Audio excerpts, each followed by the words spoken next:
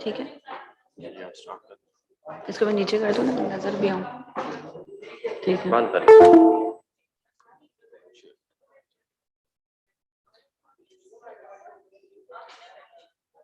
Bismillahirrahmanirrahim. A very good morning to all of you. I am Samia Khalid, Executive Member, Pakistan Association of Lifestyle Medicine and lecturer, Rifa Institute of Clinical and Professional Psychology. It's my pleasure to welcome all the participants for third day of International Conference of Lifestyle Medicine 2021. We will start our day with the recitation of Holy Quran. For this, I would like to call Mr. Awais Afzal, pharmacist, student of Rifa International University.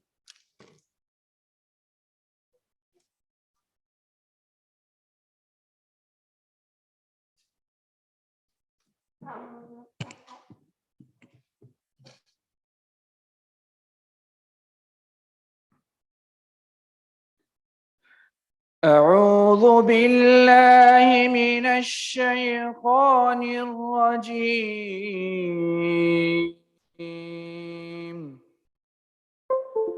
بسم الله الرحمن الرحيم.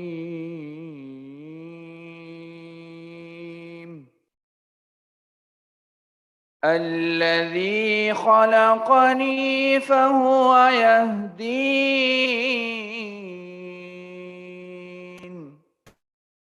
والذي هو يطعمني ويسقين وإذا مرضت فهو يشفين والذي يميتني ثم يحيين والذي أطمع أن يغفر لي خطيئتي يوم الدين. तर्जुमा।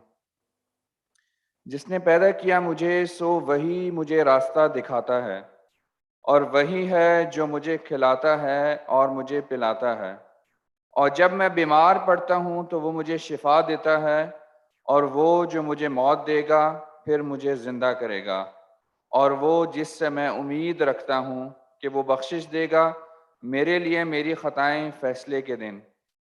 सदक़ल्लाहुल अज़ीम।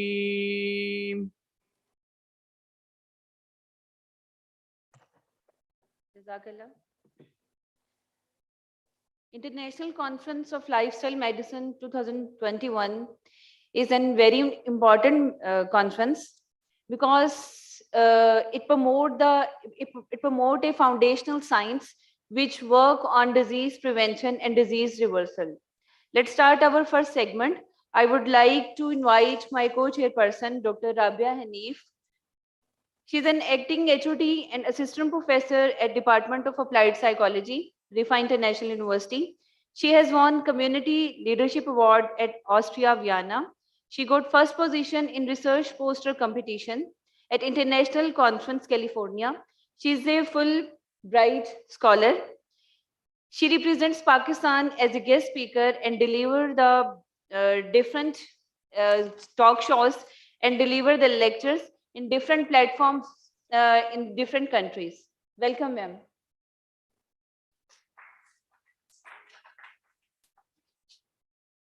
Now, I would like to invite the chairperson of this session, Professor Dr. Saadia Sultana, Professor of Obstetrics and Gynecology.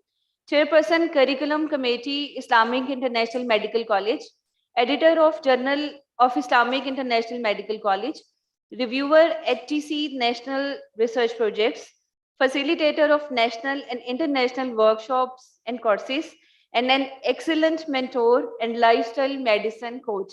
Welcome, ma'am.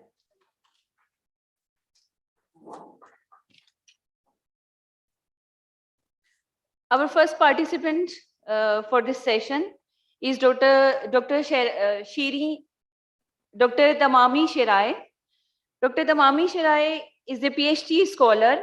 She is a researcher at the Department of Radiology, School of Medicine, University of California, and consultant in global research, healthcare research of major consulting firms. She will discuss the Japan's longevity miracle, history, status, and challenges. Welcome, ma'am. She joined us online, so you can see the video.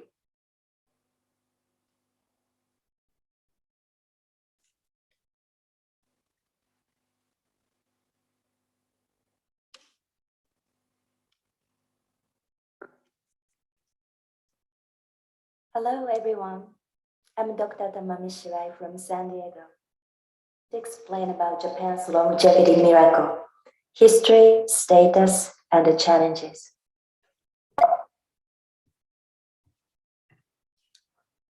I have no financial relationships with any commercial interests.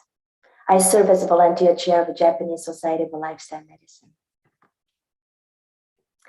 Objectives to learn how Japan has cultivated the philosophy of lifestyle medicine, to understand how Japan has coped with the non-communicable diseases and achieved longevity. This is my background. I'm a certified functional food scientist. My undergraduate was psychology in Japan, and all of my graduate studies were performed in the United States, mind-body medicine, and healthcare science research specialization. My dissertation was comparative research on lifestyle medicine among the US and Japan. Currently, I'm working on the magnesium study, how magnesium and vitamin D supplement that affect the blood flow and vessels. Let me ask you, what kind of images do you have about Japan? Most recent image may be Tokyo Olympic game, or perhaps more technologies. For example, music portable device, Walkman, created by Sony. And maybe automobile companies, Nissan, Toyota, Mazda. Or in the history, 2 atomic bombs dropped, one in Nagasaki, one in Hiroshima. Or a big earthquake in 2011 in the northern part of Japan, followed by the nuclear power plant's accident. Maybe fun cartoons like Pokemon. This is the geographical map. I highlighted with the color orange and green. Green is Japan. Japan is very far east in Asia, and this is a very small island and floating in the Pacific Ocean. Unfortunately, economic growth is minus. 67% of land is forest. And believe it or not, 98% people are non-religious. The language used is only Japanese. Life expectancy is men 81.64 years, women 87.74 years. Leading cause of death is cancer, about 30%. Main preventable health risk is tobacco smoking, about 25%. I have some questions to you. Question number 1. Japanese live the longest in the world. Yes or no? The answer is yes. If we exclude Hong Kong, WHO doesn't include Hong Kong data. So interesting, Hong Kong women live 88.14 years. Hong Kong man lives 82.71 years. While Japanese people, woman 87.74. Japanese man 81.64 years. Question number 2. Okinawans live a healthy life and they live the longest in Japan. Yes or no?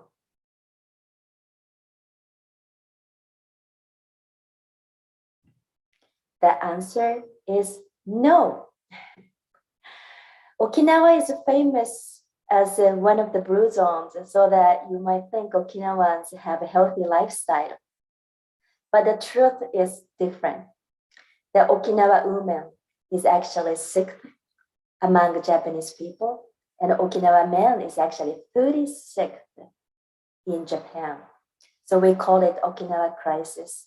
They tend to live long before, but their lifestyle was totally messed up, and they are no longer healthiest people on the world. Question number 3.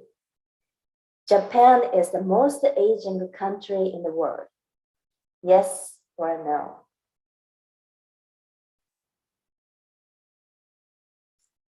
The answer is yes. Japan is the fast growing Asian country on the world, and that would expect it to long.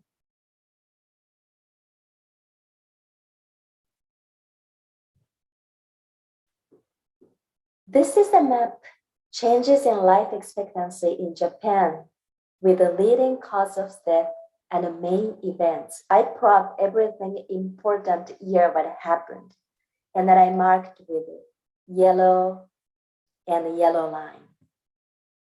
They suffered with infectious disease such as pneumonia or tuberculosis, but that turned to stroke around this time.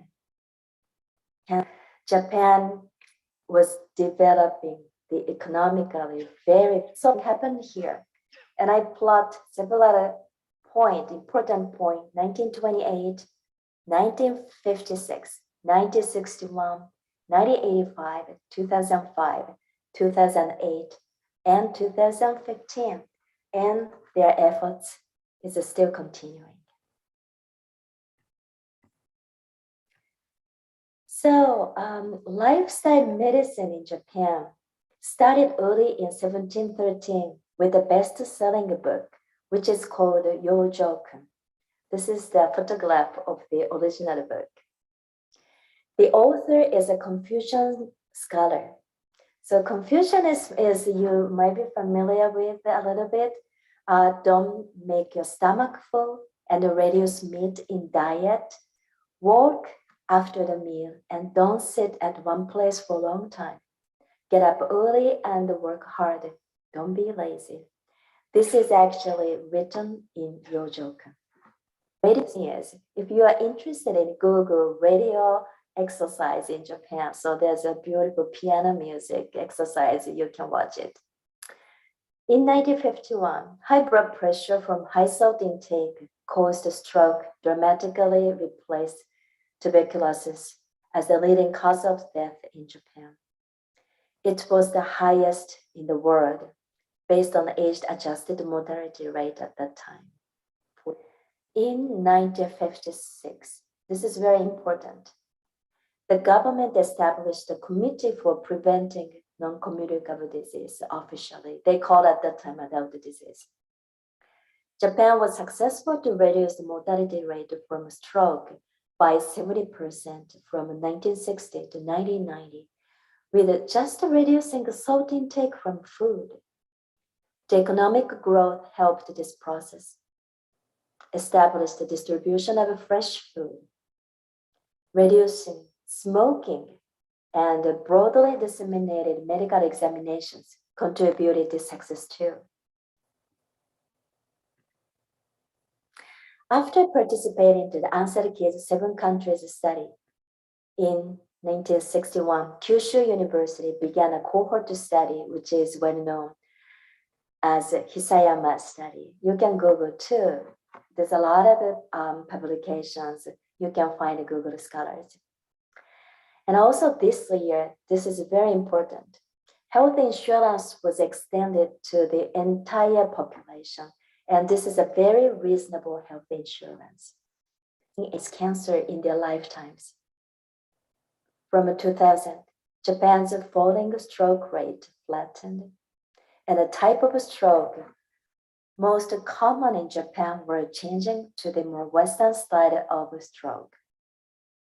The government set 9 core improvement areas to prevent: diet, physical activities, rest and mental health, smoking cessation, numerical target for alcohol consumption, dental health, prevention of diabetes, prevention of cardiovascular disease and cancer.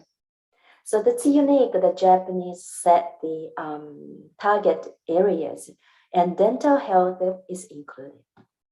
2 years later, it became a legal obligation for citizens to maintain their health with the cooperation of local governments and medical institutions. By the way, I live in United States with a permanent residency. I'm still Japanese citizen. So I am legally obligated as a citizen to maintain my health with cooperating with the local Japanese government and the Japanese medical institutions, and on encouraging local farming, including promotion of local products. Shokuiku was born and developed with concerns Japan's low self-efficiency in food production. Reducing consumption of its staple food, for example, white rice, increasing globally diversified food, preserving Japanese culinary culture, and encouraging dining with family and home cooking. This is very important area Japanese focuses on. By the way, have you ever been to Japan? Japan is really fun for food. My husband is American. He loves visiting Japan because of food. And most of the global foods are available. It's always changing. Michelin star restaurants are there. And even it's not expensive, convenience store, supermarket food. There's a lot of it reasonable and a very good and even healthy food too. And please come visit Japan near future. In April 2008, special health checkups to diagnose lifestyle-related disease became available for people aged 40 to 74. In 2011, the Japanese government then launched the National Public Health Promotion Smart Life Project to promote focused initiatives: exercise, diet, tobacco cessation, regular medical checkups. And this is actually very unique. Exercise, they actually advise adding 10 minutes of walking every day, which is easier. So just 10 minutes you can add every day. Adequate diet, having a balanced meal and tasty meals. So if you can eat vegetable, but tasty meals is much more easier for people to follow. Tobacco cessation, the focus is preventing secondhand smoking. And the regular medical checkups is to understand your own health. This is all to not extend only Japan's life expectancy, but also its healthy life expectancy, and a shrinking birth rate. By 2065, longevity is expected to extend to 91.35 years old for women and 84.95 years for men. Thus, healthy and successful longevity is very important in Japan. Successful means functioning, independence, without disability, with a quality of life. This has resulted in increasing interest in reducing sarcopenia, which is the risk factors include Alzheimer's disease and diabetes. In particular, Japanese and Asian people easily develop abnormal glucose metabolism. There's a concern that the rapid increase in cancer, dementia, Alzheimer's disease, and the diabetes will occur.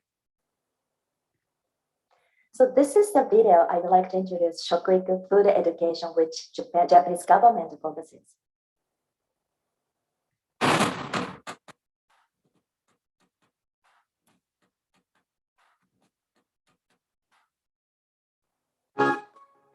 Almost all Japanese elementary schools provide lunch for their pupils.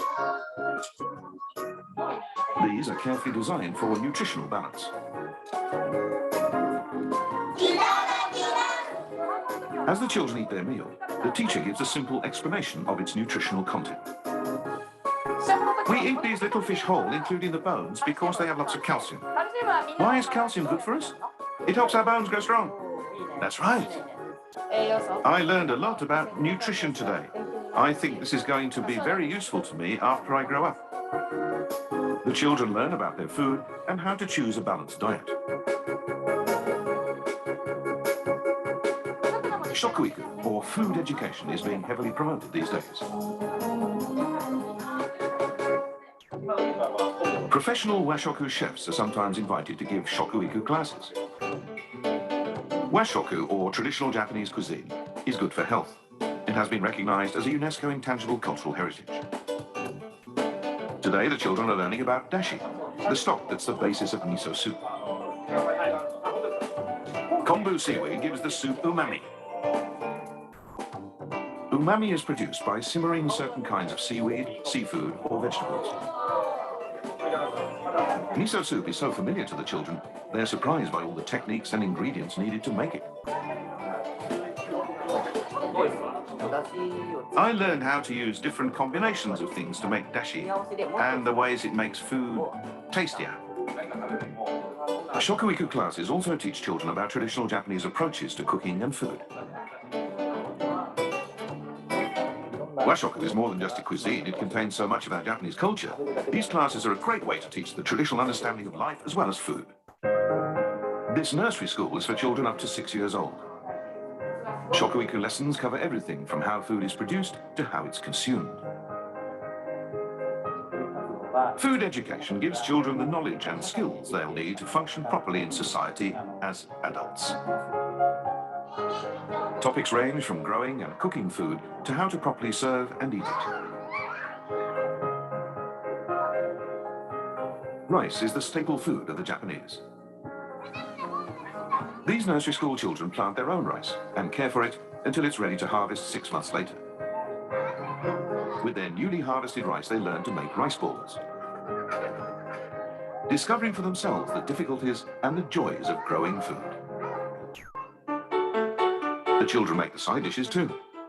I love cooking! They learn cooking techniques like cutting, stir frying, and deep frying. And they're taught how to serve themselves. Eating habits acquired at an early age stay with us all our lives. Hearing my son say how confident he was in today's class really makes me feel how quickly he's growing up. Food education in Japanese schools is helping improve the nation's diet. Teaching children basic knowledge about food and instilling desirable eating habits, Shokuiku classes lay a good foundation for health in adult life.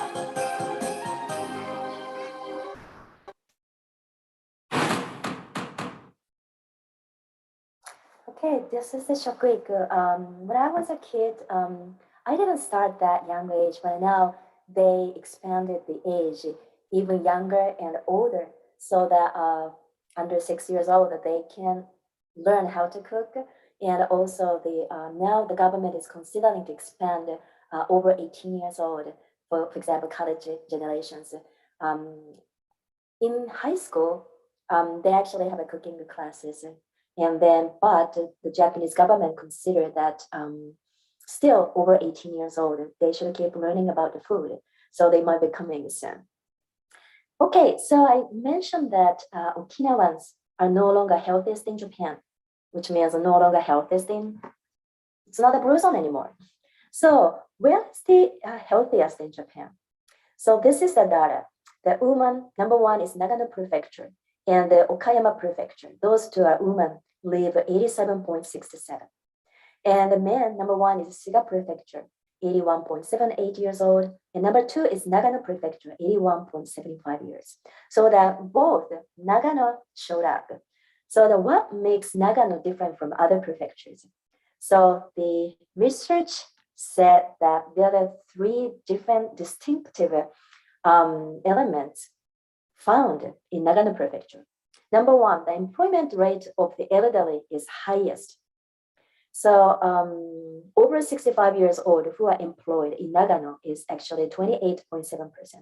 And national average is 22.5%. And the number 2, highest vegetable intake in Nagano. Actually, Nagano is famous for growing several fresh vegetables. And a vegetable intake per person per day, women in Nagano is 335 grams per day. And men in Nagano is actually 352 grams.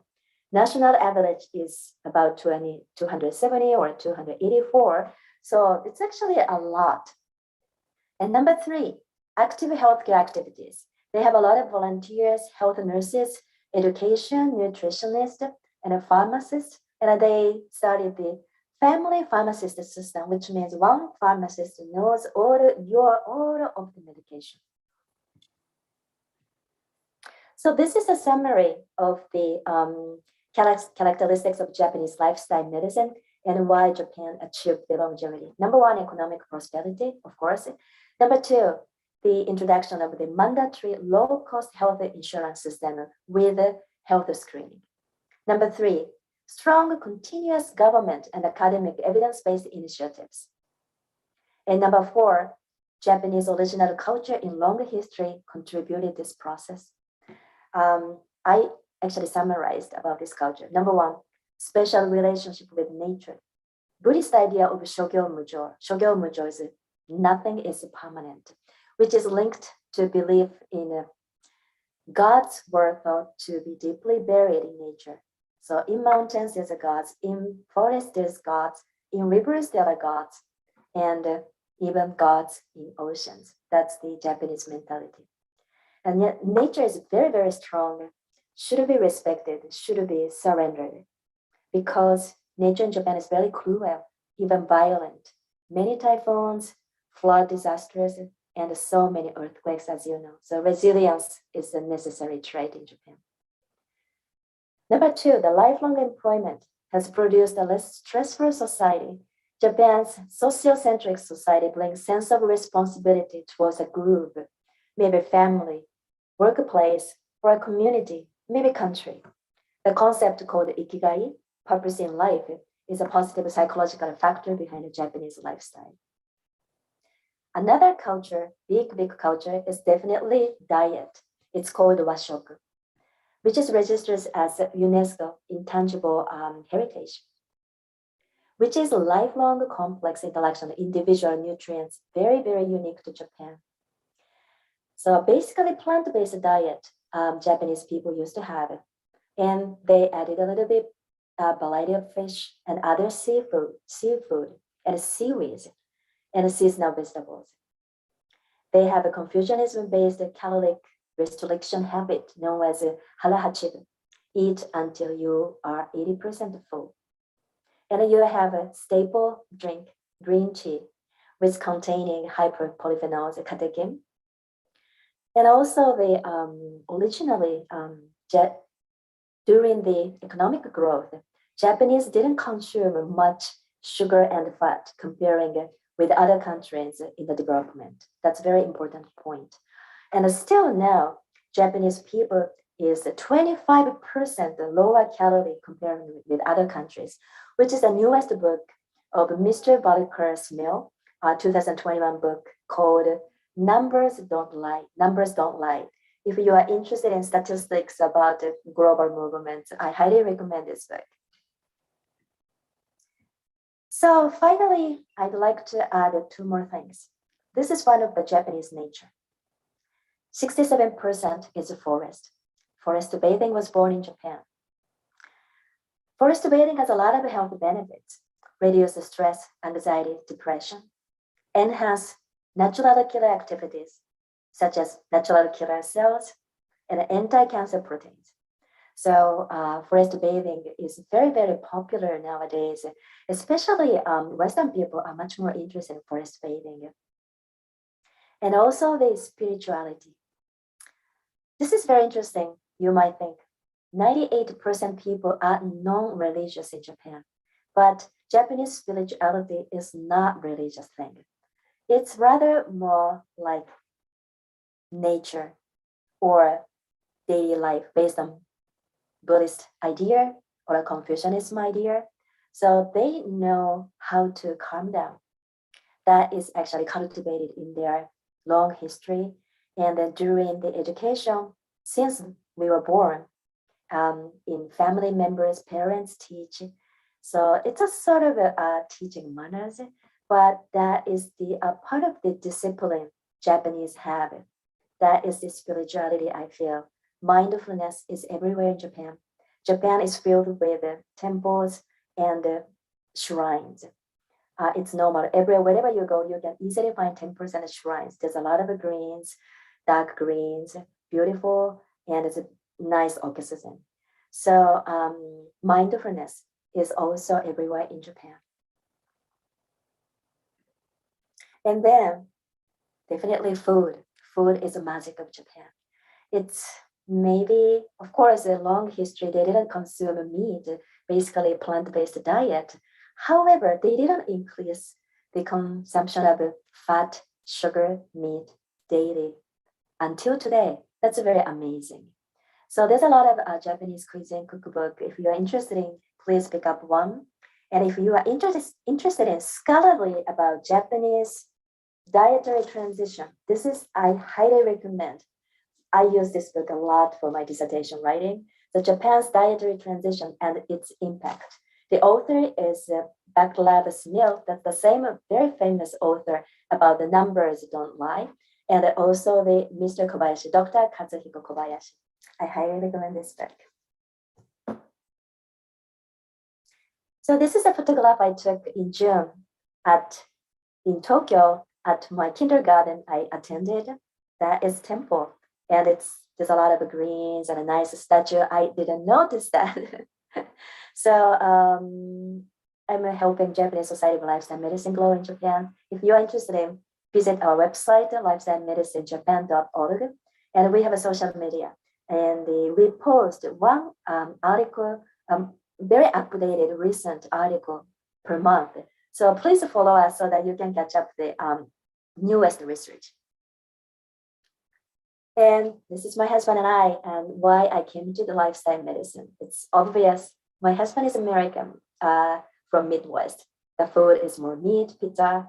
While I was born in Tokyo, grew up in Tokyo, I spent 40 years in Japan.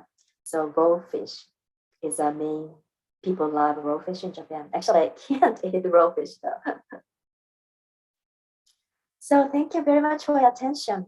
And thank you very much for having me for the very important first international life medicine conference of the Pakistan Association of Lifestyle Medicine. Congratulations for the Pakistan Association of Lifestyle Medicine.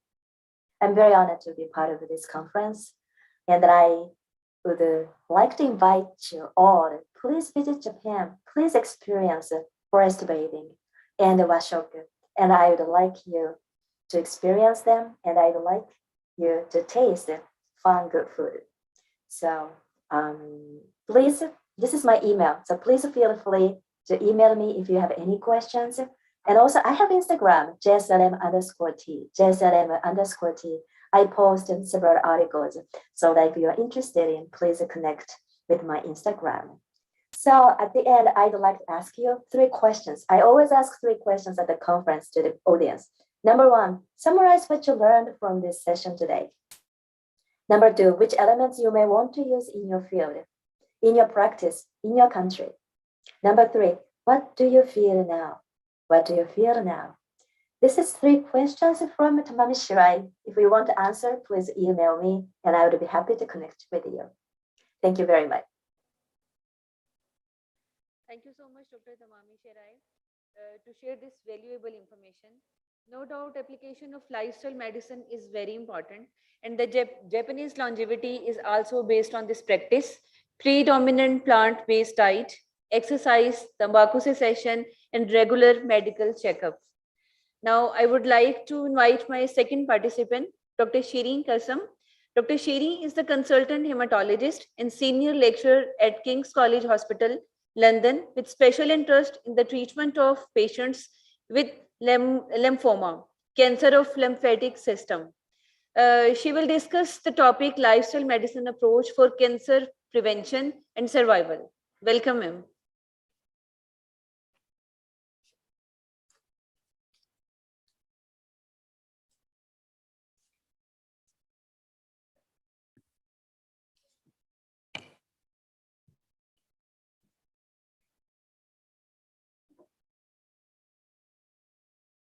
Thank you very much for the invitation to speak today on a topic I'm really passionate about, the importance of lifestyle medicine for cancer prevention and survival.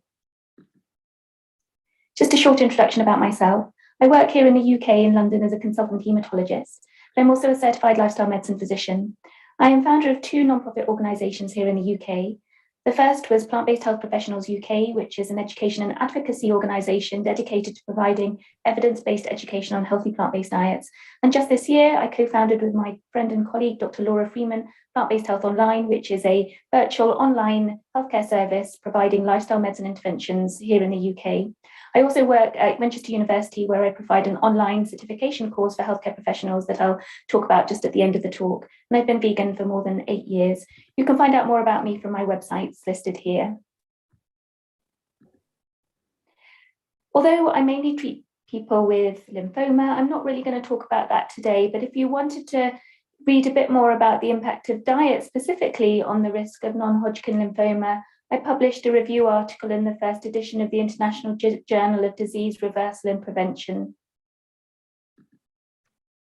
What I hope to cover today is the role of nutrition and lifestyle for cancer prevention, and discuss the impact of nutrition and lifestyle approaches for improving quality of life and survival after a cancer diagnosis. So when I see patients in clinic with a diagnosis of lymphoma, they've actually all asked me the same sort of questions. And this is relevant to all cancer diagnoses. Is it something I did? Is it genetic? Is there anything I can do to improve my chances? And I've got a very short period of time today to talk about some important topics, but I'll try and summarize the key points. Just as a means of background, cancer is the second leading cause of death globally, with 1 in 6 deaths caused by cancer, and approximately 1 in 2 or 1 in 3 people born right now will develop cancer in their lifetime. The numbers do differ based on country profiles. The commonest sites are lung, breast, prostate, colorectal cancer, skin, and stomach. But at best, or at most, our genes contribute to 10% or less of cases, whereas most international organizations state that 40% of cases, if not more, are preventable through the adoption of healthy lifestyle habits. Here in the UK, we have an excellent cancer research organisation, and this graphic is from their website. And they state again that more than 4 out of 10 cases could be prevented. And these are the main lifestyle factors. So tobacco smoking, being an unhealthy weight, not eating enough fruits and vegetables, unsafe exposure to the sun, alcohol consumption, and lack of physical activity. When we consider cancer risk in Pakistan, the statistics are very different from Western countries like the UK. At the moment, cancer as a cause of death is relatively low, but what we know is that there is a rising incidence with around 180,000 new cases of cancer a year. And the common subtypes are lung, breast, colorectal cancer, lip, esophagus, and cervix. And in fact, Pakistan has one of the highest incidences of breast cancer for any Asian population.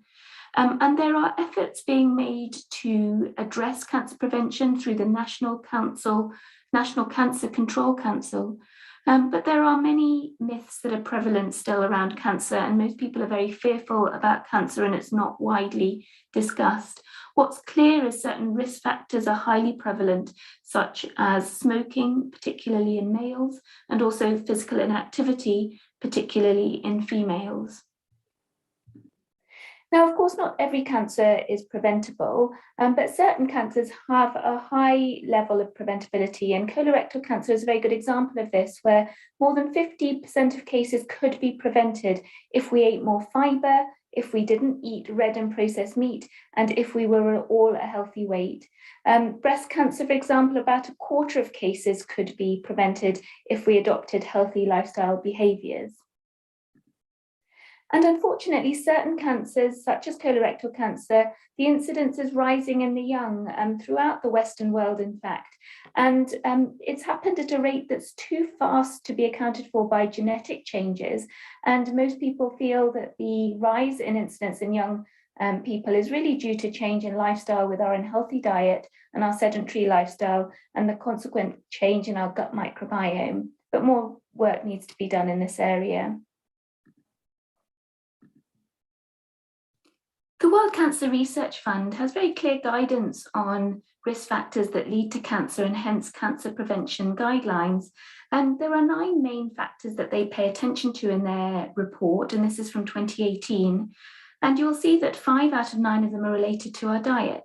But going around from the left to the right of the semicircle, they recommend be a healthy weight, be physically active, eat a diet rich in whole grains, vegetables, fruits and beans. This is a predominantly plant-based diet. Limit fast food and processed food. Limit consumption of red and processed meat. I would say avoid, because processed red meat has been classified as a group 1 carcinogen and red meat as a probable carcinogen. Limit consumption of sugar-sweetened beverages. Limit alcohol consumption, and I'll come back to that. Do not use supplements for cancer prevention. I don't have much time to cover this topic, but there is no supplement that has been shown to prevent cancer, and really we should be using our food as the main means of obtaining our key nutrients, vitamins, minerals and micronutrients. For mothers, where it's relevant, breastfeed if you can, because this has benefits for mother and baby. And of course, after a diagnosis of cancer, these recommendations are even more important. If you haven't had the chance to do so already, the American Cancer Society Guideline for Diet and Physical Activity for Cancer Prevention is really essential reading, published in 2019, and really clearly summarizes everything you need to know about the topic.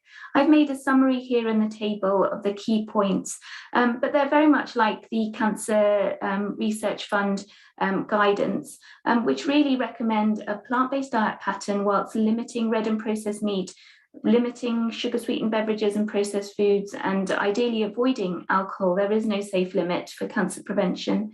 Maintaining a healthy body weight, physical activity, and of course, we're all familiar with the fact that we should be avoiding smoking. There are some areas where we might need more evidence, but there is a cancer preventing impact of certain other foods and drinks like coffee, for example, and soya. I've added green tea here because I think there's some powerful data, although we probably need more, stronger data before it's incorporated into guidelines. And paying attention to other aspects of lifestyle medicine are equally important. And it's useful because they also go through some commonly asked questions by patients and the public, and clearly answer these in the guidelines. For me, what is not paid attention to often enough is the fact that underlying chronic illness, some of our commonest ones like cardiovascular disease, type 2 diabetes, inflammatory conditions like arthritis, all contribute to an increased risk of cancer as well. And I don't think this is paid enough attention to. This large study from Taiwan followed more than 400,000 participants for over 8 years.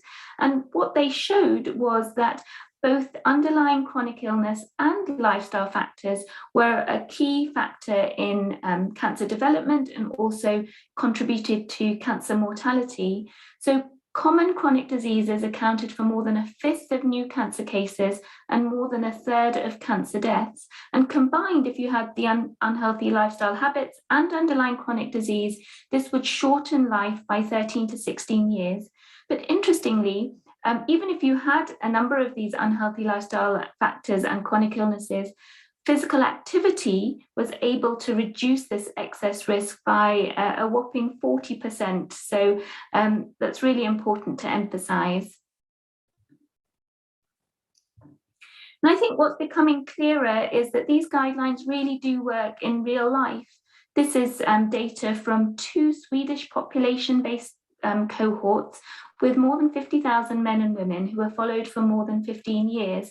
And there were almost 13,000 cases of cancer during this follow-up. And they looked at adherence to this population to the cancer prevention guidelines. And what they found was that each of those cancer prevention guidelines contributed to a 3 to 4% lower risk of developing cancer.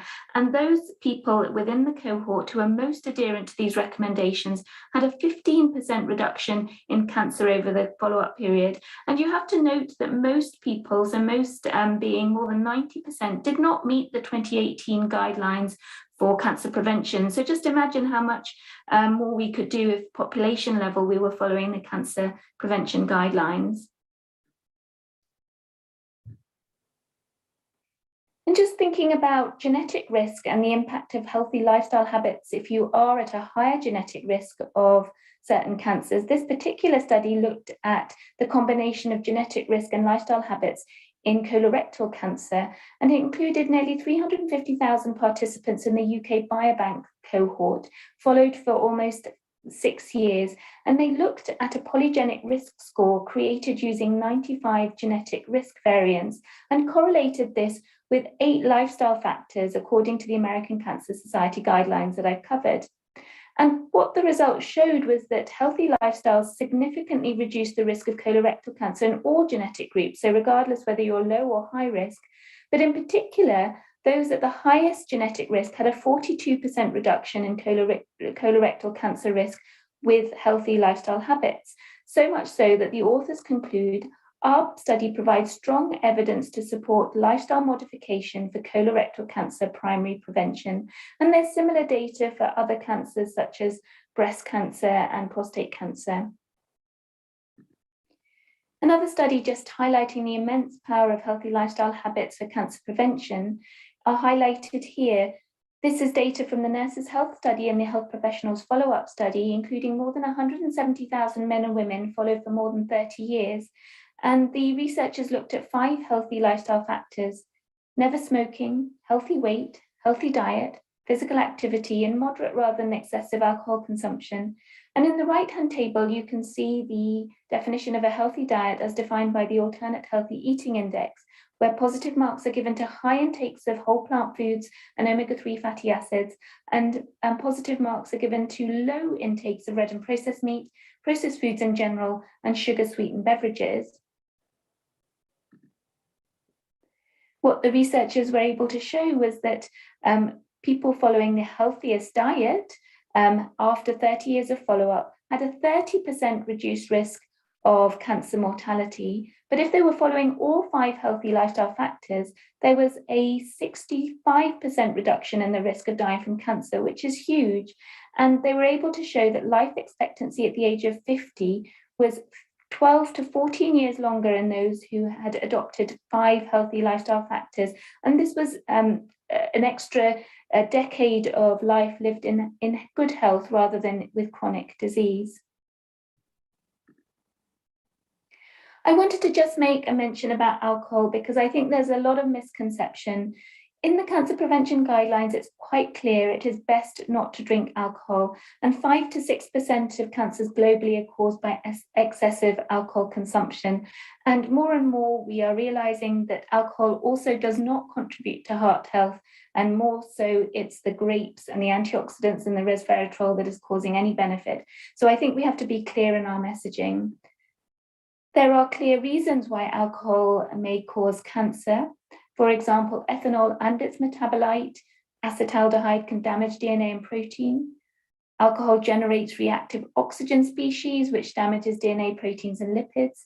Alcohol impairs the absorption of certain nutrients, which are important in cancer prevention. It increases blood estrogen levels.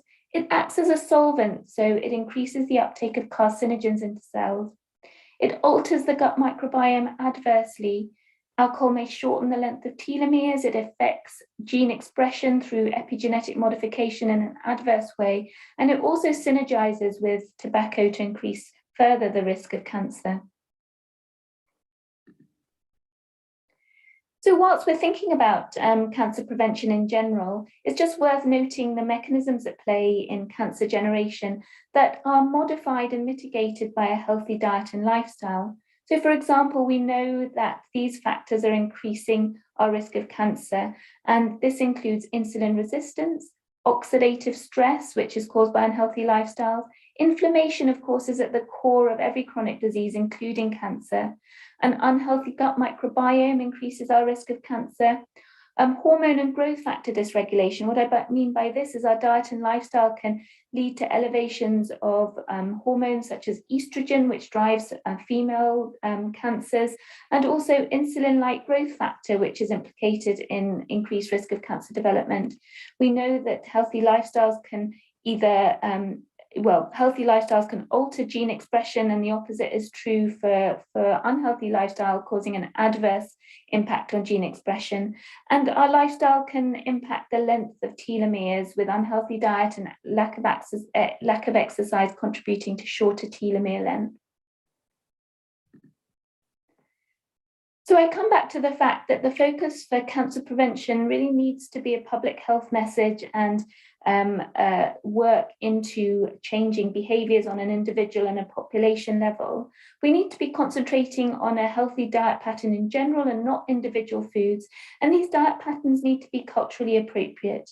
We need to raise public awareness through public health campaigns and education, and this includes better education for healthcare professionals.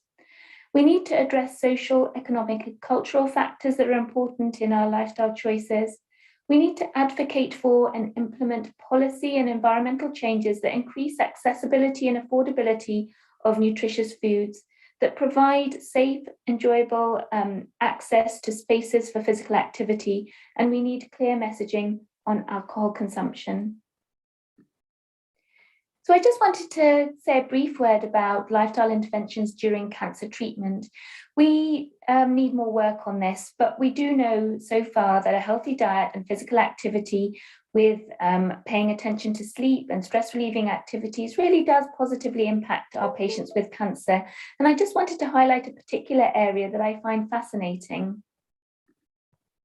It's really about the health of the gut microbiome. And we know that a number of modifiable risk factors impact the health of the gut microbiome. First and foremost, our diet choices. A fiber-rich diet is key for maintaining a healthy gut microbiome, but so is physical activity, avoiding unnecessary medications, our other environmental exposures, and of course, psychosocial stress. What's becoming more and more apparent is that for certain types of treatments, particularly those that are used to harness the power of our own immune system, known as immunotherapy, so this includes stem cell transplantation in my specialty, or certain newer antibody treatments such as anti-programmed death 1 antibody that really tries to activate the patient's own immune system, that response to these treatments can be improved by paying attention to the gut microbiome.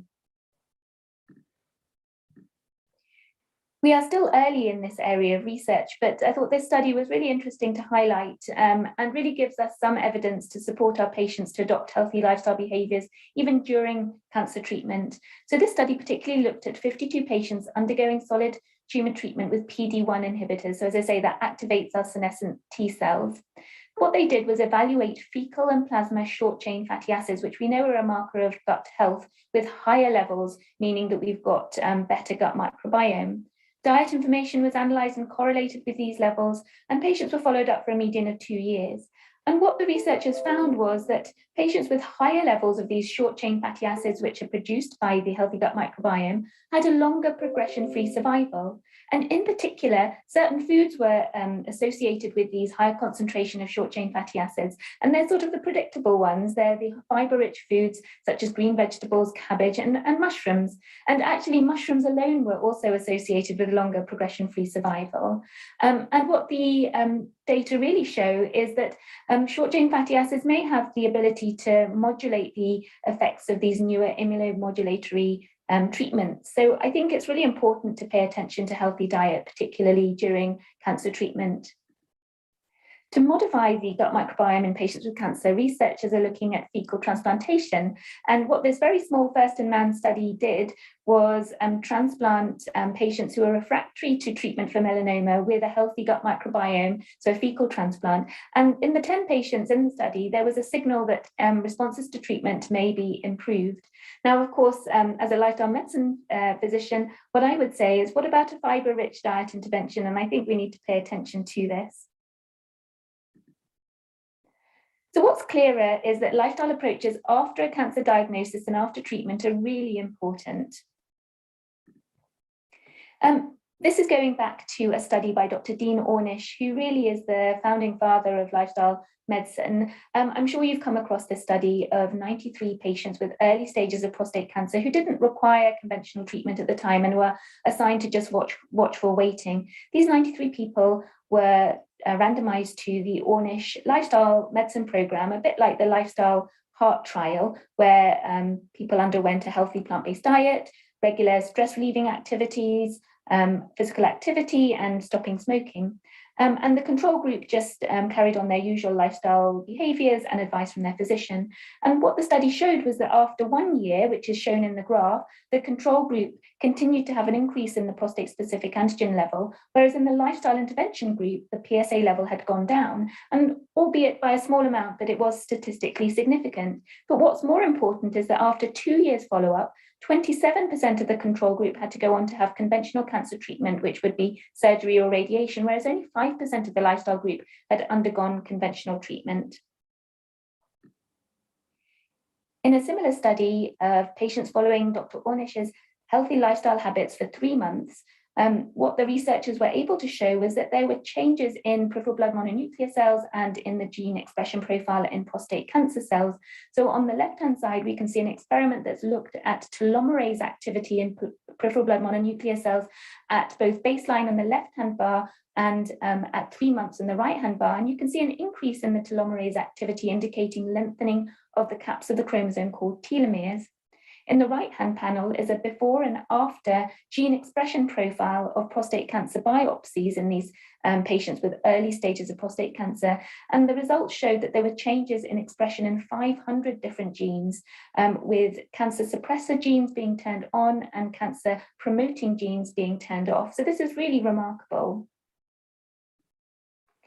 And just hot off the press from JAMA Journal, a study was done in 52 men with, again, early stages of prostate cancer. And this was specifically an exercise intervention of high intensity exercise training. And what the researchers were able to show was that just after 12 weeks of the intervention, there was a significant decrease in prostate specific antigen levels and the velocity of rise. And also they took serum from these patients and put them over prostate cancer cells in the laboratory and showed decreased rate of growth. So again, really remarkable.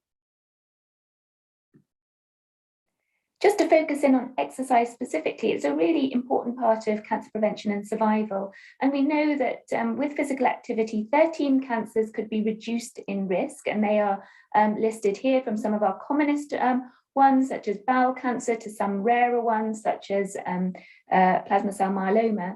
And we know that exercise impacts many aspects of our health, helps promote a healthful weight, it reduces insulin resistance, it brings down estrogen levels, reduces inflammation and oxidative stress, it promotes the action of our immune function, it alters the metabolism of bile acids and decreases exposure of the GI tract to suspected carcinogens.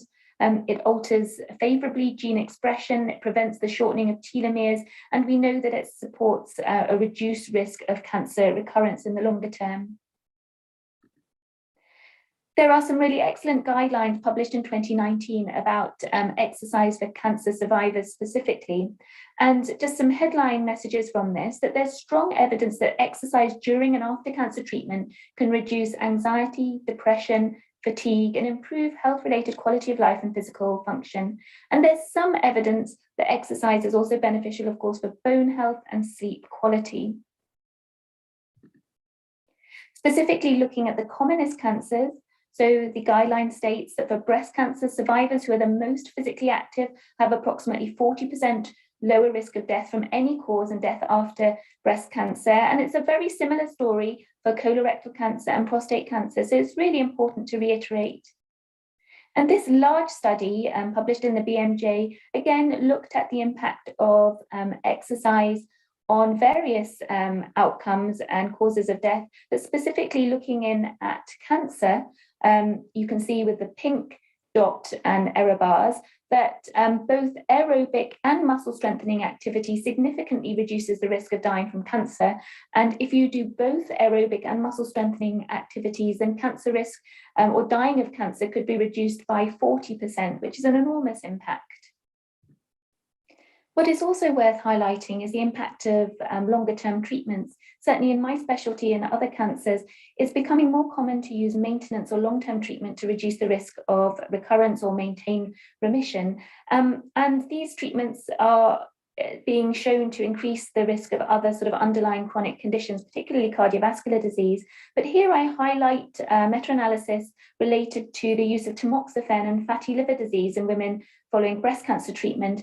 And what the study showed was that the prevalence of fatty liver in those women taking tamoxifen was 40%, which is 3 times higher in patients with breast cancer not taking tamoxifen. But what was also noted is that the risk of fatty liver was really related to having a higher body mass index and higher cholesterol levels. And so I think lifestyle interventions really play an important part in improving survivorship and health and well-being after cancer diagnosis to try and mitigate some of these longer-term side effects of treatment.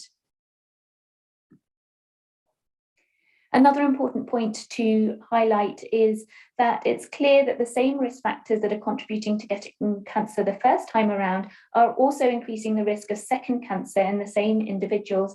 This large study of 1.5 million adult cancer survivors in the United States showed that adult cancer survivors, of course, had an increased risk of developing and dying of another cancer.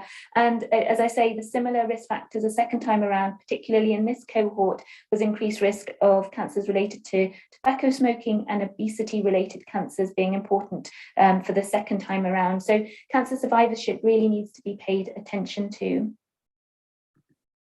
Now, I don't have much time to highlight other aspects of lifestyle medicine, but they really are also very important, although there's less evidence supporting this.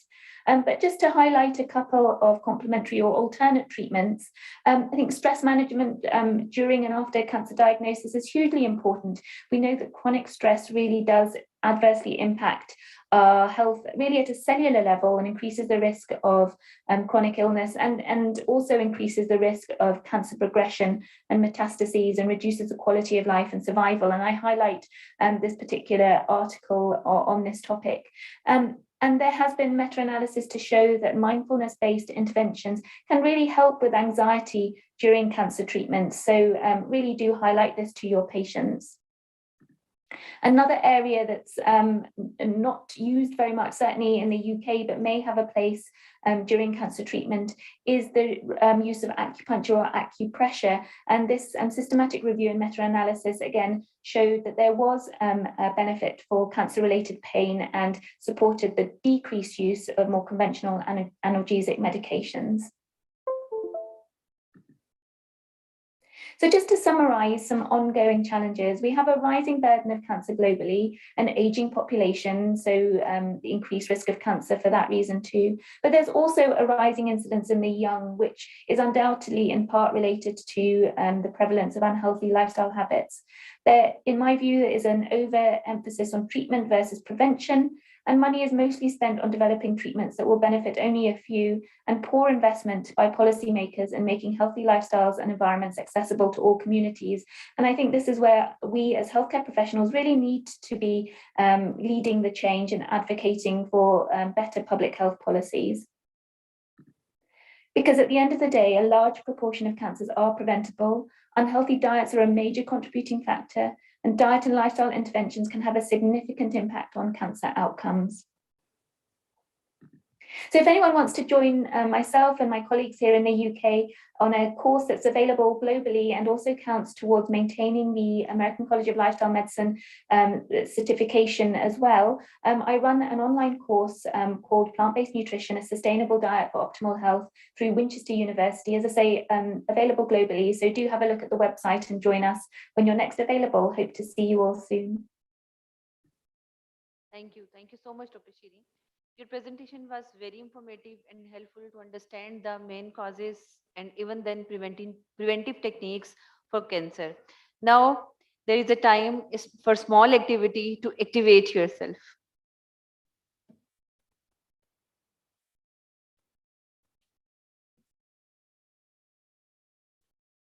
Assalamu alaikum. I'm Aksar Rasool from 4th year MBBS Islamic International Medical College. And I am here to know that how many of you have done your breakfast. Please raise your hands. Okay, thank you. Now I request Vice Principal Brigadier Maqsood Al Hassan to please give us some tips about healthy breakfast so we may assess that how many of us has actually done our breakfast right. Please, sir. Sir, Mike.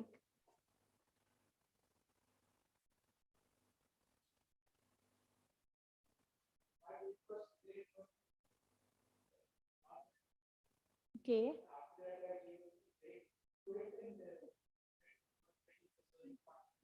Okay, sir.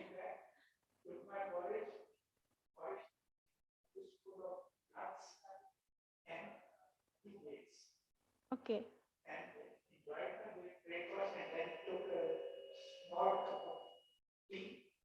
Okay. That's it.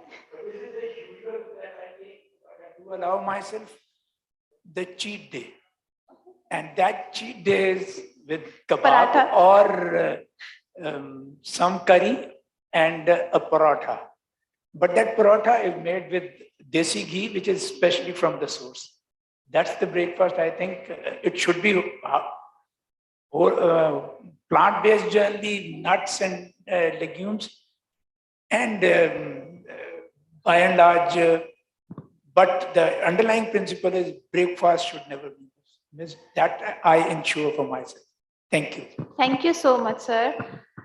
In addition to this, eating breakfast shortly after awakening, 30 to 45 minutes, may help to shift wake-up time earlier. Eating a healthy, complex, carbohydrate-rich breakfast improves sleep, wakefulness transition. Our awakening cortisol spike is entertained by food anticipation. So again, it's important to eat an early and healthy carbohydrate-rich breakfast. A balanced nutrition is important pillar of lifestyle medicine. Thank you so much, sir. Thank you. Now, I would like to invite my third participant, Dr. Anita Kankar. She is working as a primary care physician in Los Angeles from 25 years, including 20 years in solo practice, Landmark Family Medical Clinic. Her medical practice focused on preventive care, including pediatric vaccination, women health, and chronic disease care using lifestyle interventions. Welcome, ma'am.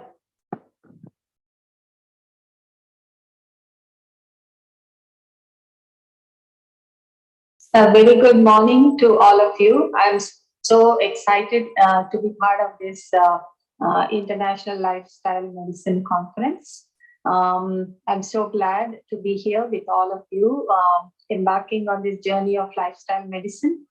This will not only help your patients thrive, but also helps your health and your journey as well. Let me go ahead and share my screen. I'm so glad the organizers chose this topic, sleep well for reversing diabetes mellitus. Sleep is such an important part of our health, and it's an underutilized prescription. I wanted to share this picture of me. This was a few years ago. I did a trek to Everest Base Camp.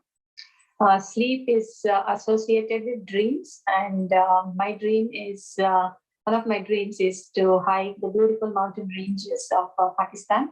Hope I'll do that soon. Some of the topics that we'll be covering today is the importance of sleep, the functions of sleep, impact of sleep on biomarkers, and the clinical relevance of sleep in diabetes, and some evidence and studies. Lifestyle medicine is all about evidence-based, so I've included a few studies as well, and some practical sleep prescriptions, which you can help your patients with. So in lifestyle medicine, we all know the 6 pillars of lifestyle medicine, and sleep is given equal importance as much as the other ones like whole food plant-based or physical activity, managing stress. So let's look into all the importance of sleep. Usually sleep is perceived as a waste of time, and our society thinks if you sleep less, you're more strong. And, so we have to remind our patients that, and to tell them that 1/3 of their life is spent sleeping. So we have to give sleep as much importance as what they would do in their daytime. We all know how traditional risk factors like overweight, family history, physical inactivity, they affect in the development of diabetes. We also know certain sleep disorders like insomnia, obstructive sleep apnea, and shift workers have increased risk for diabetes. So this meta-analysis was done to compare the sleep disorder risk with traditional risk factors. And they found that they both are comparable. That means the risk of developing diabetes associated with sleep disturbances is comparable to that of the traditional risk factors like overweight or physical inactivity. And so they are, in conclusion, they also recommend that sleep disturbances should be considered as clinical guidelines for type 2 diabetes screening, just like other things of physical inactivity and stuff like that. So the clinical relevance of this study is poor sleep is comparable to physical inactivity in the development of diabetes. So if anyone with pre-diabetes comes in, we tell them about the diet, physical activity. We have to give sleep equally importance, because the risk of diabetes with poor sleep, that is less than 7 or more than 9 hours per day, is comparable to physical inactivity. Sleep is important as it not only increases glucose levels and blood pressure, it also increases hunger, and it's linked with obesity. It's the increased risk of dementia and Alzheimer's, and there's the decreased immune markers due to lack of sleep, and increased risk of getting infections. It also affects mood disorders like depression and anxiety. Disruptions in the biological clock will increase the risk of certain cancers, and the short sleep is also associated with certain cancers. This, can anyone guess which, this is a picture of a Bollywood movie. And I'll give you a clue. It is Shah Rukh Khan tries to get electricity for a village. So these sleep problems all started in the last 100 years with the invention of electricity. Our grandparents slept 1 to 2 hours more than us, and we sleep one sleep cycle less than them. I hope some of you guessed. You're right. The movie name is Swadesh.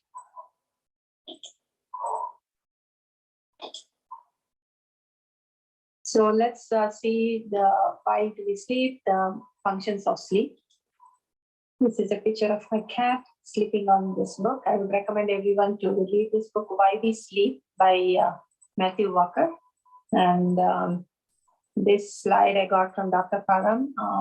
You can see some of his sleep videos, very informative. So the functions of sleep are, it's to restore the brain and body functions, reset, it regulates some ion channels, repair all these damaged cells, which will help in physiological growth. Anti-inflammatory, all the inflammatory markers are reduced in good sleep. So it reduces a lot of inflammatory diseases, chronic inflammatory diseases. We all know how less sleep causes hypertension and also heart disease. It's helps in neuroplasticity and memory. We all know how good sleep improves memory. And the mood disorders like anxiety and depression are reduced with good sleep, and joy is very important. It connects us physically, mentally, and emotionally. And the most important one, energy. It depletes all our energy stores, and we are ready for the next day. So this is a diagram of our sleep cycles, which most of you already know. But you can see how each cycle, the duration and the stages are different. The REM sleep, rapid eye movement sleep, goes on, the duration increases late in the night and early morning. So the functions also are different from in each cycle. Usually in the beginning cycle, it's usually repair of the tissues and cells. And in the last cycles, it's mental and emotional clearing. In the beginning, usually it is just the facts are stored, but the connections are made in the later cycles. So creativity, problem solving, all those occur in the later cycles. So if we lose one cycle, if we sleep less and the one cycle is lost, then all those functions are lost. Usually in exercise, we are able to catch up, like one day if you exercise less, next day you can do more, but in sleep, you cannot catch up the functions which are lost. So that's why it is recommended you have to have 7 to 9 hours of sleep every day. This is a diagram of our thought system, the central and peripheral circadian rhythm, how they work, with the inputs being light and the nutrients, which can signal peripheral organs directly, and how these affect our feeding, the sleep wakefulness cycle, our temperature maintenance, energy metabolism, and our hormone regulation. Now let's look at the impact of sleep on biomarkers. There are no specific biomarkers to detect sleep deficiency, but there are many chemical abnormalities that can be detected commonly under sleep deprivation. This is an excellent article which looks into different studies to study the glucose metabolism pathways which are affected by sleep. In one of the studies, they saw they were able to make 3 out of 10 healthy subjects pre-diabetic within 10 days of sleep deprivation. That's pretty significant. Actually, in my practice, some of my patients with diabetes who are not, whom I suspect they are not sleeping enough, I tell them to check their blood glucose levels in the morning when they sleep well and when they don't sleep well, and they do tell me that glucose levels are higher when they sleep less, that is less than 7 hours. Also, there are other studies they looked into where their sleep recovery, when they had sleep recovery, these glucose levels, the higher glucose levels got reversed.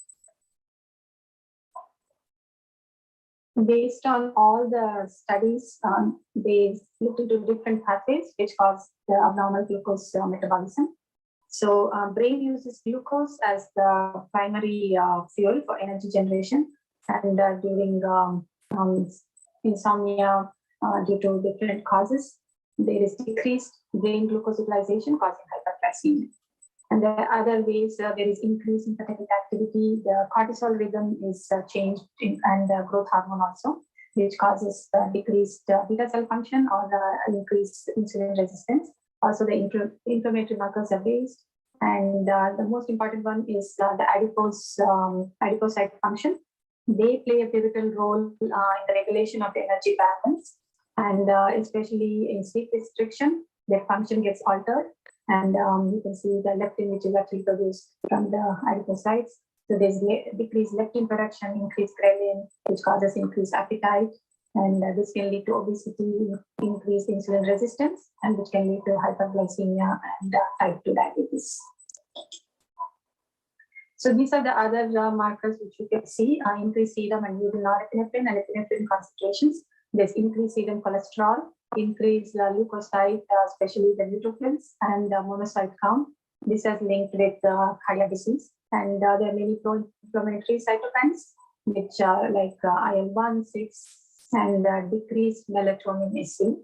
And the appetite hormones, the important ones, the increase in ghrelin and decreased leptin.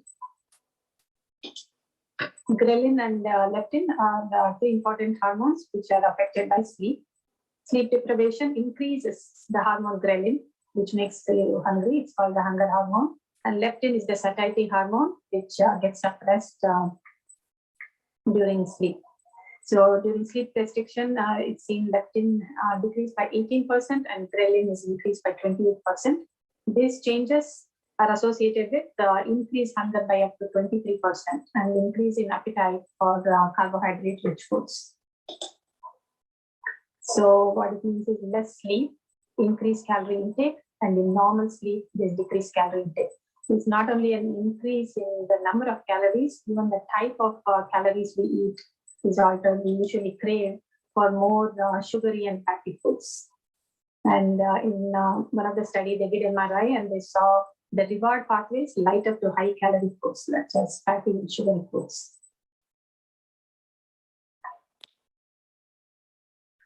Caffeine is one of the most common substances which we use, which causes sleep difficulty. It's a psychoactive drug, most commonly used. So let's see how it causes insomnia. So there are two main factors which determine our sleep. One is circadian rhythm, which we all know about. The other one is the sleep pressure. So what happens is adenosine builds up in the brain, which will make you feel sleepy.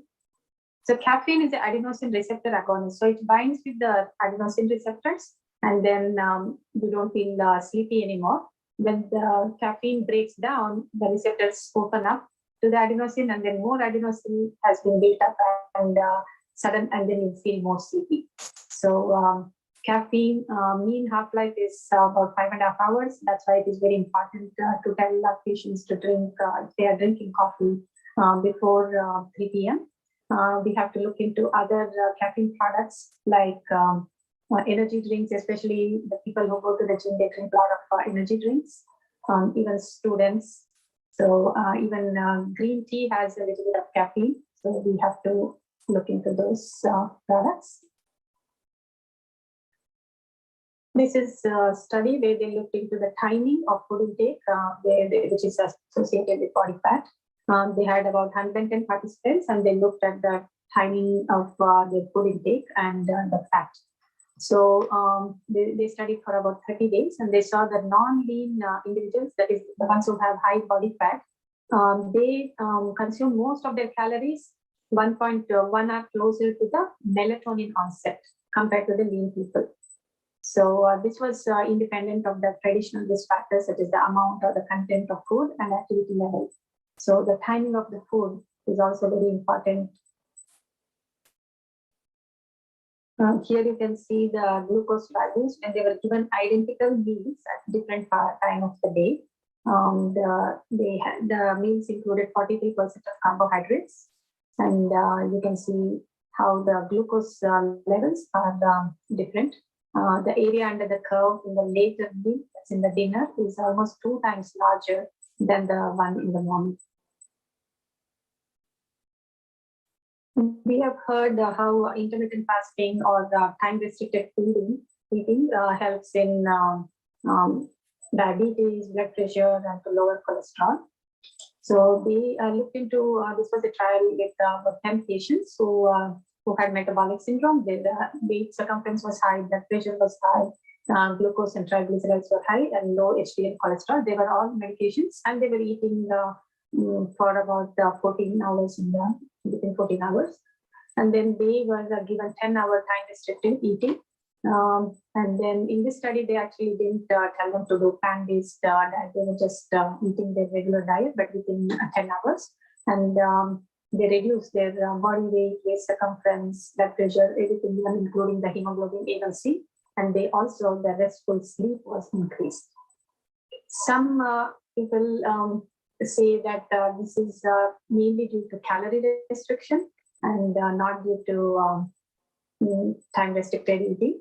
But either way, patients are benefited. So it's a very important tool to encourage our patients to do, not only to the last meal should be before 7 p.m., but also they can, have limited time-restricted eating. Melatonin administration has shown to impair glucose tolerance in both morning and evening. In the morning, by decreasing insulin release, and in the evening, there is decreased insulin sensitivity. In lifestyle medicine, we try to avoid giving supplements, but recently with COVID, melatonin is being used in helping to prevent or also in the treatment of COVID. It's also used increasingly for insomnia after COVID. So especially for diabetes, patients with diabetes, you have to use cautiously. So you have to, while administering melatonin, the proximity to meal timing should be considered, particularly the ones who have glucose intolerance.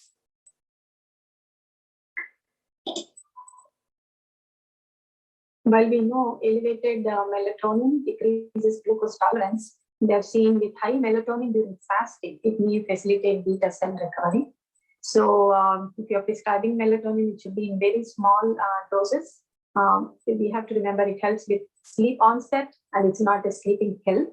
It's helpful for night owls to shift. Then you can tell them to take 2 hours after the last meal, and it should be given 1 to 2 hours before sleep. About 3% of American workforce do work in the third shift or the graveyard shift. Even more work late night. Even for doctors, it's unavoidable, especially in some specialties. We have to do night work. Researchers used data from 2-week studies, the Nurses Health Study 1 and 2, with more than 100,000 persons in each study. And they found rotating night shift workers have increased risk of type 2 diabetes. So there is a positive association. And also late night workers, they're associated with greater weight gain. This study was done with healthy subjects in a controlled lab setting, and for about 5 weeks. 3 weeks they had sleep restriction, and the postprandial hyperglycemia was seen. But the good news is this hyperglycemia was normalized with 9 days of recovery sleep. So people who are working late nights should be encouraged to do shifts. So it will help them to prevent chronic diseases and also help them control their diabetes.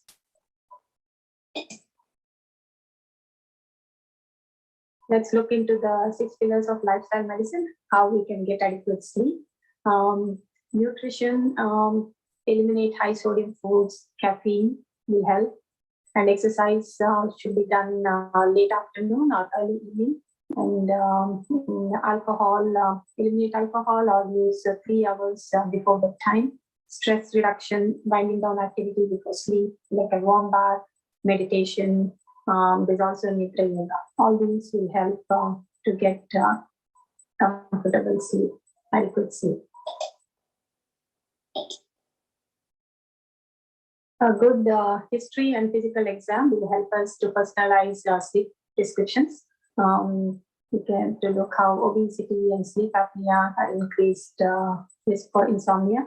Some of the medications like decongestants, antidepressants, steroids, some stimulants, even some statins, abnormal irregular meal times, caffeine and energy drinks, alcohol, even nicotine also, and late evening exercise and stress-strainful exercise also causes insomnia. Late evening shift work and the lighting at work also will affect sleep and jet lag. These are the recommended sleep duration. For adults, it is 7 to 9 hours. For teens, it's a little bit more. And for older adults, it is a little bit less. And of course, children sleep more. Most of the patients, when you talk about sleep, they're least interested. They are in the pre-contemplative phase. But when I do tell them that sleep is linked with dementia and Alzheimer's disease, they actually pay attention. So lymphatic system, recently this has been researched. They see a lot of brain cleanup system happens during sleep, and it removes all the materials like beta amyloid, tau protein, all those are excreted during sleep. So even 1 night of loss of sleep has shown accumulation of beta amyloid in the brain, and which is linked with Alzheimer's disease. Here are some few routines or tips which can help patients to sleep better. One is set a time, set a schedule to go to bed and wake up at the same time every day. And exercise 20 to 30 minutes, but not late night. It should be late afternoon or early evening. And avoid caffeine, alcohol, and nicotine. Alcohol, you cannot take 3 hours before bed. And caffeine, try to be before 3 p.m. And nicotine also try to avoid in the evening. And to have a relaxed some routine before bedtime, like you can take a warm bath, reading, or any other relaxing routine. The room also, you have to create it to get better sleep, like avoid bright lights, especially in the bathroom. Have low red lights. Keep it, the temperature should be comfortable, and then try not to have TV or computers. The blue lights will affect sleep. And if you're not able to sleep, don't lie in the bed awake. You have to get up and do something else, like reading or listening, and then come back to sleep. Few other things, specific things you can tell them is eat by 7 p.m. every day. The meal timing and even the food selection is important. And more light during daytime, less at night. You can have also refer for CBT for bad insomnia. You can have some background noise like fans. Some even can refer for camping therapy, like go out to nature with no electronics, and this will reset the delayed circadian rhythm for some. And these are some specific smart prescriptions which you can give. People who are taking longer naps, I tell them that the naps should be less than 30 minutes per day. Take a warm bath before bed every night. Eat by 7 p.m. every day. Avoid caffeine after 3 p.m. Avoid alcohol 3 hours before bedtime. And some exercise like walk for 30 minutes every afternoon around 5 p.m. I hope this presentation has been useful to all of you, and good luck with your exams. I'm happy to take any questions. Thank you. Thank you, Dr. Anita. Thank you so much to share your knowledge. No doubt sleep included in our biological needs and that affect our physical and mental health. After your words, all of us will definitely rethink about your sleep habits. This was the last presentation of this session. Now I would like to invite the chairperson of this session, Professor Dr. Sadia Sultan, to conclude this session. Thank you.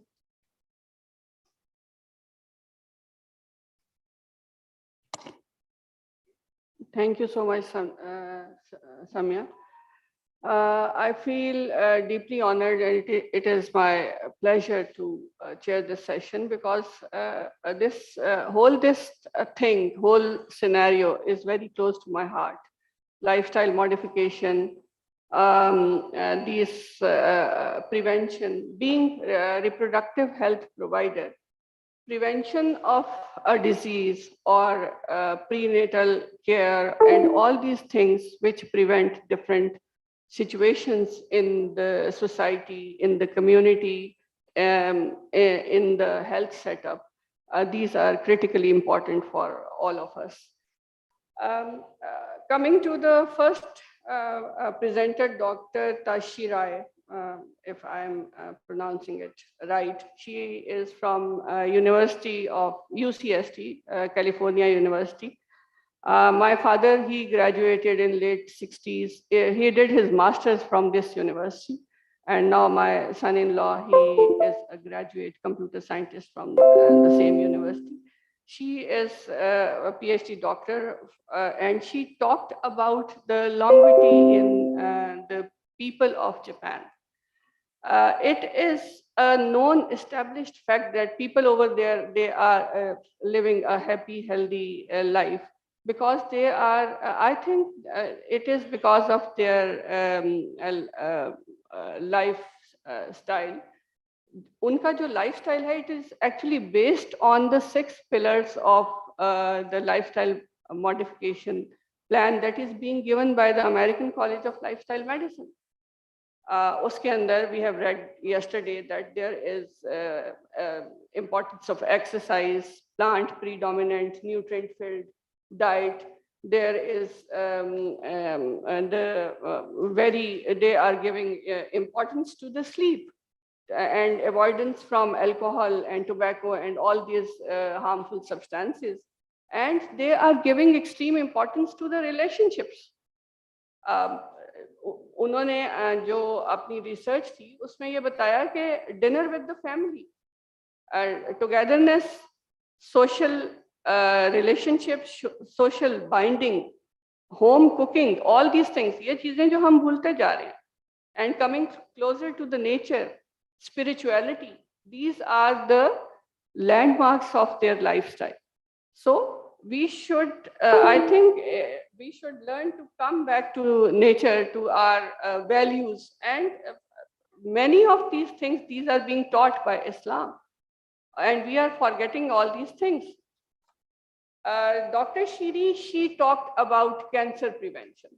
Cancer आपको पता है कि अब इस वक्त it is the second leading cause of death in the world after cardiac causes और stroke. Cancer अगर second leading cause बन रहा है तो अभी हम लोगों को ये भी पता है कि it is almost always by genes और gene mutations, and these gene mutations they can be controlled by its synchronisation with the environmental, जो भी एनवायरनमेंट के साथ उसकी रिलेशनशिप है उसको अगर आप चेंज करते हैं विद उसको डाइट से चेंज करते हैं या आप उसको कोई ऑल्टरनेट वे प्रोवाइड करते हैं तो आप जीन एक्सप्रेशन को एक्चुअली चेंज कर रहे होते हैं. इसमें जो चीज़ मुझे सबसे ज़्यादा दिल को लगी that is her talk about breast feeding. Being obstetrician we always talk about, बाकी चीजें तो आप सुन रहे हैं, डेली सुन रहे हैं, लेकिन being obstetrician, I would like to give some importance to this thing कि 6-month exclusive breastfeeding होता क्या है कि जब बच्चे को माँ का दूध नहीं दिया जाता पहले 6 महीने तो उसकी जो इम्यून सिस्टम होता है दैट इज इमेच्योर. आप पोलियो और आप ये फॉर एग्जांपल ये जो डिफरेंट कुछ इम्यूनाइजेशन वाली चीज़ें जो EPI स्केड्यूल में आप 9 मंथ्स पे देते हैं तब तक वो प्रोटेक्टेड भी होता है और तब तक उसका इम्यून सिस्टम एबरेंटली बिहेव कर रहा होता है. तो अगर आप उसको मदर मिल्क के अलावा कोई और चीज़ देंगे तो उस बेचारे को ये नहीं समझ आएगी कि ये वाला जो एंटीजन आ रहा है ये मेरे लिए अच्छा है या बुरा है. आप उसको बेशक डब्बे वाला दूध दे दें, आप उसको बेशक टॉप फीड दे दें, उसके इम्यून सिस्टम को जब आप खराब कर देंगे, जब उसका एबरेंट बिहेवियर हो जाएगा तो उसके बाद ऑटो इम्यून डिसऑर्डर्स भी होंगे, उसके बाद कैंसर्स भी होंगे. उस इम्यून सिस्टम को फिर पूरी जिंदगी समझ नहीं आती. फिर आप कहते हैं जी एलर्जीज इतनी ज़्यादा हो गई, इतनी ज़्यादा हर चीज़ से तो इसको एलर्जी है, एस्थमास हैं, ऑटो इम्यून डिसऑर्डर्स हैं, कैंसर्स हैं. So I think वही बात के 2-year breastfeeding and 6-month exclusive breastfeeding, these are extremely important things and these should be followed in true spirit. आजकल बाहर के मुल्कों में लोग काम करने जाते हैं वो रेफ्रिजरेट करके चले जाते हैं, लेकिन हम यहाँ पे तो थोड़े से हम ज़्यादा लाडले होते जा रहे हैं शायद.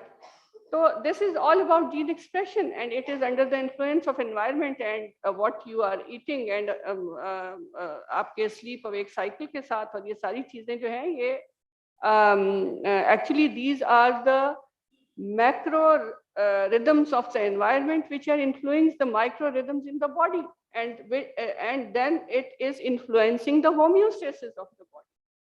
फिर आपका microbiome भी affect हो जाता है, आप high fiber नहीं ले रहे तो आपकी ब्रेन हेल्थ, आपकी हार्ट की health and everything is disturbed.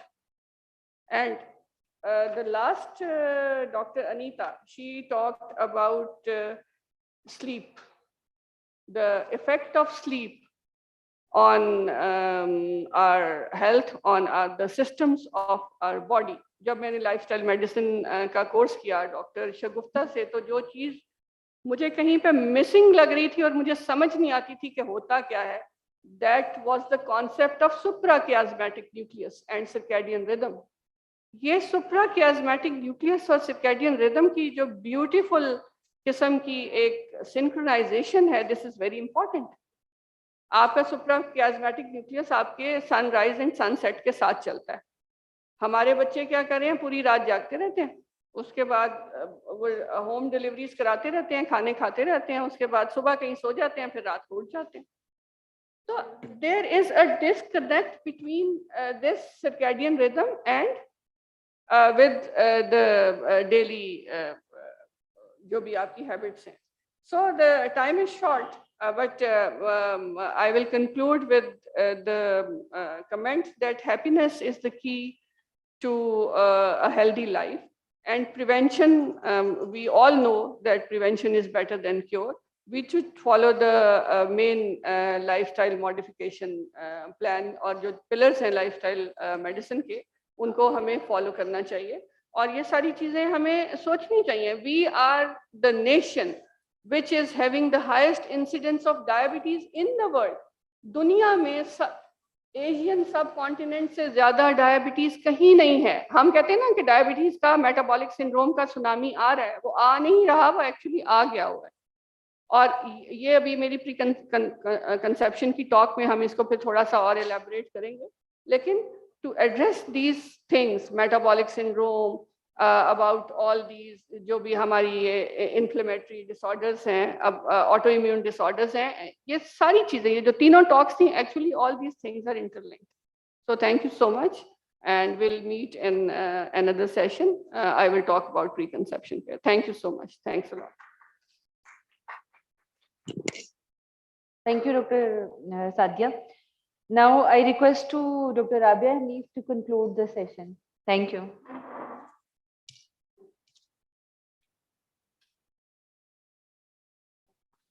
Okay. Bismillahirrahmanirrahim. Thank you so much for the privilege. First of all, I would like to thank the chairperson. She has already concluded it very precisely. I will start up with the proverb, बचपन से हम सुनते आए हैं, एहतियात इलाज से बेहतर है. So with the conference theme, and after co-chairing this session, in which 3 presenters have markedly highlighted the important lifestyle changes that we need to make. So if we talk about the first session, जिसमें बात की गई थी about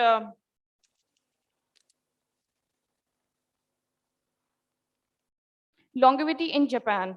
So जैसा कि presenter ने बताया और मैम ने कंक्लूड किया, different medicine, different food factors and lifestyle changes are helping them to improve their longevity.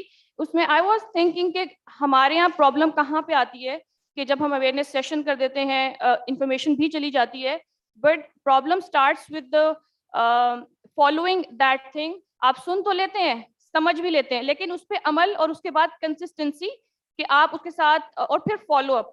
So these are the things that so we need to make culturally appropriate interventions where we can motivate our people to incorporate changes after having those awareness sessions and seminars. So I'll be talking about the next session in which Dr. Shiri did talk about prevention of cancer. So different factors जो कि पहली presentation में address हुए थे already, food factors, economic factors, physical inactivity जो कि promote कर रहे हैं towards cancer. और अगर हम पाकिस्तान की बात करें with reference to, so Pakistan is one of the leading country among the Asian countries to be at the top of cancer. तो हमें यहाँ बहुत ज़्यादा ज़रूरत इस बात की है कि इंटरवेंशन जो है हमें अब करनी है.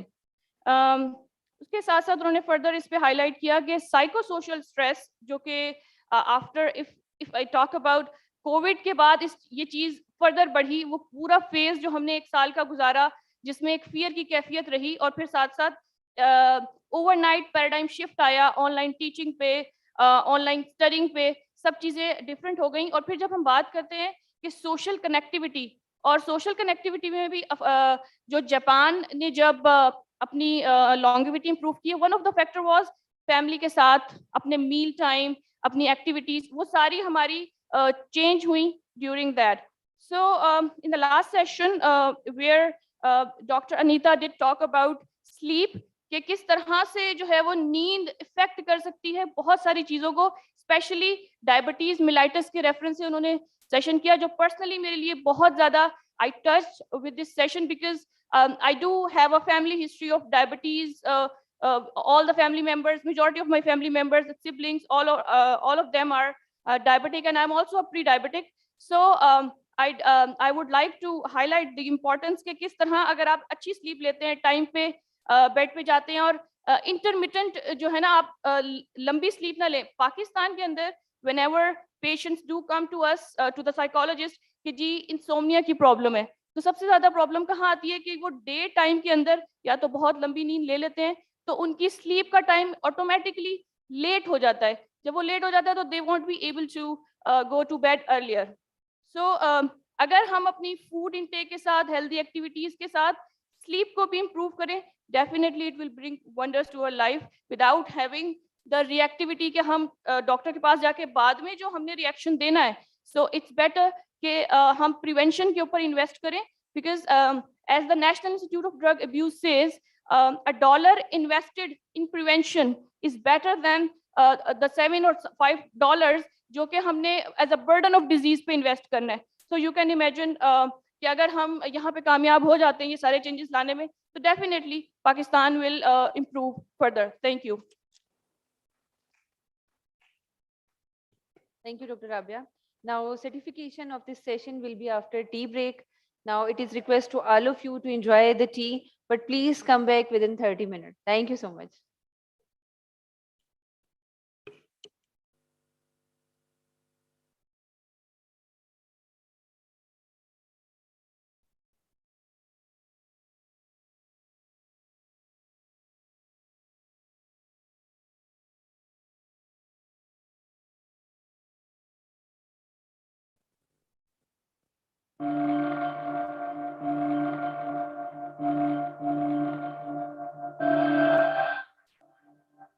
Those who seek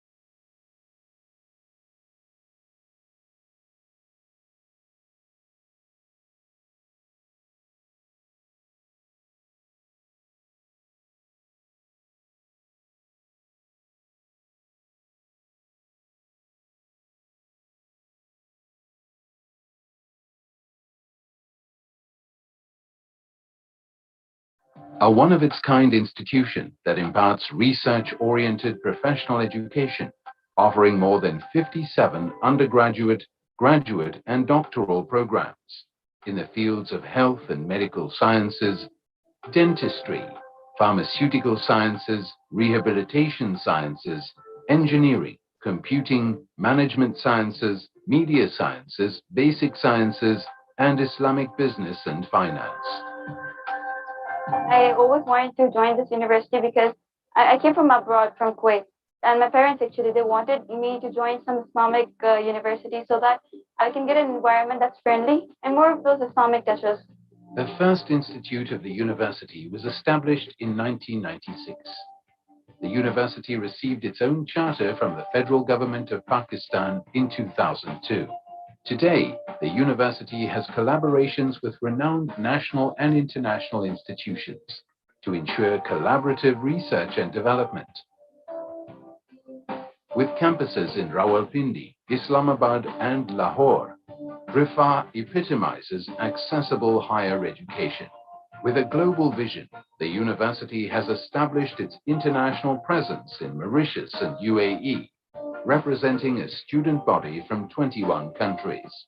The reason I opted for RIFA was because there were so many positive reviews about the university. It is said to be one of the best media institutes of the country. And generally, when you're planning of learning a skill, you do opt for a university that has a good name in the market. आपको क्या लगता है कि हमें system को ही change करना हमारा एक बेसिक एम होना चाहिए या फिर हम अपने आप को भी इम्प्रूव करें? The university education methodology has at its core the vision of holistic development of a complete human personality who can play a vital role in the society at large. The This is achieved through high academic standards, a conducive and modern environment for learning, a culture of research and development, and strong principles of moral and ethical values.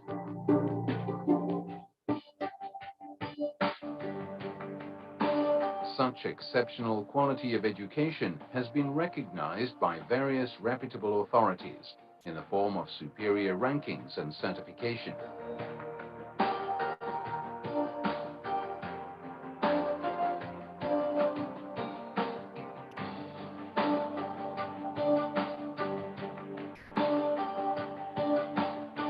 RIFA has been grooming us from the very start. When you come to RIFA, it's a life-changing experience because RIFA truly teaches you how to be a better person.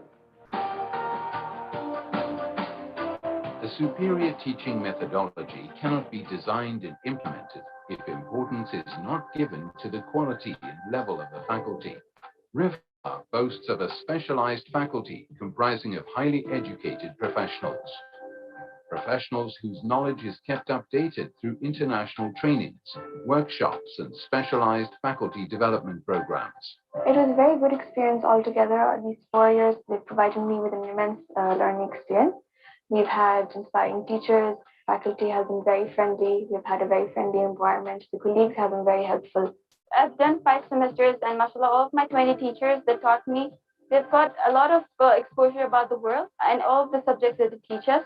Teachers are highly qualified and highly encouraging. They've been very supportive and I really like teaching method because I think they're the best faculty here. Campuses with modern facilities, 10 institutes imparting professional education while inculcating values of ethics and morality, knowledge for the mind, heart, and soul.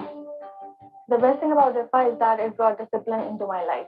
The best thing about RIFA is the faculty is amazing and they are very helpful. The best thing about RIFA is the family-like atmosphere over here. The best thing about RIFA is the inculcation of Islamic ethical values with the modern education. The best thing about RIFA University is the immense learning experience. The best thing about RIFA is that it helps you master your abilities and makes you think out of the box. RIFA International University, the place to be for an all-encompassing educational experience.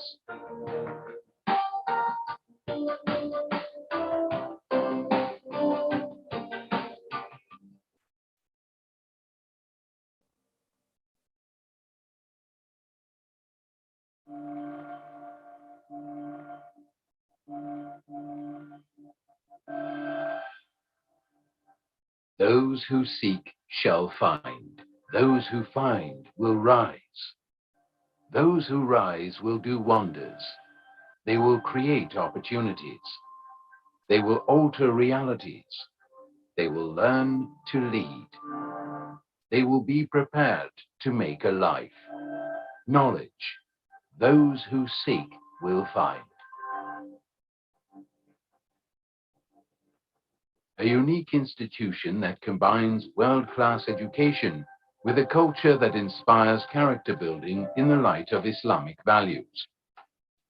A one-of-its-kind institution that imparts research-oriented professional education, offering more than 57 undergraduate, graduate, and doctoral programs in the fields of health and medical sciences, dentistry, pharmaceutical sciences, rehabilitation sciences, engineering, computing, management sciences, media sciences, basic sciences, and Islamic business and finance. I always wanted to join this university because I came from abroad, from Kuwait. And my parents actually, they wanted me to join some Islamic university so that I can get an environment that's friendly and more of those Islamic touches. The first institute of the university was established in 1996. The university received its own charter from the federal government of Pakistan in 2002. Today, the university has collaborations with renowned national and international institutions to ensure collaborative research and development. With campuses in Rawalpindi, Islamabad, and Lahore, RIFA epitomizes accessible higher education. With a global vision, the university has established its international presence in Mauritius and UAE, representing a student body from 21 countries. The reason I opted for RIFA was because there were so many positive reviews about the university. It is said to be one of the best media institutes of the country. And generally, when you're planning of learning a skill, you do opt for a university that has a good name in the market. आपको क्या लगता है कि हमें इस system को ही change करना हमारा एक बेसिक एम होना चाहिए या फिर हम अपने आप को भी इम्प्रूव करें? The university education methodology has at its core the vision of holistic development of a complete human personality who can play a vital role in the society at large. This is achieved through high academic standards, a conducive and modern environment for learning, a culture of research and development, and strong principles of moral and ethical values.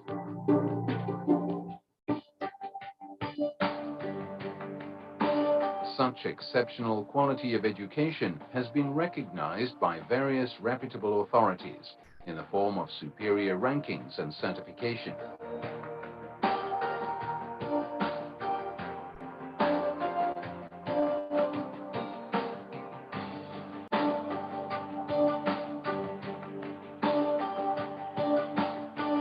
RIFA has been grooming us from the very start. When you come to RIFA, it's a life-changing experience because RIFA truly teaches you how to be a better person. A superior teaching methodology cannot be designed and implemented if importance is not given to the quality and level of the faculty. RIFA boasts of a specialized faculty comprising of highly educated professionals. Professionals whose knowledge is kept updated through international trainings, workshops, and specialized faculty development programs. It was a very good experience altogether. These 4 years, they provided me with an immense learning experience. We've had inspiring teachers, faculty has been very friendly, we've had a very friendly environment, the colleagues have been very helpful. I've done 5 semesters and mashallah, all of my 20 teachers that taught me, they've got a lot of exposure about the world and all of the subjects that they teach us. Teachers are highly qualified and highly encouraging. They've been very supportive and I really like teaching method because I think they're the best faculty here. Campuses with modern facilities. 10 institutes imparting professional education while inculcating values of ethics and morality. Knowledge for the mind, heart and soul. The best thing about RIFA is that it brought discipline into my life. The best thing about RIFA is the faculty is amazing and they are very helpful. The best thing about RIFA is the family-like atmosphere over here. The best thing about RIFA is the inculcation of Islamic ethical values with the modern education. The best thing about RIFA University is the immense learning experience. The best thing about RIFA is that it helps you master your abilities and makes you think out of the box. RIFA International University, the place to be for an all-encompassing educational experience.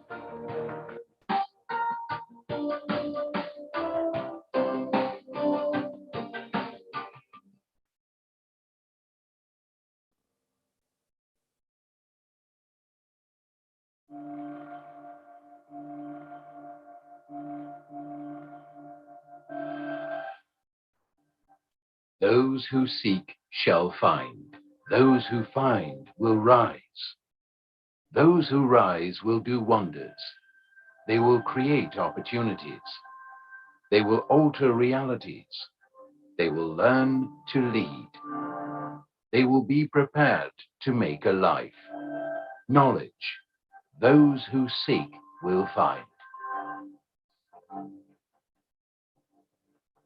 A unique institution that combines world-class education with a culture that inspires character building in the light of Islamic values. A one-of-its-kind institution that imparts research-oriented professional education, offering more than 57 undergraduate, graduate, and doctoral programs in the fields of health and medical sciences, dentistry, pharmaceutical sciences, rehabilitation sciences, engineering, computing, management sciences, media sciences, basic sciences, and Islamic business and finance. I always wanted to join this university because I came from abroad, from Kuwait, and my parents actually, they wanted me to join some Islamic university so that I can get an environment that's friendly and more of those Islamic touches.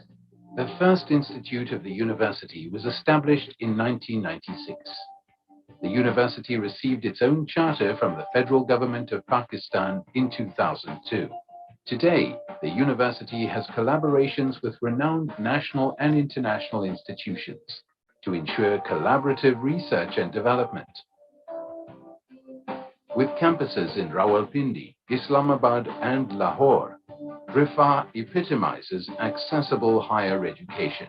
With a global vision, the university has established its international presence in Mauritius and UAE, representing a student body from 21 countries. The reason I opted for RIFA was because there were so many positive reviews about the university. It is said to be one of the best media institutes of the country. And generally, when you're planning of learning a skill, you do opt for a university that has a good name in the market. आपको क्या लगता है कि हमें system को ही change करना हमारा एक बेसिक एम होना चाहिए या फिर हम अपने आप को भी इम्प्रूव करें? The university education methodology has at its core the vision of holistic development of a complete human personality who can play a vital role in the society at large. This is achieved through high academic standards, a conducive and modern environment for learning, a culture of research and development, and strong principles of moral and ethical values.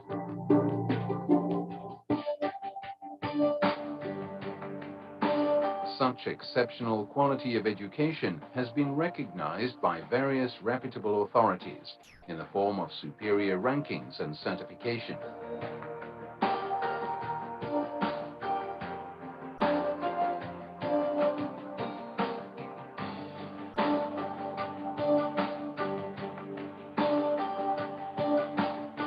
RIFA has been grooming us from the very start.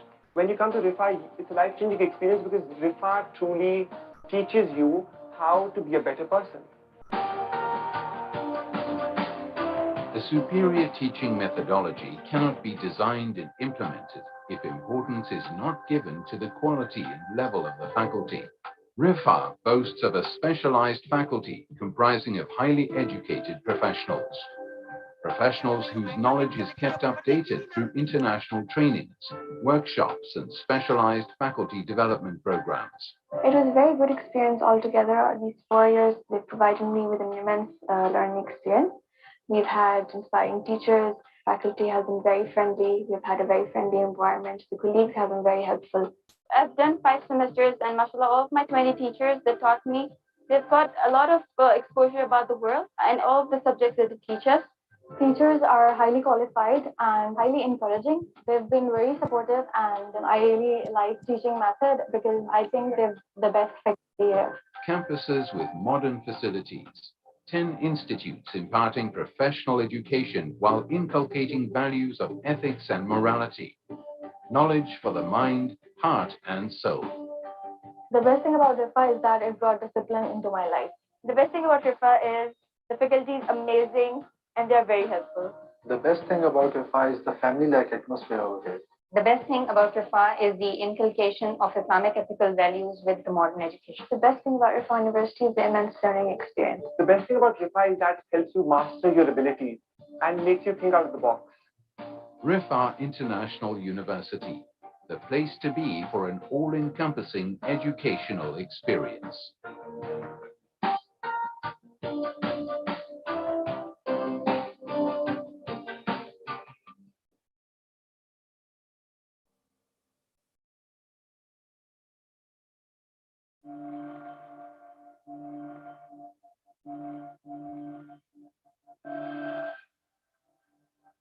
Those who seek shall find. Those who find will rise. Those who rise will do wonders. They will create opportunities. They will alter realities. They will learn to lead. They will be prepared to make a life. Knowledge. Those who seek will find. A unique institution that combines world-class education with a culture that inspires character building in the light of Islamic values.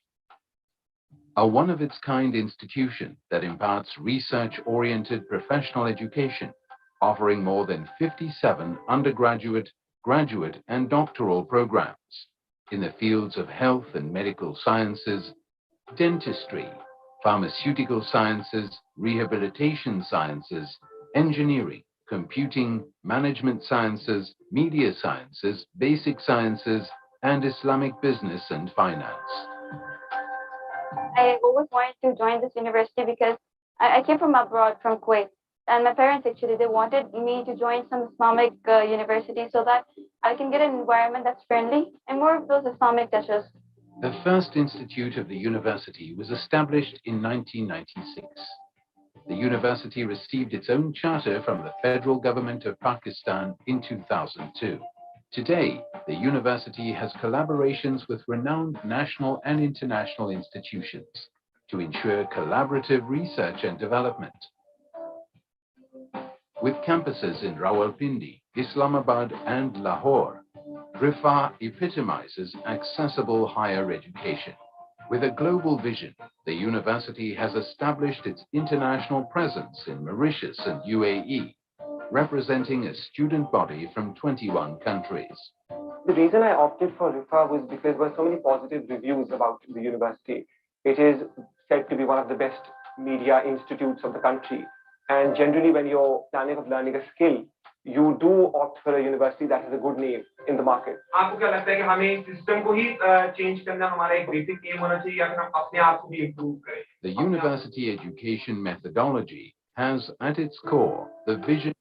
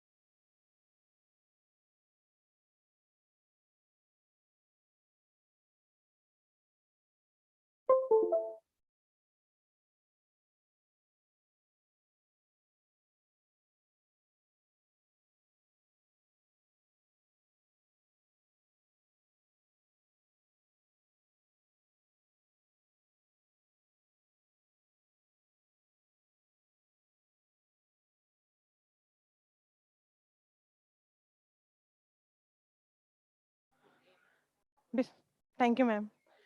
Bismillahirrahmanirrahim.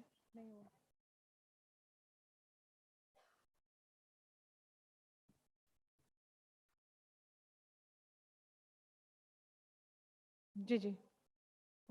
Bismillahirrahmanirrahim. Assalamu alaikum, everyone. I welcome you all to this auspicious International Lifestyle Medicine Conference 2021.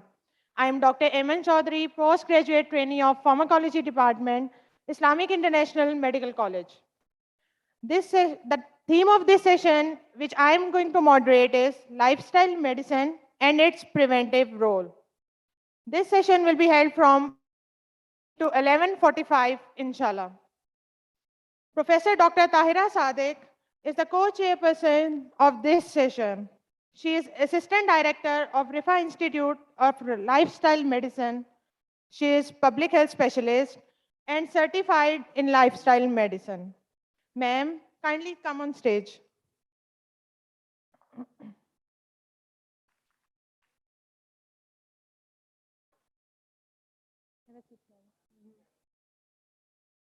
Thank you, ma'am. The chairperson of this session is Professor Dr. Ayaz Bhatti. He is Head of Department of Community Medicine in Islamic International Medical College. He is certified in Lifestyle Medicine. Have a seat, sir. Thank you, sir. There are 5 presenters in this session. Each presenter will have 5 to 6 minutes. First bell will be rung at 4.5 minutes and second bell will be rung at 5.5 minutes. Let's start with our presentations. Our first presenter is Dr. Sara Razak, student of Rifa International University, Lahore. The topic of her presentation is doctor-patient relationship, illness, perception, and medication adherence in cancer patient. She will be joining us virtually. Thank you.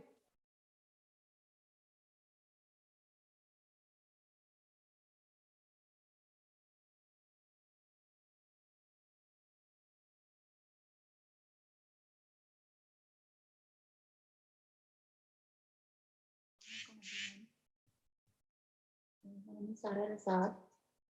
I'm from the Institute of Clinical and Professional Psychology, Wisconsin International University, Lahore.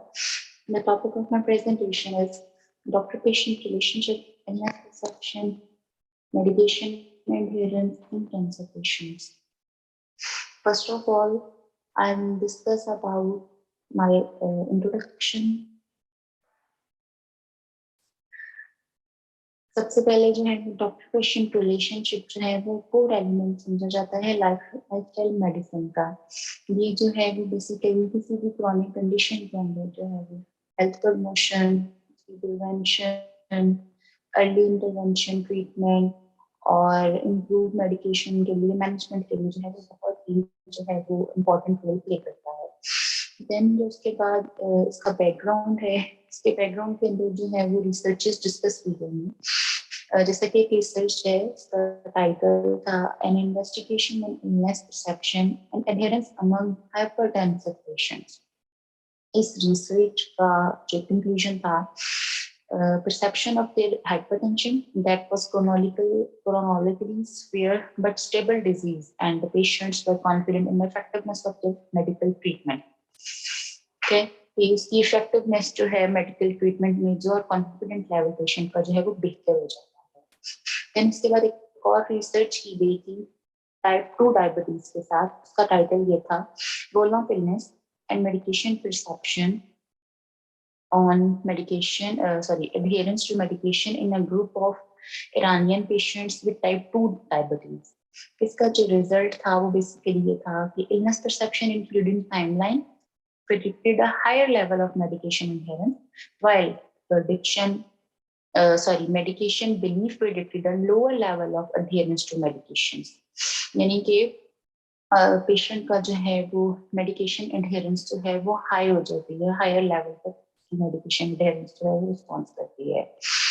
मेरी जो research थी उसके objectives कुछ ये थे, to examine the doctor patient relationship, patient perception of the disease and medication adherence. Then उसके बाद doctor patient relationship would be a good predictor of perception of disease adherence to medicine to examine the study. Then gender differences explore किया गया था। Then last में जो था वो exploring the difference between newly diagnosed patients and those patients who diagnosed a year before. Then hypothesis जो है उसमें सबसे पहला जो hypothesis था, there would be a relationship between the doctor-patient relationship would be a positive predictor of illness perception and medication adherence. There would be a significant difference in male and female in relation with illness perception, medication adherence. Last one is illness perception is mediate relationship between doctor-patient relationship and medication adherence. These are the hypotheses. Then methodology, survey research design जो है वो use किया गया है। Convenience sampling technique use की गई। 150 जो है वो कैंसर पेशेंट्स का जो पॉपुलेशन यूज की गई थी, जिनकी एज जो है वो 35 से 60 के दरमियान थी। मेल 52% लिए गए, जबकि फीमेल जो है 48% थे। इसके इंक्लूजन क्राइटेरिया के अंदर कैंसर पेशेंट्स होने चाहिए, एजुकेटेड पॉपुलेशन होनी चाहिए, मैन फीमेल दोनों अलाउड थे। एक्सक्लूजन क्राइटेरिया के अंदर जो है वो ओल्ड एज पेशेंट्स नहीं अलाउड थे, इनके 60 प्लस नहीं अलाउड थे, क्योंकि उनके उस एज में पहुंचकर जो है वो और भी काफी सारी डिजीजेस जो है वो कॉमॉर्बिड हो रही होती हैं। नॉन कैंसर पेशेंट्स जो है वो नहीं अलाउड, उसके अंदर अलाउड थे। इसके बाद जो है वो doctor patient relationship independent variable के तौर पे काम किया था। देन जो है वो इलनेस परसेप्शन जो है उसने मेडिएट रोल प्ले किया था, और मेडिकेशन एडहेरेंस जो था वो डिपेंडेंट वेरिएबल था। मेडिकेशन एडहेरेंस कैंसर पेशेंट्स, इनके डॉक्टर का पेशेंट के साथ रिलेशनशिप अगर अच्छा होगा, वो शुरू से उसको अच्छा गाइड करेगा, तो कैंसर को एक बहुत बड़ी और बहुत टेरिबल सी न्यूज होती है जब आपको पता चलता है, तो उसके अंदर अगर डॉक्टर का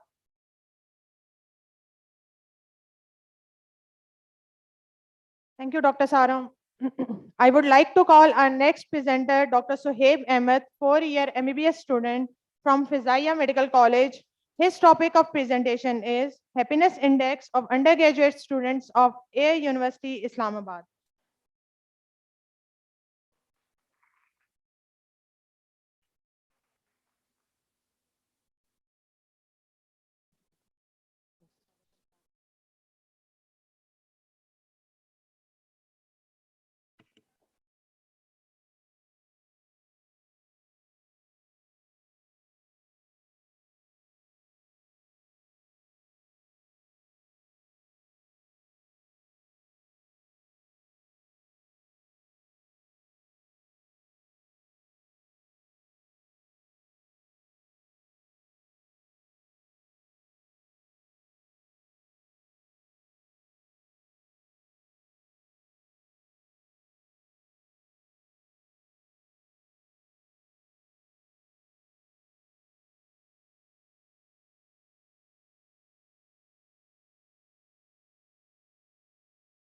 Assalamu alaikum. My name is Sohaib Ahmed and I am from Fizaya Medical College, Islamabad. The topic of our research is Happiness Index of Undergraduate Students of Air University, Islamabad.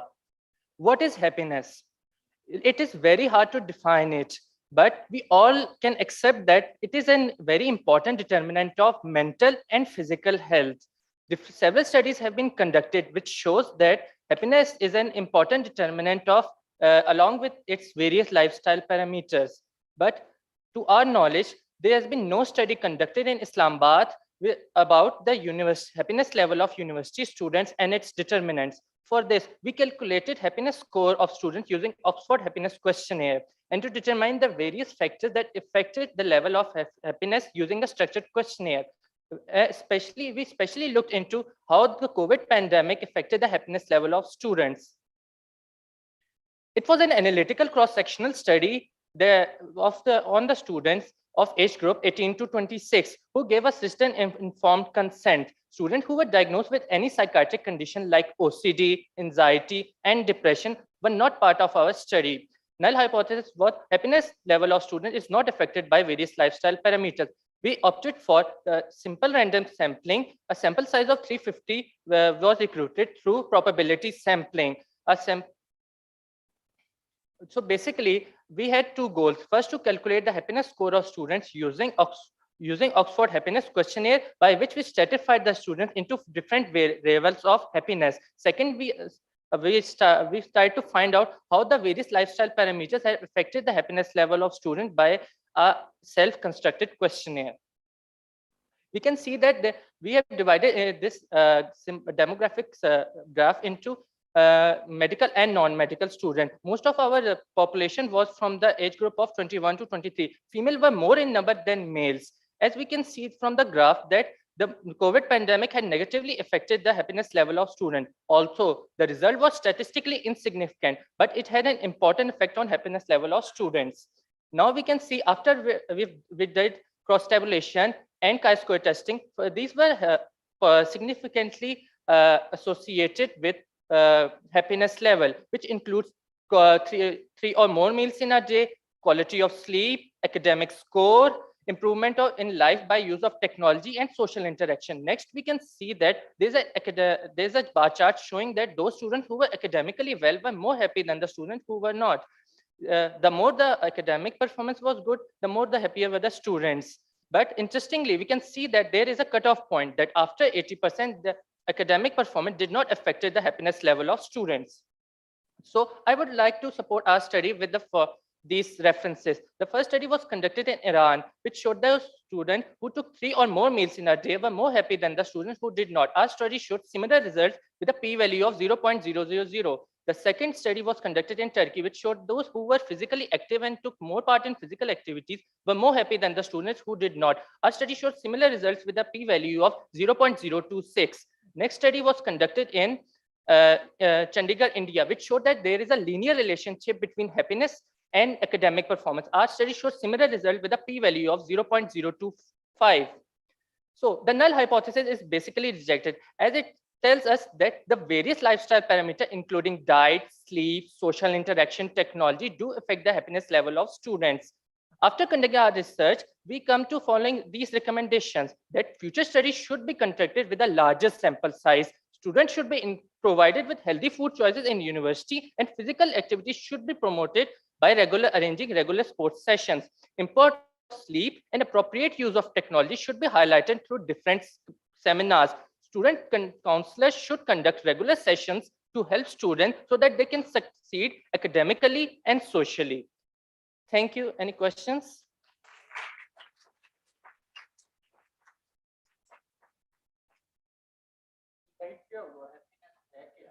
Sir basically हमने जब check किया तो sir हमें ये पता लगा, जब हमने मेडिकल और नॉन मेडिकल कंपेयर किया तो हमें पता लगा कि medical students are more happy unhappy than the other students, और हमने बेसिकली एम्फसाइज किया कि how we can improve their condition, like we don't find enough time to arrange sports session during our session because study load sir हमारे पास बहुत ज़्यादा होता है, तो सर हमें उसके लिए स्पेसिफिकली अपना एक टाइम मैनेज करना चाहिए, और हम लोग खाने पीने के मामले में भी बहुत ज़्यादा रिलक्टेंट हैं।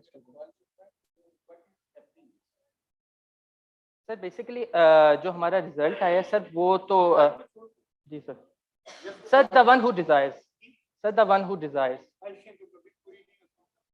सर, लेकिन इस केस में हम उसको पूरी नहीं कर सकते लेकिन उनको बेहतर तो कर सकते हैं।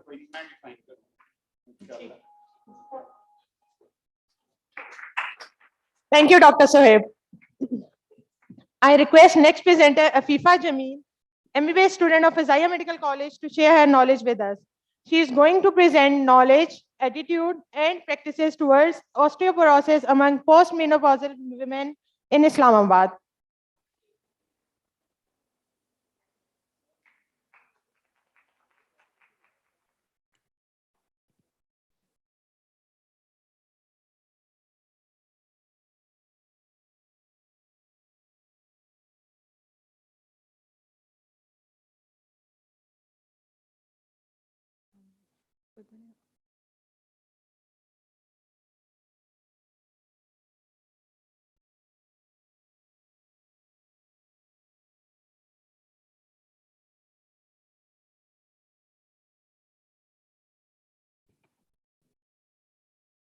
Sure, thank you. Assalamu alaikum, my name is Afifa Jameel and I'm a fourth year medical student from Fazaya Medical College. The topic of my presentation is knowledge, attitude and practices towards osteoporosis among postmenopausal women in Islamabad. Talking about osteoporosis, osteoporosis is a major health concern around the world. It is characterized by the systemic impairment of bone mass and microarchitecture resulting in porous bones. Therefore, it decreases the strength of bone and bone density, therefore increasing the risk of fractures.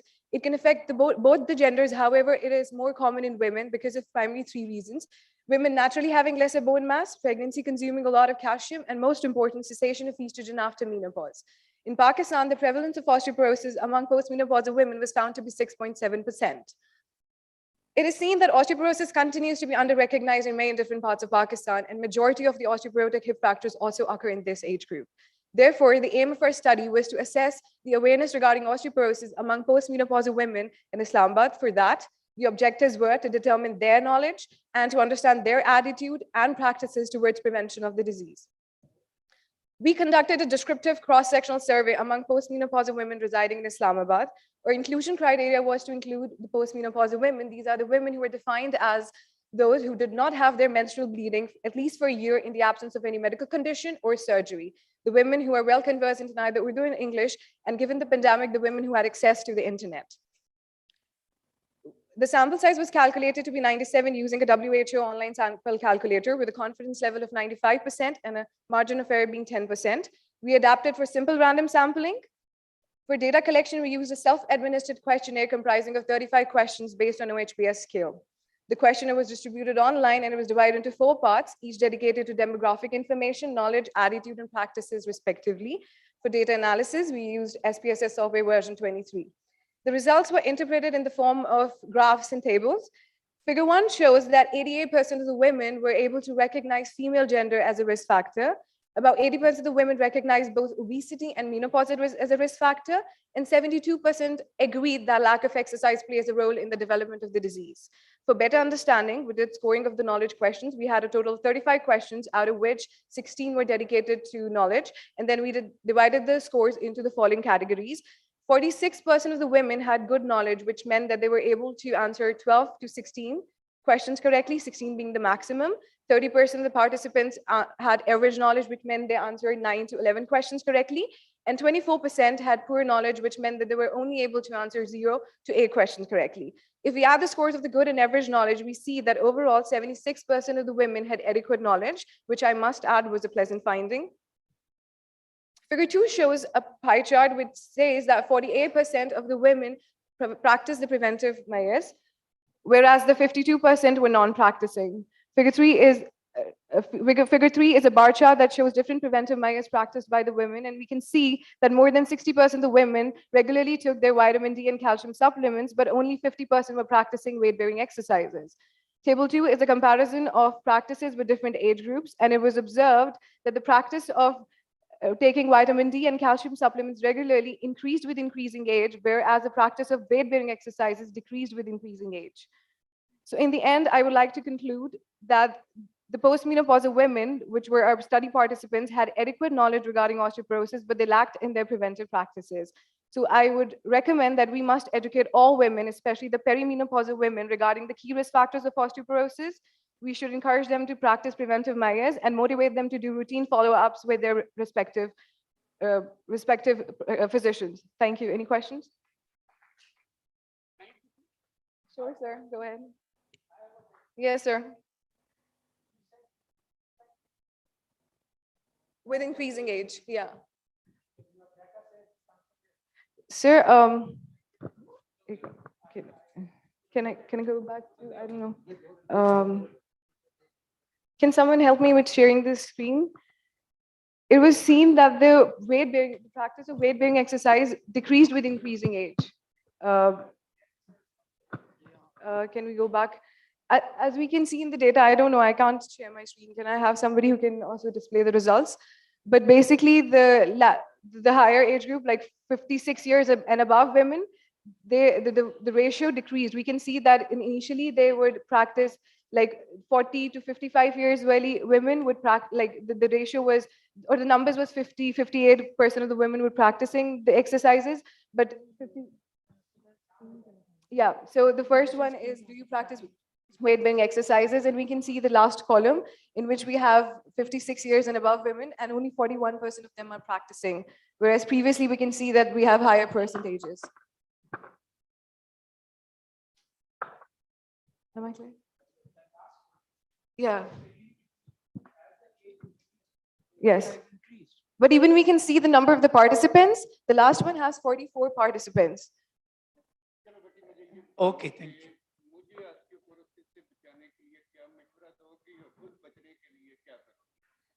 Okay.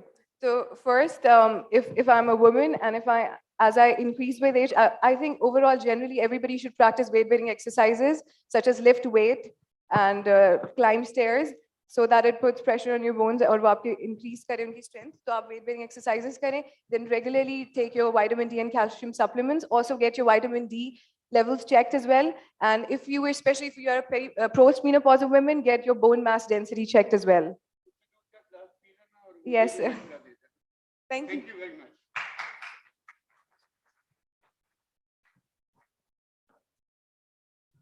Thank you, Dr. Afifa. Mujaddad Ashraf, student of Fazaya Medical College, will now present pre-pandemic to pandemic tracking screen time among students and its association with eye strain, sleep disturbances, and headache. Dr. Mujaddad.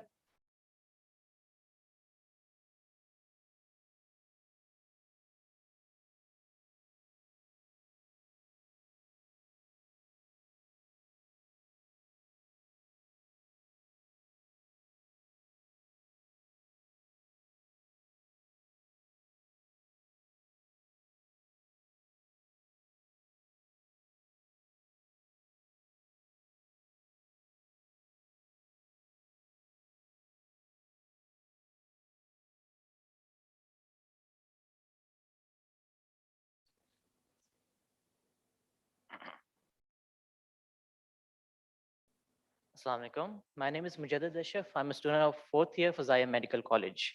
And today I'll be presenting to you on my research pre-pandemic to pandemic, tracking screen time among students and its association with eye strain, headaches, and sleep disturbances. Digital screens are always a cause of concern for one's health, and with a shift towards online education since the start of COVID-19 pandemic, the amount of time one was exposed to screens has undeniably increased. This was certain to bring about, this was certain to affect the health of the students. So our study basically tried to find out the relation between increase in screen time and the effect that it had on the students, especially regarding digital eye strain, sleep disturbances, and headache. Our objectives were to assess the usage of screens during the pandemic and compare it with pre-pandemic times, to assess the proportion of participants who experienced digital eye strain, headache, and sleep disturbances, and to find the association between the two. Our study design was analytical cross-sectional, which included the university students or undergraduates from the universities of Islamabad and Rawalpindi. We included students irrespective of gender and age who were enrolled in university and had taken some kind of online class. Our sample size came out to be 413, and our variables were screen time, headache, changes in quality and pattern of sleep, and eye strain. We used non-probability convenience sampling, and after the approval of IRB of Fazaya Medical College, a self-administered semi-structured questionnaire was developed and was distributed to the participants using the researchers' social media network connections. Pretesting was done on 5% of individuals, and our data was analyzed both descriptively and inferentially. Now, coming on to results, as we can clearly see in this diagram, the average hours spent using devices increased from before the pandemic to during the pandemic by a whopping 4.5 hours. Again, in the next figure, we can see the cross tabs between an increase in screen time and increase in frequency of eye symptoms. As you can see, the numbers here are statistically significant. As also seen in this next diagram, the number of individuals who complained of eye strains before the pandemic was 24%, and it increased to 80% during the pandemic. These eye complaints varied from refractive errors to allergic symptoms. Again, we can see a cross tabs between increase in screen time associated with increase in frequency of headache since the start of online classes. Again, we can see that the data is statistically significant. Here we can see the frequency of headache after exposure to screen and severity of headache after exposure to screens. It should be noted here that the students told us that an average hours of 3.3 hours was, an average time of 3.3 hours in front of screens was necessary for development of a headache. Our next section included questionnaire for sleep, where we found that majority of students reported getting less than 7 hours of sleep during the pandemic, and 70% of the students agreed that an increase in screen time during the pandemic affected the quality of their sleep. 79% of students felt that they were drowsy or sleepy during the day due to inadequate sleep at night because of online classes. So based on our results, we have concluded that there was a significant increase in screen time from before the pandemic to during the pandemic due to implementation of online classes, and that this was responsible for an increase in headache, eye strain, and sleep disturbances. So basically, we can recommend first of all, we can recommend the educational institutions to keep this fact of increase in screen time in mind while planning their academic activities, and to give breaks between their lectures, and to prevent giving any homework or assignment to the students which requires them to work on screens late at night. That being said, we believe that the student is the absolute master of his own health. However, being healthcare professionals, we can arrange awareness sessions for students about how increased screen time affects their holistic health and how they can set consistent limits to develop healthy habits so as not to compromise on education, sleep, eye, and mental health. That would conclude my presentation. Thank you.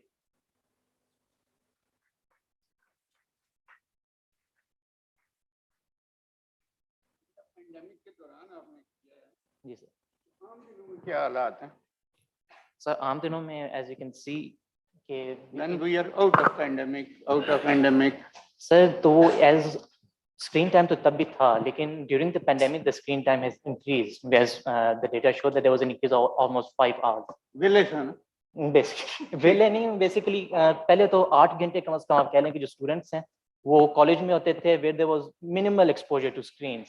अब वो घर जाके क्या करते हैं, games खेलते हैं या सीजन्स देखते हैं, वो तो उनके अपना लेजर वो टाइम है। तो डिस्टेंस लर्निंग पे वो भी स्क्रीन के सामने ही थे जो कॉलेज टाइम था उसमें भी। जी, वो तो डिस्टेंस हो गया ना, ड्यूरिंग द पेंडेमिक हो गया वो, तो that factor caused an increase in screen time. क्या करना चाहिए sir basically as we said कि एक तो इंस्टीट्यूशंस कर सकते हैं कि वो सेट लिमिट्स दे दें बीच में, या कोई ऐसी असाइनमेंट्स या होमवर्क ना दें जो जिनसे स्टूडेंट्स रात को स्क्रीन पे काम करें, कह दें कि आप पेपर पे करके लाएं असाइनमेंट वगैरह।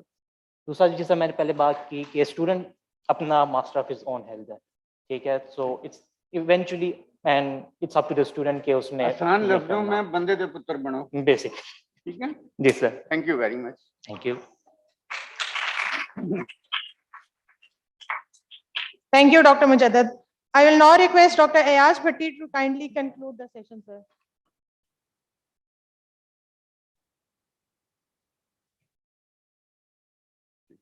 Thank you very much. मेरे लिए इंतहाई खुशी की बात थी कि हमारे यंग स्टूडेंट्स रिसर्च की तरफ माइल हो रहे हैं और I congratulate them. Basically research is not only the research but this is the innovation and the creativity. As this conference is on lifestyle medicine, so I will like to explain what do we mean by that. Life को कहा गया था कि जिंदगी क्या है अनासिर में ज़हूर तरतीब, मौत क्या है इन्हीं अज्जा का परेशान होना। दूसरा लफ्ज है स्टाइल, फलां दा बड़ा अच्छा स्टाइल है। इसी तरह लाइफ का स्टाइल भी अच्छा होना चाहिए। और स्टाइल है क्या? The way I present my self, जिस तरीके से मैं अपने आप को पेश करता हूं, नॉट ओनली ड्रेसिंग। जिंदगी 3 शोबों पर मुहित है। जिंदगी का जो एसन है, न्यूट्रिशन, वर्क एंड स्लीप। बाकी जितने मर्जी एट्रीब्यूट फैक्टर्स में उसको डिवाइड कर लें, लेकिन बुनियाद उसकी इन 3 चीजों पर रहती है। खाएंगे नहीं तो काम कैसे करेंगे, और काम करके थकेंगे तो फिर क्या करेंगे। तो जिंदगी जो है वो इन 3 शोबों पर हमने तकसीम की है। खाना पीना, काम करना, सो जाना, फिर पक्का ही सो जाना। दूसरी चीज जो मुझे इसमें से समझ आई कि इस चीज को हासिल करने के लिए और लाइफ स्टाइल मेडिसिन को अप्लाई करने के लिए मुझे 4 चीजें मिली, जिसके जरिए हम इस लाइफ स्टाइल को अपना सकते हैं। उसमें से एक को कहते हैं तमीज। सुना होगा कहीं, शायद मुलाकात भी हुई हो। सेकंड वन इज द शाइस्तगी। तीसरा है तवाज़न, और चौथा है तहजीब, जो कभी कभार माँ बाप सिखाया करते थे, आजकल फीस दे के कहते हैं उस्ताद सिखाया करें। तो लाइफ स्टाइल मेडिसिन को अप्लाई करने के लिए आपको इन 4 चीजों की जरूरत पड़ेगी। तमीज, शाइस्तगी, तवाज़न एंड तहजीब। करना क्या है हमने, इसके जरिए क्या हासिल करना क्या चाहते हैं हम? तो सिर्फ 4 चीजें हम हासिल करना चाहते हैं। हर रिसर्च, हर इल्म, हर प्रैक्टिस, तमाम की तमाम 4 चीजों के लिए की जाती हैं। और उसमें से एक है, हम ढूंढ, ये बच्चे भी जिस पे इन्होंने रिसर्च की है, actually they were finding something out of this research, and those 4 things are, one is the association। इनमें आपस में क्या एसोसिएशन है? जो चीजें मैं बयान करने चला हूं, ये स्क्रीन टाइम और पेंडेमिक टाइम, इन दोनों में क्या एसोसिएशन थी? I tried to find out that. दूसरी बच्ची ने, she tried to find out relationship in between the osteoporosis and the age. तो एक चीज तो हुई कि हमारी तमाम research, innovation, creation, knowledge, practice, whatever attitude you adopt, you want to find out whether there is any association.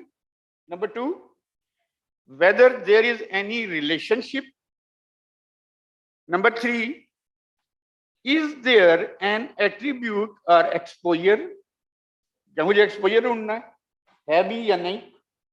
And the 4th one and the most strongest one and the most conclusive is the causation. यहाँ पे बात खत्म हो जाती है कि ये चीज है, जहां तेल है और जहां आग है, उन दोनों ने आपस में आग जलानी है. So therefore you must keep in mind that whenever you do any research, you have to find out these 4 relationships: association, correlation, exposure and the causation.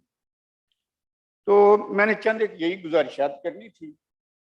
If you want to ask anything about the lifestyle medicine, मैं हाज़िर खिदमत हूँ और अपने कम इल्मी के साथ जो कुछ मुझे आता होगा मैं आपको कन्वे करूँगा. Thank you very much.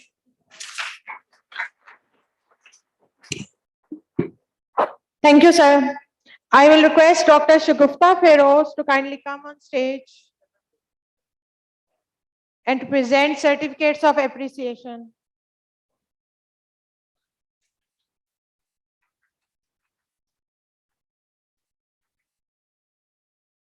Ma'am, kindly come on stage.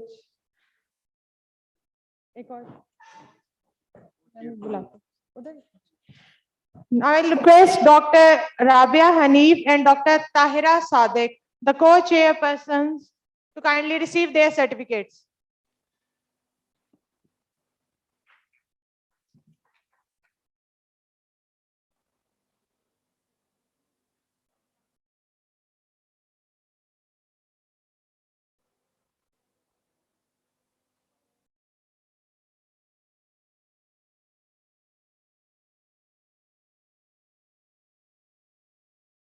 Thank you, ma'am.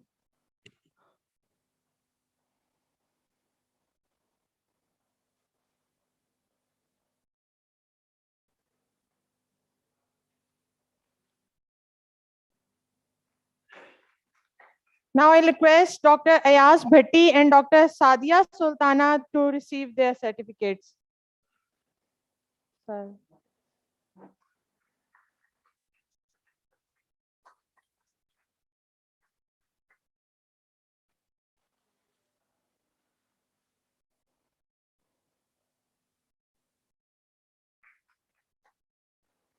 Thank you, sir.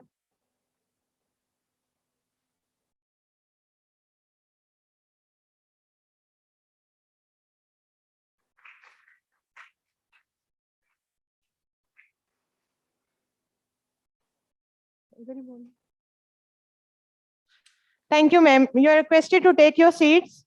Now I'll hand over this to the next moderator, Dr. Sanya Saeed. Thank you all.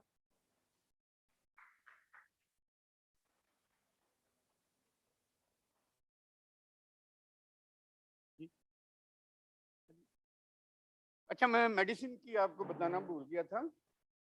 Medicine क्या है? A poison in a small dose is a drug, and a drug in a large dose is a poison. और nutrition को medicine समझकर खाएं, वरना बाद में फिर आपको मेडिसिन न्यूट्रिशन के तौर पर खानी पड़ेगी.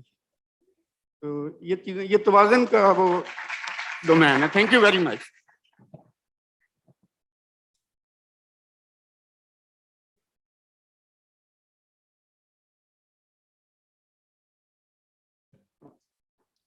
May I have permission to start? Bismillah ar-Rahman ar-Rahim. Assalamu alaikum and good afternoon, everyone. I welcome you all to this auspicious International Lifestyle Medicine Conference. My name is Dr. Sanya Saeed. I am currently enrolled in the MDS postgraduate residency program in the field of orthodontics at Islamic International Dental College. I will be moderating theme 6, that is stunted growth in children, which will be held from 11:30 to 12:30 p.m. inshallah. The co-chairperson for this session is Professor Dr. Afshin Zafar. She is a professor of surgery at Islamic International Medical College and is also working at Railway Hospital, Islamabad. Ma'am, you're requested to come to the stage and take your seat.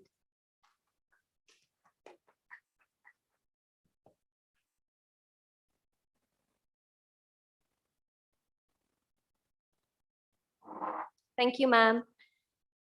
The chairperson for this session is Professor Dr. Tahir Chaudhry. He is the head of department and professor of pediatrics at Islamic International Medical College. I would like him to call him on stage and for him to resume his seat.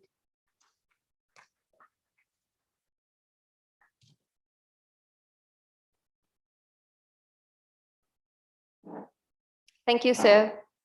For this session, we have 3 keynote speakers. Our first keynote speaker is Professor Dr. Rashid Latif. He holds an eminent place among the medical community in the region. He has a long list of awards and certificates under his belt, including Sitare-e-Imtiyaz from Government of Pakistan, Merit Award from Pakistan Academy of Medical Sciences, and Shield of Honor from Allama Iqbal Medical College, Mayor of Metropolitan Corporation, and Pakistan Medical Association, Lahore. He is the pioneer of ART program, and he established the first IVF center in 1985. He will be joining us virtually and will share his views on holistic parenting to the audience. I request the IT department connect us with him.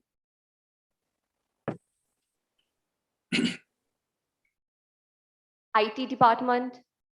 Hello. Can you hear me? Do you hear me?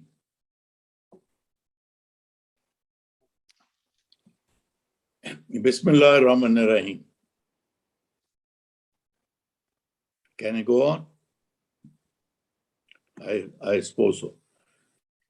Before I start saying anything else, I must compliment the medical students of Faizia Medical College for presenting their research work. Mashallah, it's a great thing because in our undergraduate education, research is not the part of their curriculum.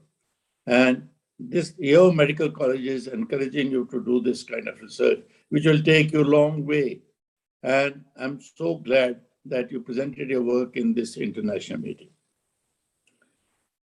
And I must thank the organizers of this conference, Dr. Shagufta Firoz and Dr. Nashi Khan, for inviting me to speak to you.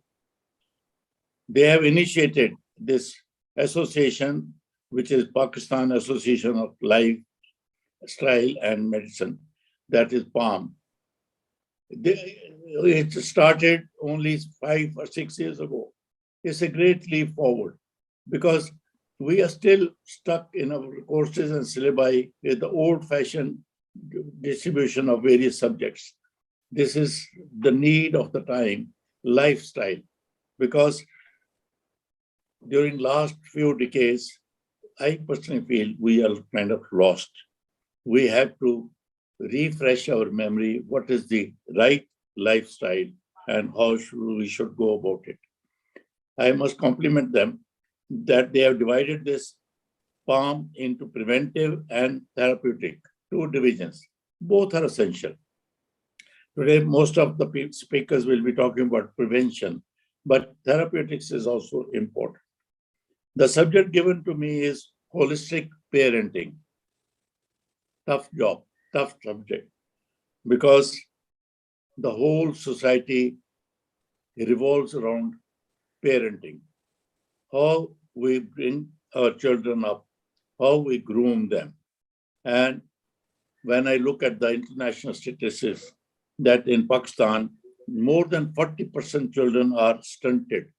They have stunted growth. It's a tragedy. Are we a nation where 40% of our future generation is not going to participate in the growth of Pakistan and development of Pakistan? It's a tragedy. We must face and must do something about it. We must take steps to correct this.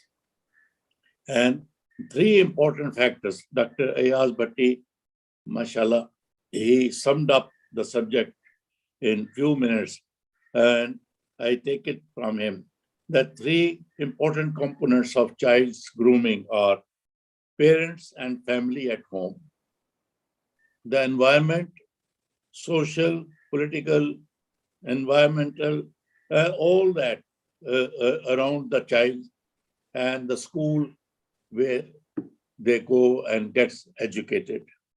Just very briefly, first I'll talk about school. I went to Central Model School of Lahore. Those days, that was the best school. And believe it, I did my matriculation in 1952. Now you can work out my age. That only 4 or 5 years ago, one of my class fellows, he had lunch for his class fellows in the school. And we were 43 who collected in that. First, a large number. And secondly, most of them had retired from the senior most positions in police, in the civil service, in army, engineering, medicine, and all that. So I personally feel so many from one class and did so well. School was responsible for that. So our schools, unfortunately, our education system has deteriorated so badly. They are not performing their job well. Whereas I remember going to Beijing, and there the emperor's quarters, which were known as prohibited quarters, there we went on a guided tour, and there was a school in that prohibited quarters. I asked the guide, who went to these schools? He said the princes and the common men, common boys. So schooling is so important socially, and unfortunately, that we are not giving the best to our students. And now the topic which has been given to me, parents. Holistic parenting. The word holistic is very important. It's not only providing some money to go to the good school and have good uniform. It's a holistic school parenting. Before we go into the details of that, we all know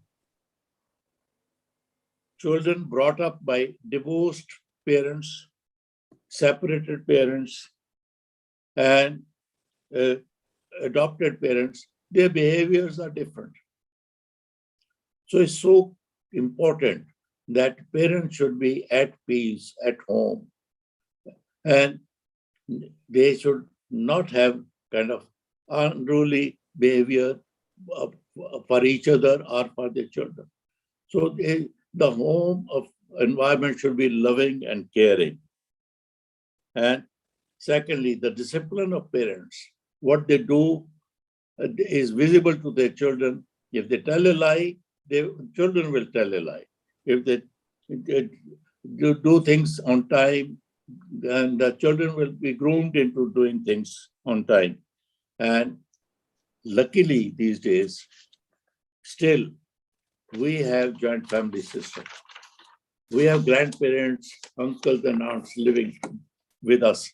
So they are also important factors in grooming of the children. Then these are the days when in those who can afford Filipino maids and kind of children left to them. Whereas mother's attitude, mother's grooming is different to the maid's grooming. I remember Winston Churchill, who was Prime Minister of England. He was brought up by his nanny. He had very strange relationship with mother. When he was Prime Minister, the nanny fell ill, and Prime Minister went up north, stayed with the nanny for 4 days, and he forgot about his Prime Minister's assignments. He was so attached to nanny than mother. So as mothers and fathers, we have to take care that children are attached to us. And their parents' responsibilities, there's a long list. Perhaps my list is not complete. It's incomplete. But the prominent features which I thought I must bring up and show them to you. I have pointed out 10 features of parents or responsibilities of parents. First responsibility is prevention of disease. That is, we must ensure that our young children, when they are in only months old or very young, 4 or 5 years, they are properly vaccinated. In addition to that, they should be properly fed, and breastfeeding, as our religion promotes, for 2 years or so is so important. And bottle feeding is not as good as breastfeeding. So they should be fed well, and they should be vaccinated, and proper care for infections, and nutrition should be taken. Second factor, nutrition. Well, these days are junk food. Everywhere you find the children are ordering for burger, pizza, things like that. The name is junk food. And we don't discourage them. As a matter of fact, if I may use the word, we encourage them to eat junk food. And that is the basic source of their physical health. So their diet is very poor. We should take care that they are given proper diet, as which should be not good only in nutrition and taste. It should provide sufficient minerals, vitamins, which are essential for them. Then after nutrition, the first thing which I think of in the behavior is honesty. We must teach our children to be honest. Unfortunately, every day on television, everywhere, we hear that corruption doesn't matter, dishonesty doesn't matter. Our society has deteriorated to that level. We have to work very hard to eliminate these bad habits. And for that, you must teach your own child to be honest and to work according to the schedule. Next is hard work. Well, we have become lazy nation. Being late, doing job incomplete, doesn't matter. Our attitude is that. Or believe it, hard work is one feature. If you inculcate that habit in your child, he'll make it to the top, because there's no alternative to hard work. You know, my mother was a different mother. We all think our mothers were different. Well, they were so loving, caring, affectionate. No, not my mother. She was a strict disciplinarian. I was brought up in a joint family where my uncles and aunts and my cousins, we all lived in the same house because my grandfather looked after the whole household. But my uncles and aunts, they were very loving and caring. So they would not push their children to work hard. Whereas my mother, she would wake me up before azan and tell me, एक घंटा पहले जाग गया है, जरा एक घंटा extra पढ़ लेगा, तेरे काम आ जाएगा. And believe it, this habit of waking up early and doing some studies is still with me to date. I thank my mother for it. And secondly, it is a part of hard work. If you have any extra work to do in the house, make your child to do that, so that he learns that by doing that extra work, it will not harm him. As a matter of fact, it will promote good habit of working and helping others. Then next is care of physical and mental health. Unfortunately, the computer, the telephone in every hand. Children don't read literature, they don't do the academics the way we did it. So for that, at least encourage them to do crosswords and Scrabble on telephone if at all they must do it.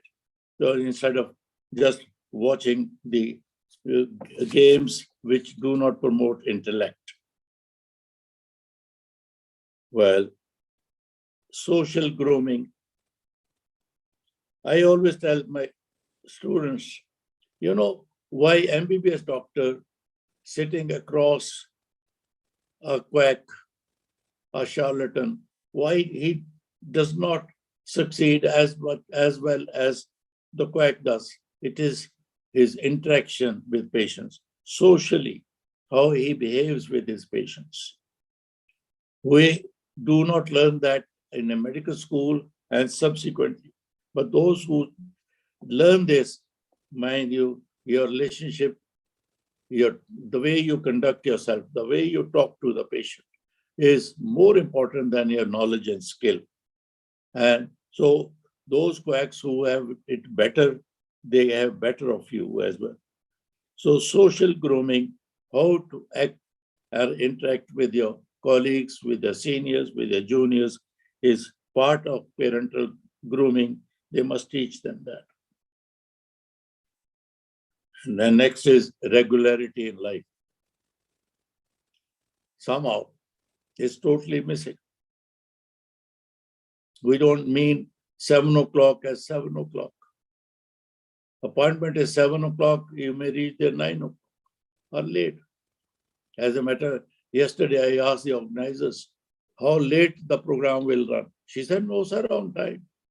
I told her that 10 to 15 minutes being late, I don't mind. In Pakistani standards, that's on time.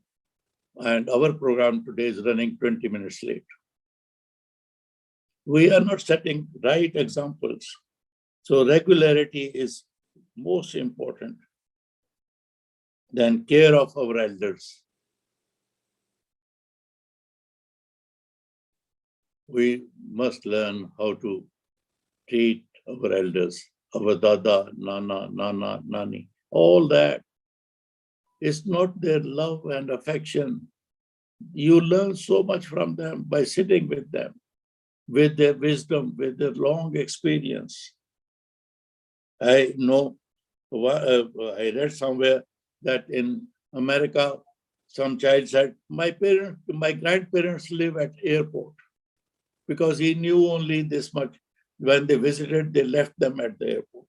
They didn't have this kind of connection. And mind you, the lack of such interaction and communication and family relationship is one of the responsible for deterioration of that society. Next, we are all very blessed people. All those who are sitting there in the hall,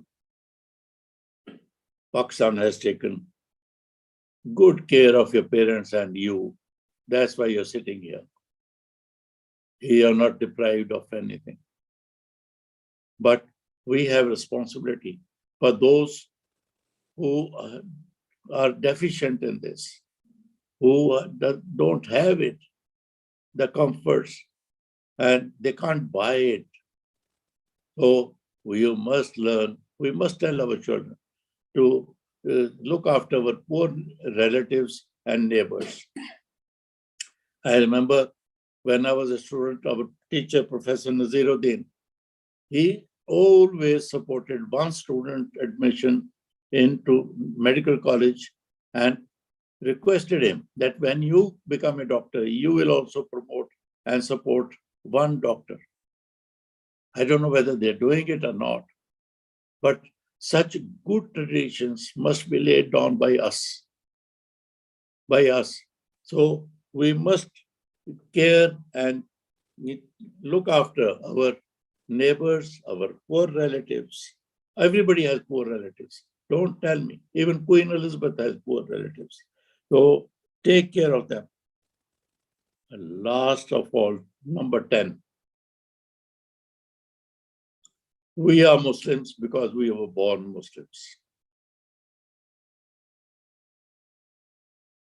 That is not the complete story. You have to be a Muslim in practice. What our religion tells us, what is written, we don't follow that. We maybe Jummah prayers, we do that maybe for public consumption. They see you going to the mosque. But there's so much to be done for the society. And that you must teach your children. That wherever you are, whatever you are, you will continue to look after your children. Before I finish, there's one thing which I always say and continue to recommend and promote. Love Pakistan.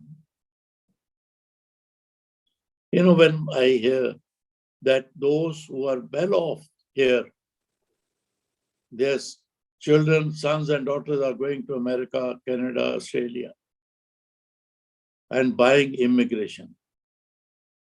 I always tell them, the money they are buying with,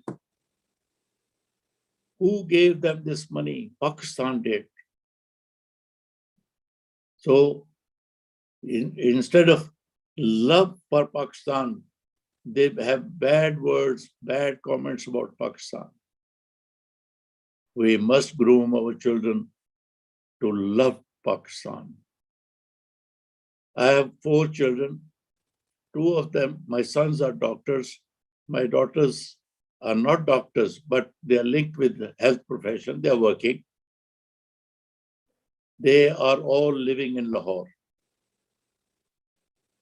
And one of my children, my elder son, as a matter of fact, told me one day that he was sitting with friends and the friends said, why don't you immigrate? You can immigrate, you got money. Everybody's going to Canada, everybody's going to America. He said, in my household, I've never heard my parents or anybody saying a word against Pakistan. Why should I leave Pakistan? Pakistan has given me everything. So all those who are sitting in the hall are medical students. Being a medical student in a private college is not easy, mind you. Your parents have provided you that. And those who are doctors, we are doctors because we are in Pakistan.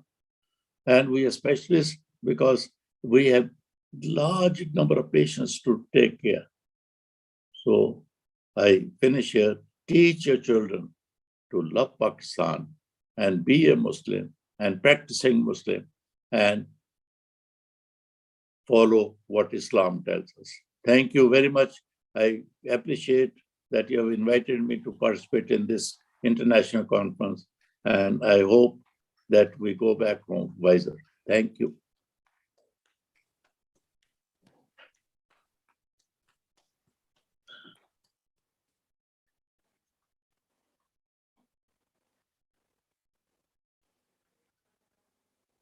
Thank you so much, sir, for sharing this piece of knowledge, and a special thanks from Dr. Shugufta to Dr. Tahir Choudhury. Rashid Latif. Okay, the next speaker on board with us is Professor Dr. Sadia Sultana. She is a professor of Ops and Gynecology, as well as the chairperson curriculum committee at Islamic International Medical College. Ma'am, kindly come to the stage and share your views on role of synchronized lifestyle modification in preconception health.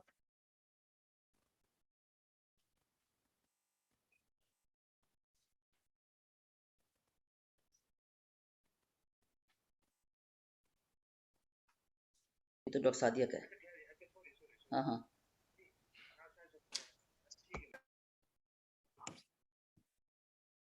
Thank you so much, sir, for this heart-touching, moving, and worth-reflecting talk. Sir is a teacher of my own teachers, Dr. Tayyab, Dr.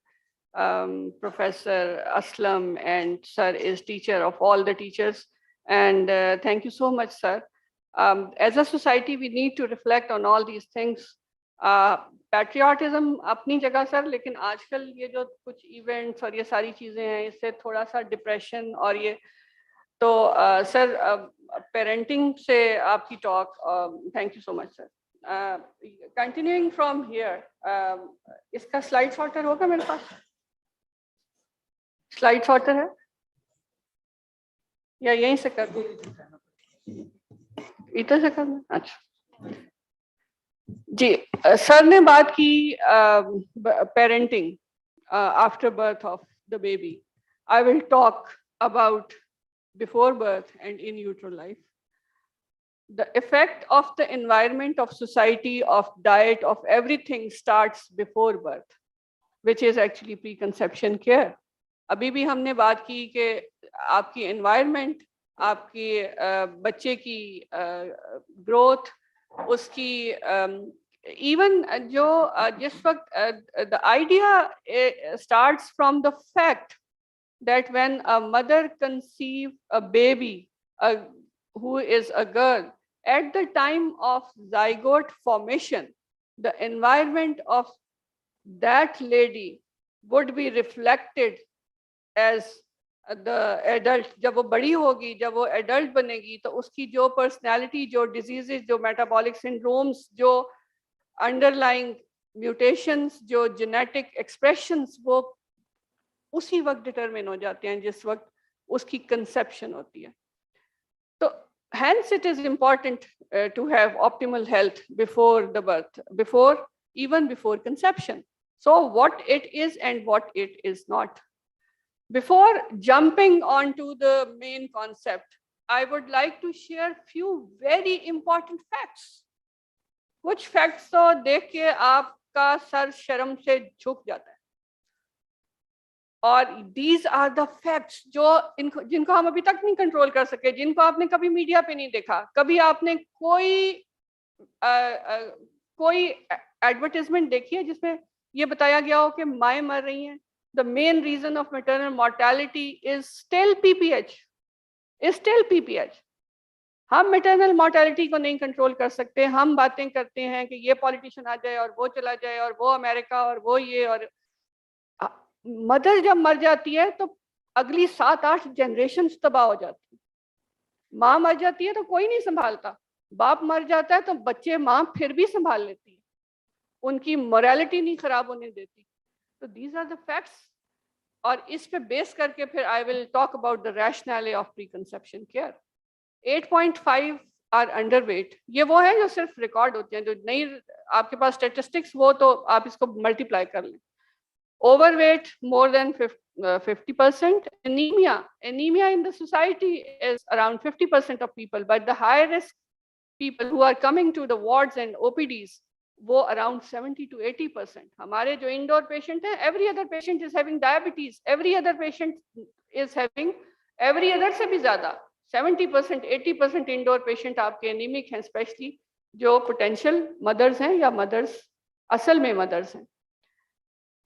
अगर आप इस chart को देखें तो this is maternal mortality. हमारी maternal mortality यहाँ पे 185 लिखी हुई है, लेकिन it is the average maternal mortality of Pakistan.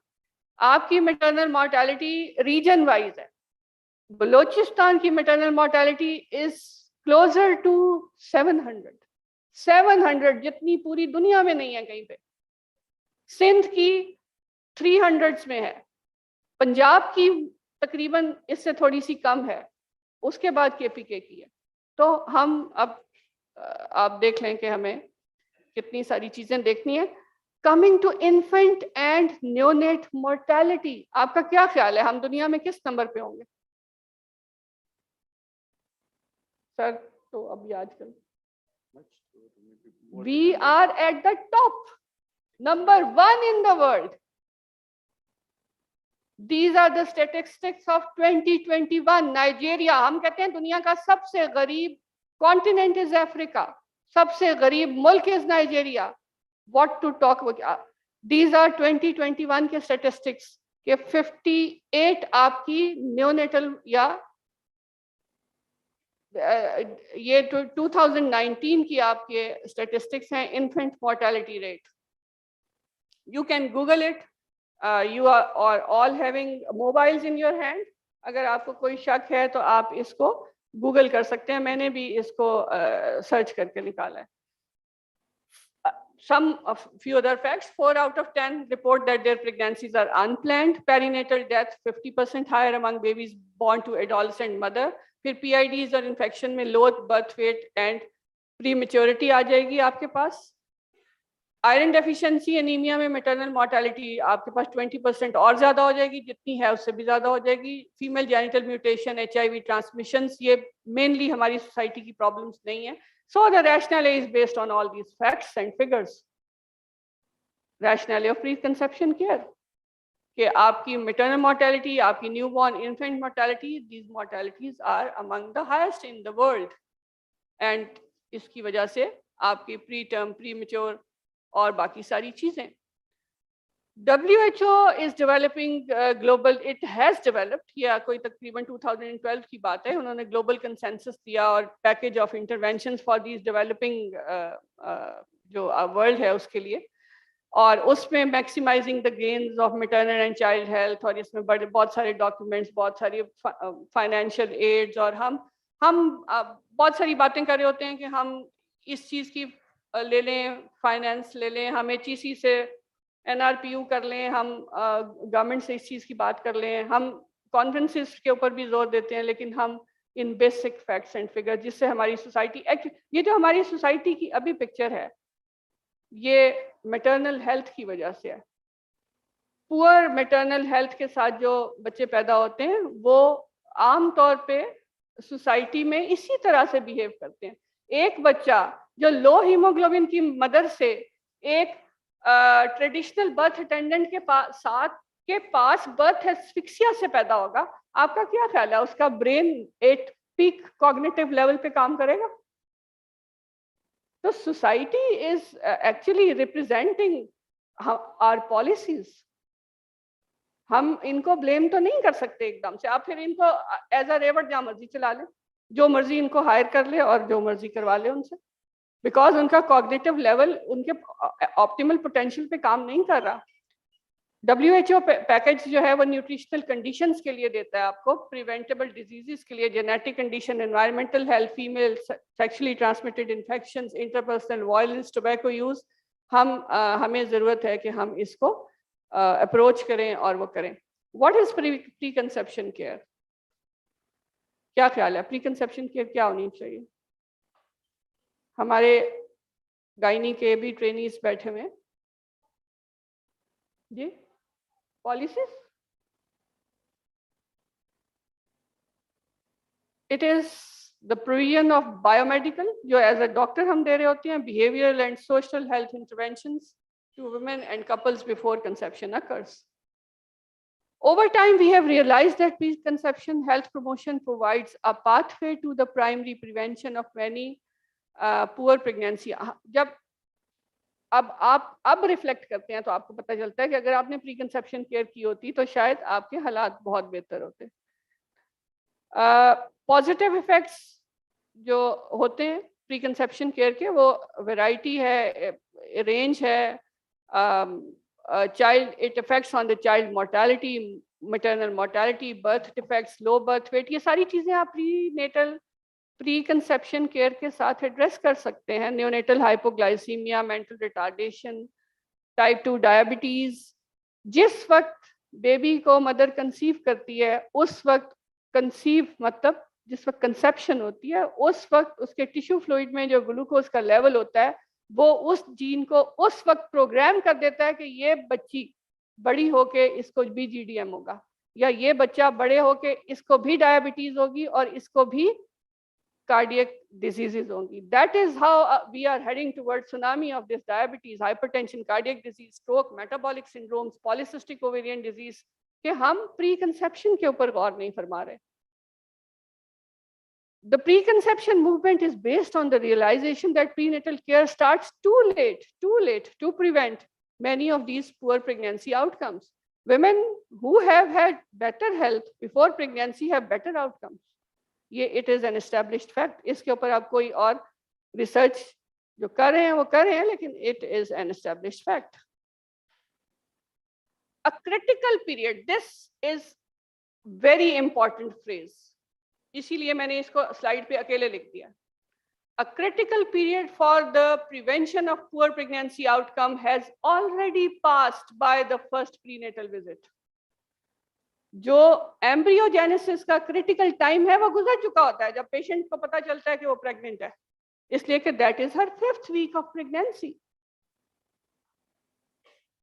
ये डायग्राम रिप्रेजेंट कर रही है कि जिस वक्त फर्स्ट प्रीनेटल विजिट होता है, ये red area almost always has been, और वो फिर प्रेगनेंसी टेस्ट करके वो डॉक्टर के पास नहीं आते, वो घर में बैठे रहते हैं, उसके भी 2-3 हफ्ते बाद आते हैं, और 9 वीक्स पे 8 वीक्स पे एम्ब्रियोजेनेसिस कंप्लीट हो जाता है, उसके बाद वो गोली बंदूक से निकल जाती है। आप उसके बाद फिर बस वो फिर वही वाली बात है जो मैडम कह रही होती हैं शगुफ्ता, कि लाइफस्टाइल मॉडिफिकेशन में और बीमारी हो जाने में दोनों चीजों में क्या फर्क है, ये वही फर्क है।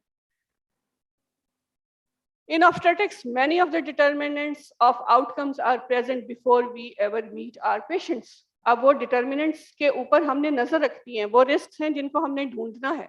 तो these determinants are, some of these determinants are intendedness of conception, पहले हो गई, interpregnancy interval, maternal age अब आपके कंट्रोल में नहीं है, आपने बचपन से बच्चियों को नहीं बताया। Peak fertility time was 25 to 35. अब आर्टिफिशियल रिप्रोडक्टिव टेक्निक में जो लास्ट फीको की कॉन्फ्रेंस थी 18 to 32 ईयर्स, और अभी मेरे पास जो आते हैं पेशेंट्स उनको 32, 35, 30 ईयर्स पे मीनोपॉज। वो आहिस्ता आहिस्ता वो जो ये टीनेज प्रेगनेंसी के खिलाफ बोलते थे कि मुसलमान बहुत जल्दी शादियां और ये और वो, अब खुद ही वहां पे आ रहे हैं। अब मीनोपॉज हो जाता है, एनवायरमेंटल फैक्टर्स, लाइफस्टाइल, इन चीजों से। अब peak fertility is from 18 to 35। तो that is how world is changing. पहले आपको पता है जो पैगंबरों का और वो सारा, हम हजरत खतीजा की शादी 40 इयर्स की एज में हुई थी, और हजरत मोहम्मद सल्लल्लाहु अलैहि वसल्लम के बच्चे उनसे थे। तो हमें अब ये देखना है कि टाइम हमारे पास कम है। आप what is your opinion about when to intervene, कब इंटरवीन करना चाहिए प्रीनेटल केयर के लिए, कौन सा टाइम सबसे अप्रोप्रिएट होगा? इवन बिफोर, बिल्कुल बिल्कुल बिल्कुल बिफोर कंसेप्शन हम एक प्रीनेटल विजिट रख लें, उसकी कोई खास वैल्यू नहीं है।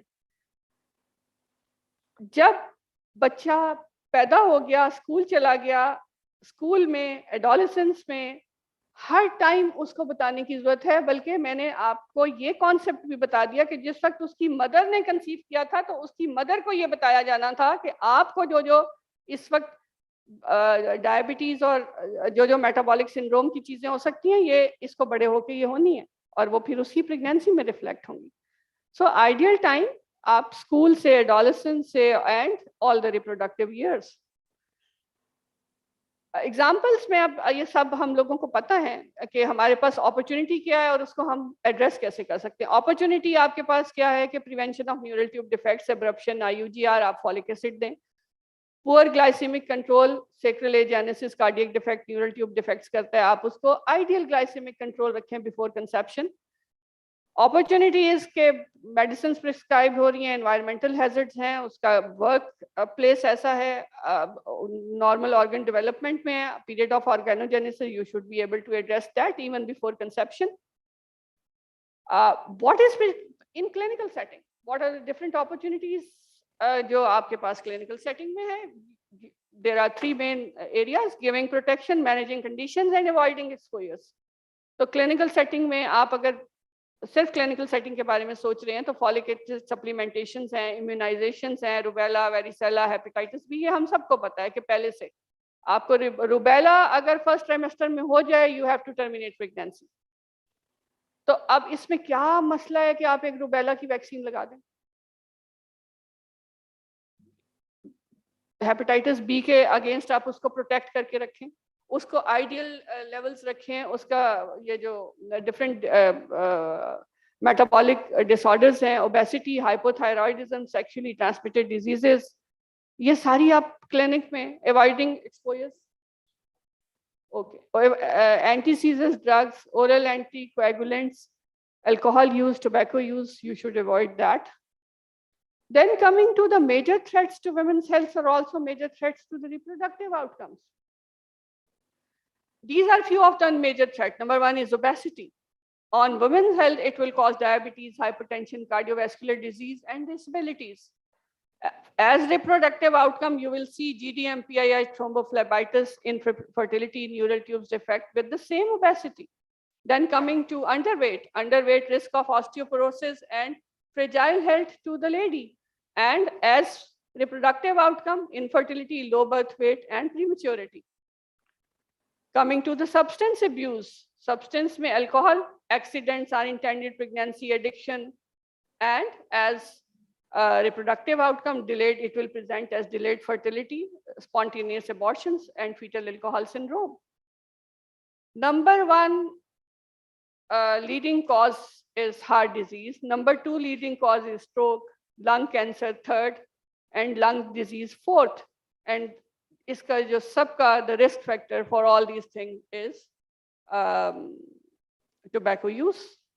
And it will cause, as a reproductive outcome, it will cause infant mortality, morbidity, placental abnormalities, IUGR, placenta previa, and infant mortality and morbidity. And female is passive smoker. If the husband is smoking within the same room, so female is also the passive smoker. Then periodontal diseases cause heart diseases, stroke, respiratory diseases, and these are, as reproductive outcome, higher rates of preterm birth. So while seeing on all these things, we can see that we can apply the main principles of lifestyle medicine as a prenatal care. If we would be able to apply the main pillars of lifestyle medicine as a preconception approach or as a prophylactic measure, we can have a very good outcome. Issues in general awareness, number one is that the concept of preconception means nothing to the general public. The female gets importance just after becoming pregnant. Few people understand the importance of earlier weeks of pregnancy. Some thoughts about changing the reproductive prevention paradigm is every woman, every time should be the slogan.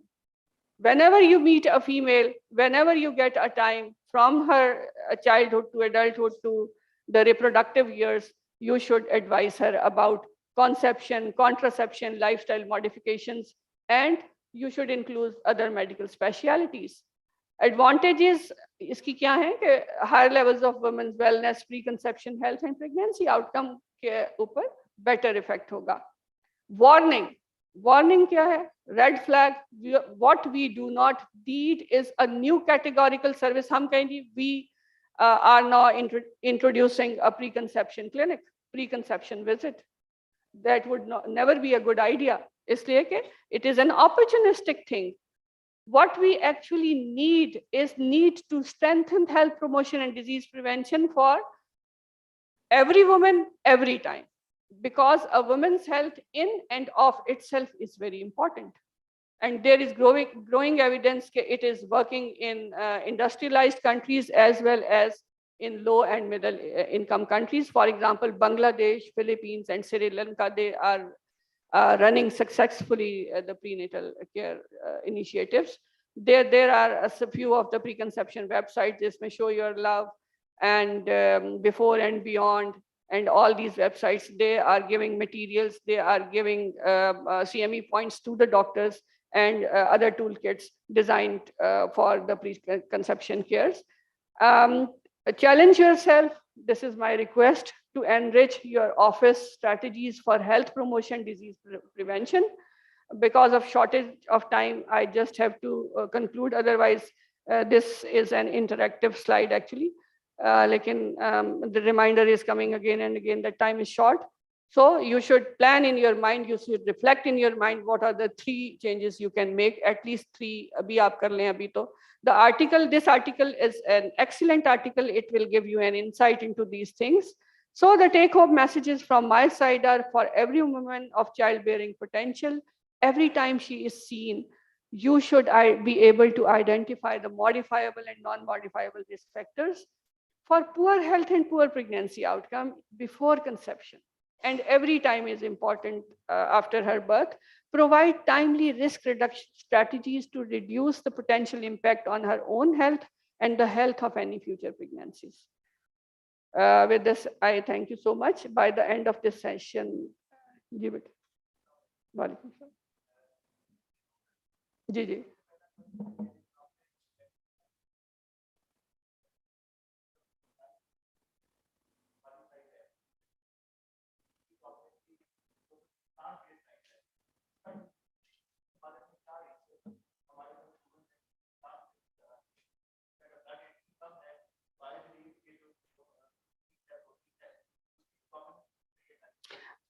Ji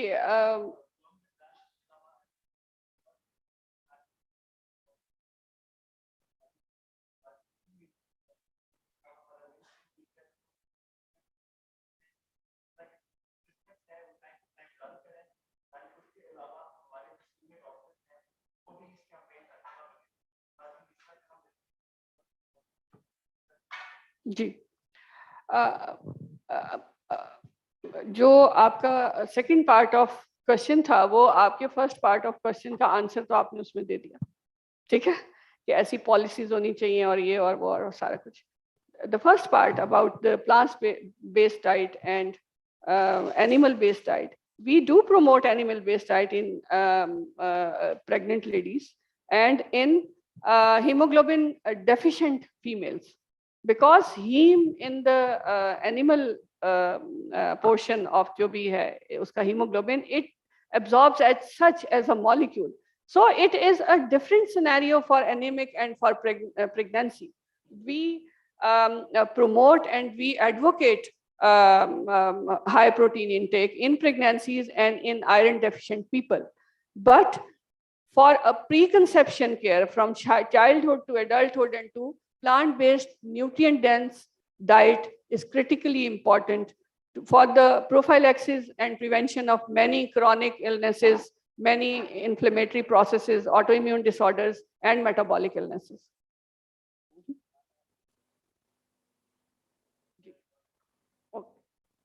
Give it. Okay.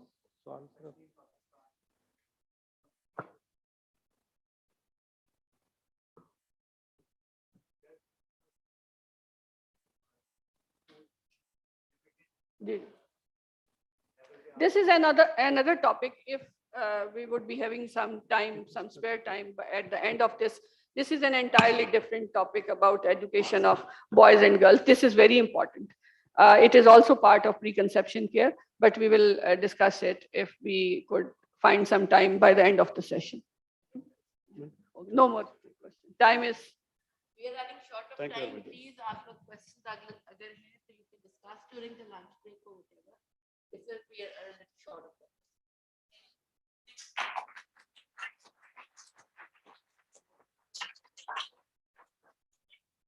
Thank you, ma'am, for enlightening us with this information. Lastly, I would like to invite Professor Dr. Samia Nimullah. She is a professor of pediatrics and was the head of department at Islamic International Medical College. She will be joining us virtually and give a presentation on adverse childhood experiences and stunted growth. I would like to request the IT department to connect us with her.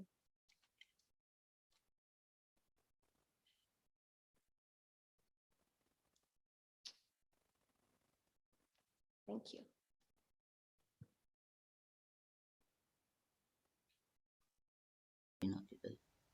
कर लिया.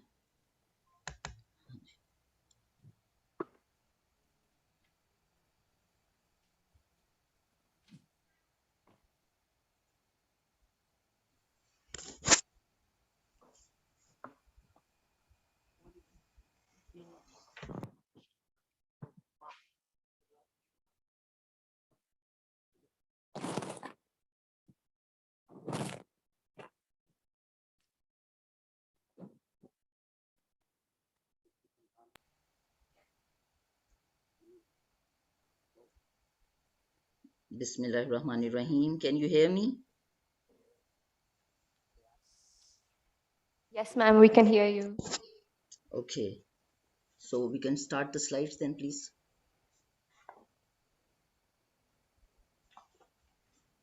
I don't see my slides. Share screen.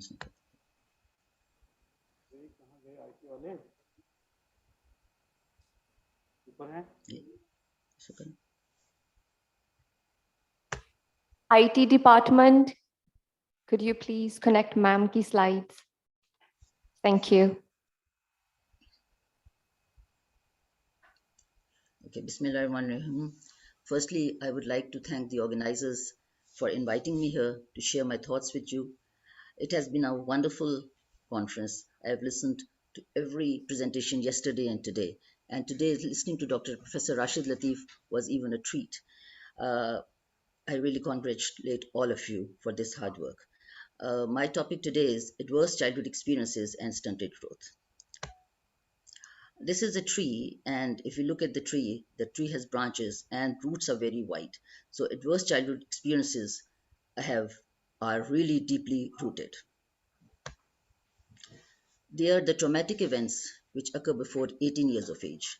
And unfortunately, this will lead to very negative long-term consequences in one's life. The prevalence is, looking at the prevalence in 2018 National Survey of Children Health data, there were about 30% of kids have one ACEs and 14% had two or more. In 2021, it was seen that 1 billion children are affected worldwide. In Pakistan, the rate is 52 to 58%, which is quite high. Now, what are ACEs? Adverse childhood experiences. We have child abuse, we have child neglect. They make 5 points, and household challenges from family members make another 5 points. Looking at the child abuse, which is physical, these are non-accidental injuries. And these non-accidental injuries, if we see, there are cigarette marks on this child. And looking at the child down, unfortunately, it's not very clear. It's the whole fist and the nails punched into the baby. If we look at this, now whole hot iron had been placed on the child's face.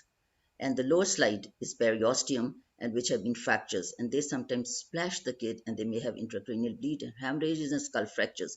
These are children who have been abused many times, and unfortunately, look at their condition. This is very, very unfortunate. Now, after physical, there's emotional abuse as well. Emotional abuse you cannot see, so you don't know how it looks like. This is even worse than physical abuse, because the kids are told and they are afraid. The parents will tell you, "Hum aapko khana nahi denge," you'll not get your food, you'll not get your clothing, and then they have derogatory remarks on the children, and they have very bad psychological effects after that. Sexual abuse, the older children or older family members or anybody from outside would have fondled the kid, fondled the breasts, unfortunately, and would also have sexual relation with them. Then we come to neglect. Neglect can be physical neglect and it can be an emotional neglect. Physical neglect is failure to promote basic survival needs. And basic survival needs are providing food and providing the child clothing. They would not even provide food. They would not provide clothing. And look at this child. There's the failure to thrive, baby. Unfortunately, they get dehydrated. They have failure to thrive. They get diarrheas and they do not get medical attention. Medical attention is not even given to them. And similarly, in emotional needs, that is even worse. Look at this little baby and look at the mother who has a mobile in her hand. And she is unfortunately not taking care of the baby. Bacha roi ja raha hai, roi ja raha hai, roi ja raha hai, and that is really an emotional neglect. और यहाँ ये है कि they are inattentive, वो बच्चों को कोई ध्यान नहीं देते हैं, और it seems that they do not exist. They are very, I think I have a problem here.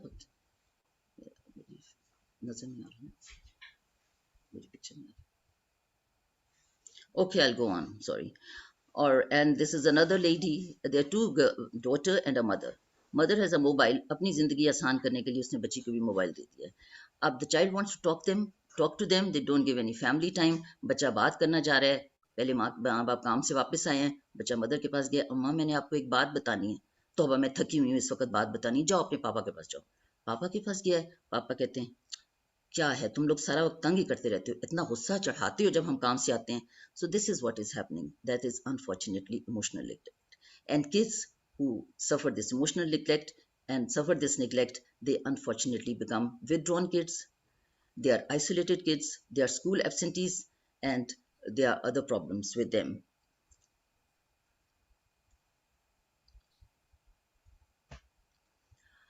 Household challenges, and looking at the household challenges, there are 5 points on ACEs which are given to the household challenges.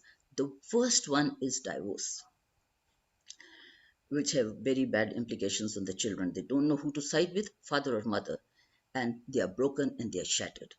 And look at the parents fighting, and look at the baby, poor boy, putting his hand on the head and is very disturbed. And when we see that the mother is being in front of them, mother is being beaten in front of them, look at their condition, then what will become of them?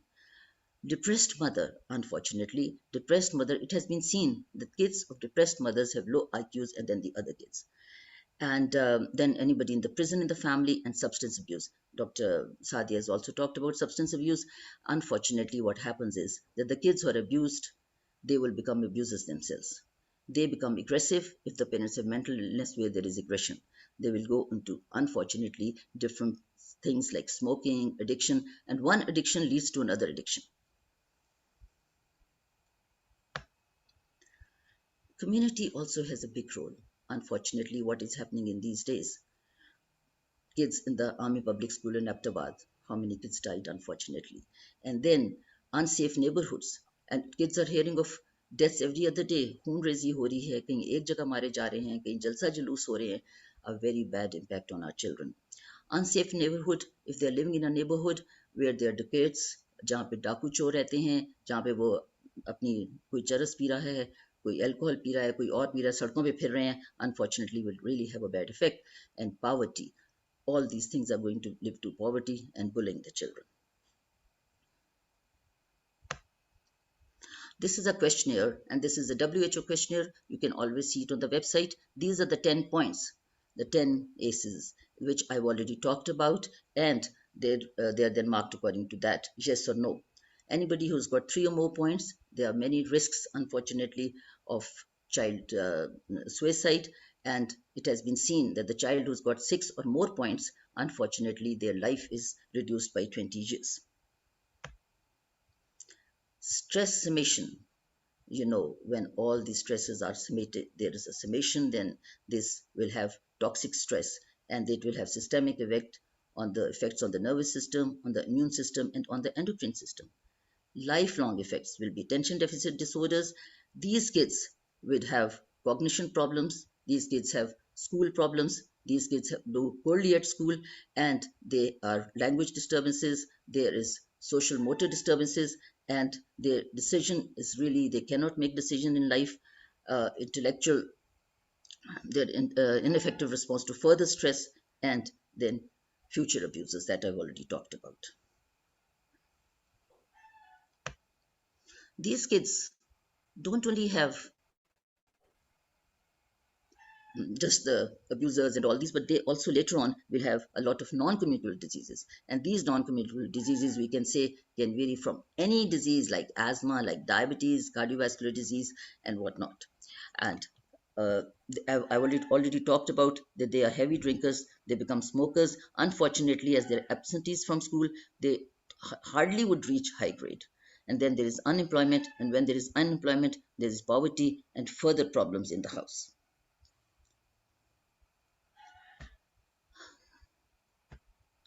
Looking at COVID pandemic, students have very nicely talked about screen time and telling us what really happened to kids during the COVID pandemic.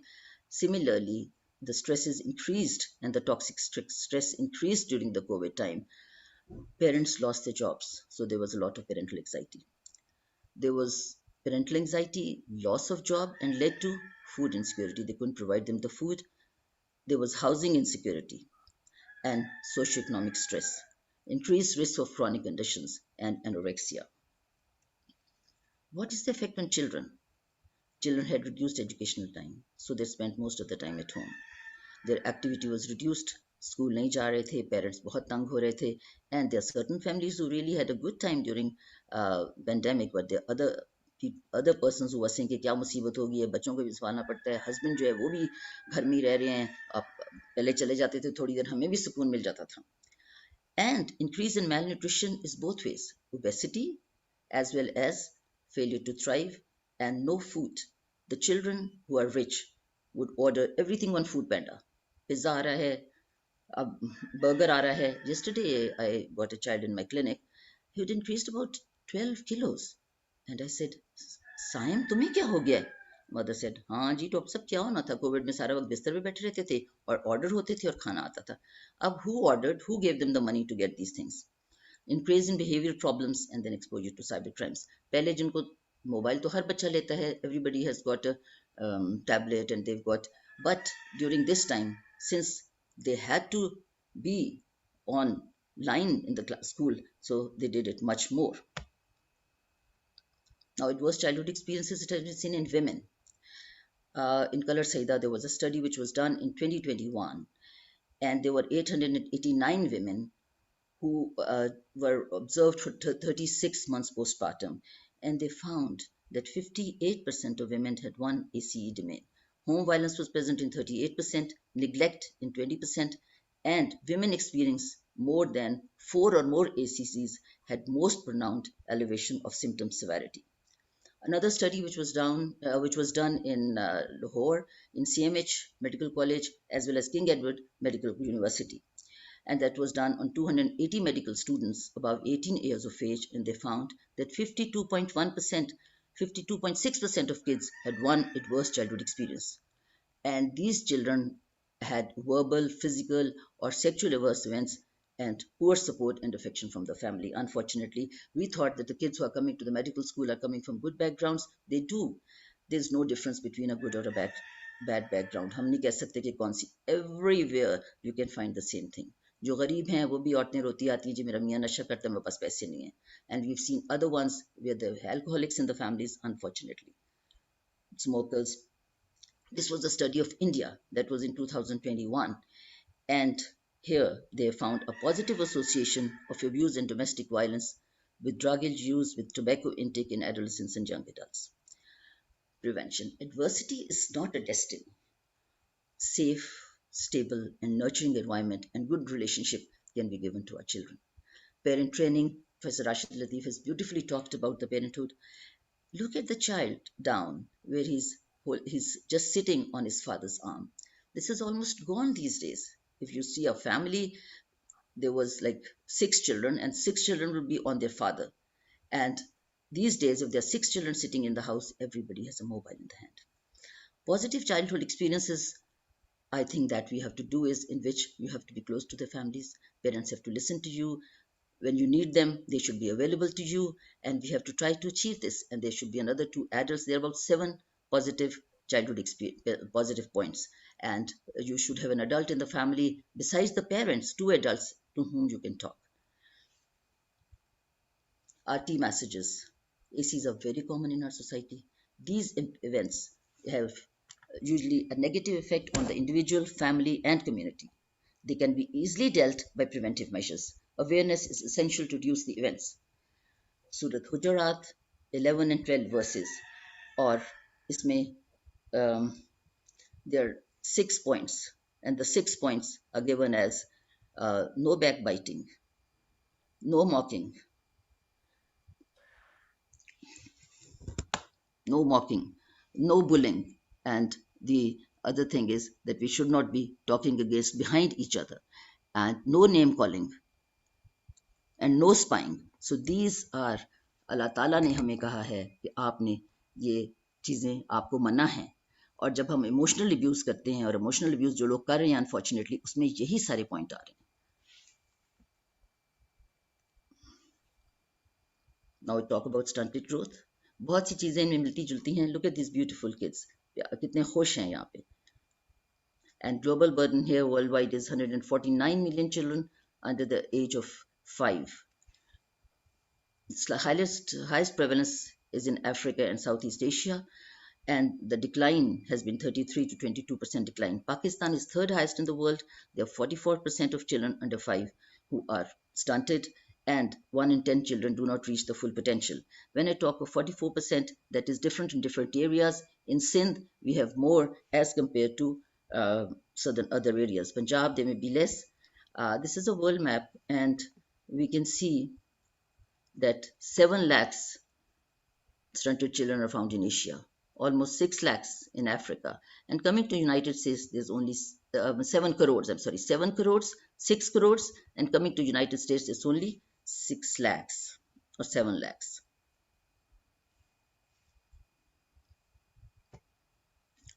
Our Millennium Developmental Goal, government is trying to meet this goal by 2030, and we should really be able to reduce stunting by 40%. That means the stunting rate for Pakistan will be 27%. And we should be able to reduce wasting to less than 5%. Current is 28%. This is a graph, and on this we can see this is a WHO graph, and the definition that is used for stunting growth is height of for age, which is 2 standard deviations below the mean on the WHO growth chart, or in other words, it could be third percentile. Now, the children who are between -3 and -2 standard deviation are moderately stunted, and children who are below the 2 standard deviations, they are severely stunted. Moderately stunted are about 28% of children, and severely stunted children are almost about 17%. And here we see these kids. This is a stunted baby, and you can see he's shorter than all the 4. This is a normal child. This is the wasted child, where we take weight for height, but he's very thin. This is the underweight child, and the underweight child is, you can see the weight because his length is normal. The other definition is that the child does not reach their full potential, and their growth and development is delayed, and that is due to inadequate nutrition and also due to chronic infections and poor psychosocial situation in the house and maternal nutrition. This is a chart just to show how do we plot, and we can see here the child is just on the last line, and then it is very difficult to. What we are doing is it in the first. Here, Dr. Sadia has made my life easy. She has explained everything. So the process starts in utero. As we all know, maternal malnutrition is going to have a bad effect, and we take 1,000 days after birth, from conception, from preconception to 1,000 days. और 1,000 days जो है वो तकरीबन 2 साल बनते हैं. She has talked about anemia and smoking, so I would just go on. The causes in children then, inadequate nutrition, we've already talked about. Poor people cannot afford, तो वो तो खाना ही कम देते हैं. Low nutrition foods, low nutrition food. Dr. Professor Rashid Latif has also talked कि वो जी लेज खा रहे हैं, वो बर्गर्स खा रहे हैं. यहाँ इनके पास खाना है, लेकिन वो ये चीज़ें खा रहे हैं, और पेरेंट्स आके मुझे कहते हैं, जब बताते हैं कि डॉक्टर साहब कुछ नहीं खाता. मैंने कहा क्या खाता है, कुछ तो बताएं. हाँ जी, सुबह बिस्किट खा लिए थे, फिर केक का पीस खा लिया, फिर दोपहर को उसने कहा मैंने तो लेज और जूस खाने पीना है. तो मैंने कहा आपने मना नहीं किया. नहीं जी, वो फिर इतनी जिद करता है, लेट जाता है फर्श पे. अब who has developed these habits? Who has given them these foods? मैंने कहा देखो बेटा, अब जो उसको पसंद है वो तो वही खाएगा ना, जो हमें पसंद हम खाते हैं. They have recurrent infections, diarrheas, ARIs, otitis media, sinusitis, unfortunately, and parasitic infections due to poor sanitation and due to poor hygiene. And mostly hookworm infestation is very common in our people, especially in villages, and they're severely anemic then. Anorexia, which is due to chronic illnesses. There may be malabsorption, the food is not being assimilated, and lack of psychosocial stimulation for development we've already talked about. This is environmental causes, water excess, sanitation, and hygiene. You can see the women bringing water, and you can see how this area is. A vicious cycle starts. This is a stunted child, and from this stunted child becomes a stunted girl, and the stunted girl will become stunted mother, and from there she will give rise to a low birth weight baby. Low birth weight baby is almost 25% in Pakistan. This vicious cycle will continue from generation to generation, and we have to do something about this vicious cycle.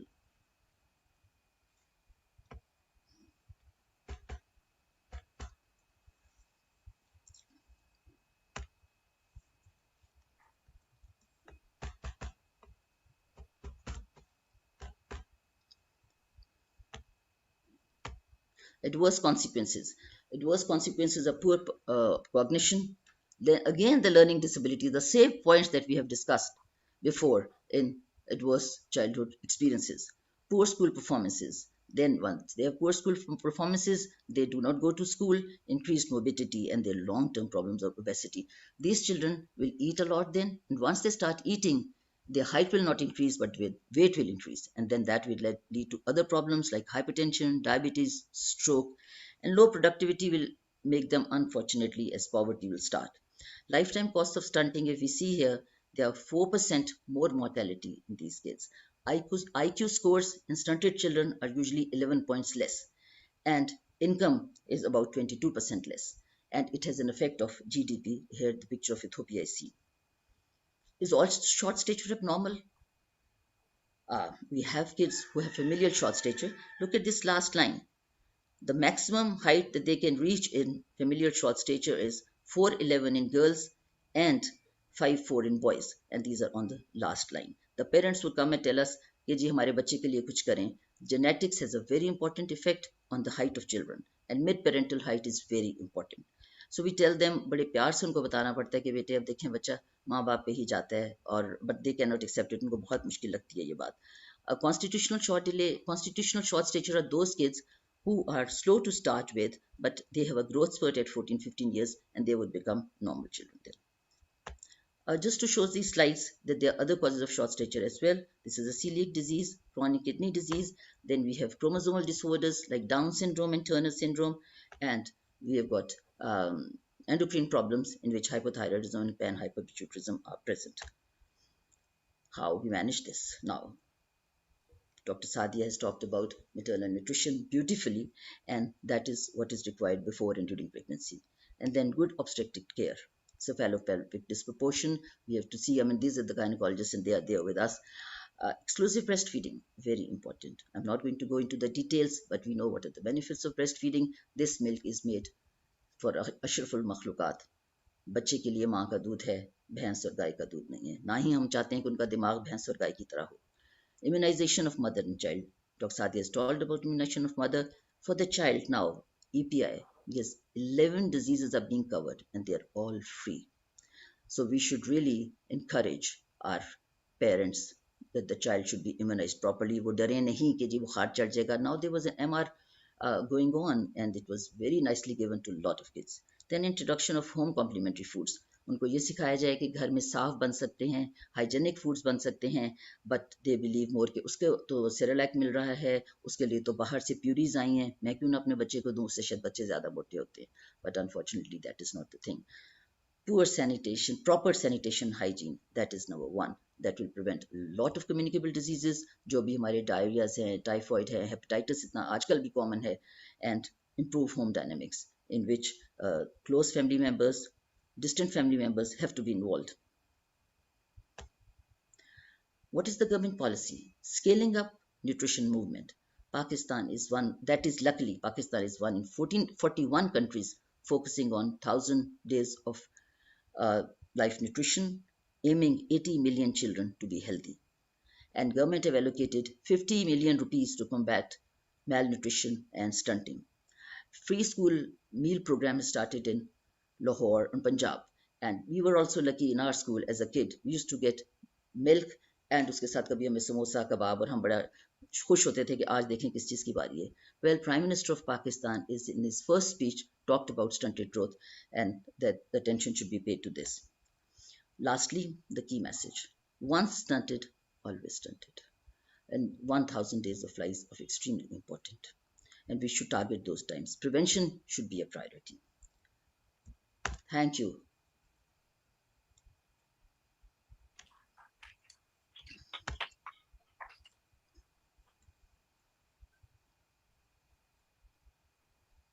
Assalamu alaikum.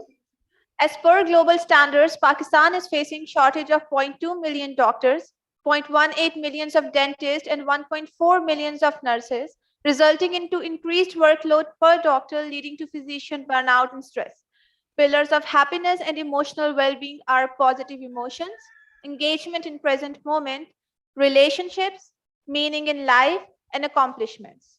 Techniques for self-management of stress are mindfulness, abdominal breathing, volunteering for meaningful cause, time in nature, and to get involved in real life. Let's attenuate our stress with a breathing exercise. We request all of you to please join us. We have Syed Ahmed Shafiq Bukhari from 4th year MBBS to guide you. Please sit with your back straight. Close your eyes. Begin to slow down each inhale and exhale, focusing your mind on your breath only. Inhale for a count of 4 seconds, consciously drawing your breath into your belly, rib cage and upper chest. Feel like you are inhaling all the positivity in. 1, 2, 3, 4. Now exhale through your mouth for a count of 4 with all the negativity thrown out of with your breath. 1, 2, 3, 4. Now please open your eyes and see the world in a more positive way. Thank you.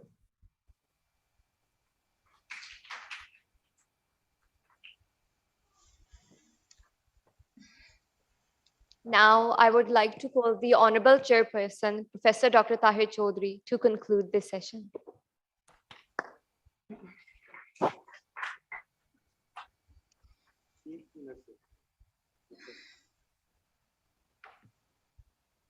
Thank you very much. मुझे कुछ कहना इसलिए नहीं है कि both the speakers are my teachers. Professor Samia Naeemullah and Professor Rashid Latif, both are my teachers. Just to remind myself in the audience, what did they say? That starting in a reverse order, Professor Samia reminded us about the adversity and the stunted growth have lifelong impact on health, not of our children, but of our generations to come. And we need to focus right and well early in time. Dr. Sadia Sultana has reminded us to take care of our girls. Our girls, our daughters, are mothers of tomorrow. If they are healthy today, they would give birth to children who will be healthy tomorrow. They will be less stunted. They will face less adversity. But with one, Dr. Samia, अगर आप Dr. Sadia आप नाराज ना हो, मैं एक जुमले पे जरूर कहना चाहूँगा. मगरब का पर्सपेक्टिव अपना है. हमारा पर्सपेक्टिव नबी करीम सल्लल्लाहु अलैहि वसल्लम की उम्मत होने की बुनियाद पे pregnancy is not a risk. It's a privilege. It's a right of every woman in childbearing age. Then I must thank Professor Rashid Latif Khan. He's teacher of my teachers. He reminded all of us, some of us are parents, some are grandparents, and many of us would be parents in a short while, maybe in a couple of years. He reminded us of our responsibilities. I would sum up just in 3 sentences कि किसी सेहतमंद मुआशरे की और जिंदा मुआशरे की अलामत ये नहीं है कि वहाँ पे सड़कें कितनी हैं, मशीनें कितनी हैं, जहाज कैसे उड़ते हैं और गाड़ियाँ कैसे चलती हैं. सेहतमंद मुआशरों की अलामतें जहाँ इंसान बसते हों, वो ये है कि वहाँ बुजुर्गों का और पेरेंट्स का ख्याल रखा जाता है और बच्चों की तरबियत की जाती है और उनका ख्याल रखा जाता है. और जिस धरती पे रहते हैं उसके साथ हमारी मोहब्बत का आलम क्या है. इसलिए इस दुआ के साथ कि अल्लाह सुब्हानहू व तआला मेरे इन दोनों टीचर्स को, बाकी सब टीचर्स को भी लंबी ज़िंदगी और बरकत वाली और सेहत वाली ज़िंदगी दे और हमें उन सब बातों पे अमल करने की तौफीक दे जिसकी उन्होंने हमें याद दहानी करवाई है, ताकि कल को, आज भी और कल भी हम इस मुल्क से मोहब्बत करने वाले हों, इस धरती से मोहब्बत करने वाले हों और अपने बच्चों की बेहतर देखभाल और बेहतर तरबियत करने वाले हों. तभी हम ये तवक्को करते हैं कि हमारा आने वाला वक्त और मुस्तकबिल सेहतमंद और मजबूत और देरपा होगा. Thank you very much.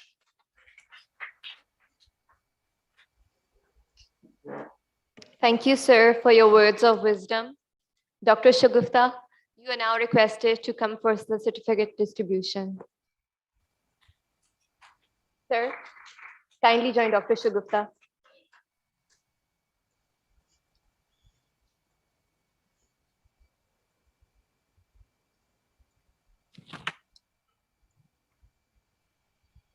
I would like to request Professor Dr. Sadia Sultana to receive her certificate.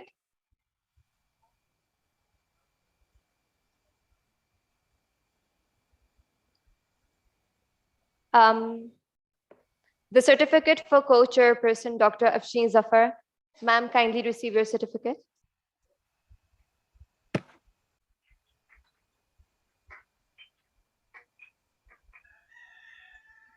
Thank you so much, sir, and all the keynote speakers for your wisdom. I would now like to hand over the mic to Dr. Javeria, who will be moderating the next session. Thank you so much, everyone.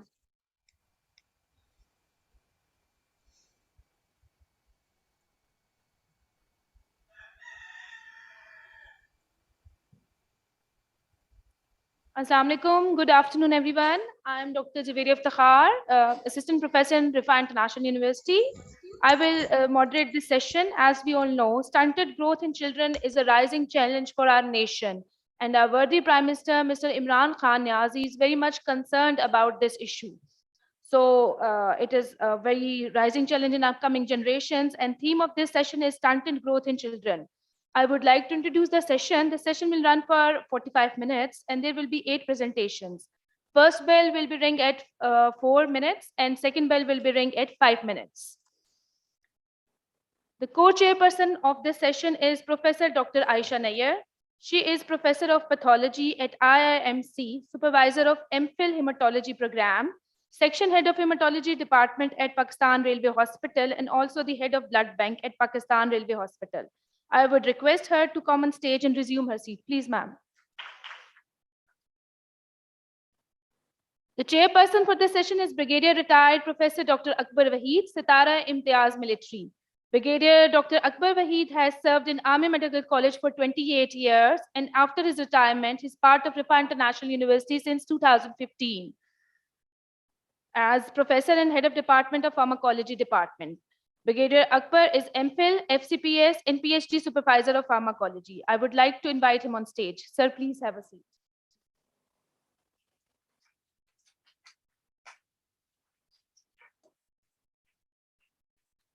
Regarding this prestigious conference, we are so lucky that students from renowned medical colleges in Twin Cities had participated wholeheartedly with so much zeal and passion. Moving on to the presentation, starting from our first presentation, would like to invite Mr. Rubaid Azhar from Rifa International University, and his topic for presentation is Budding Medical Professionals in COVID-19, the impact of COVID-19 on mental health and medical sciences. Mr. Rubaid.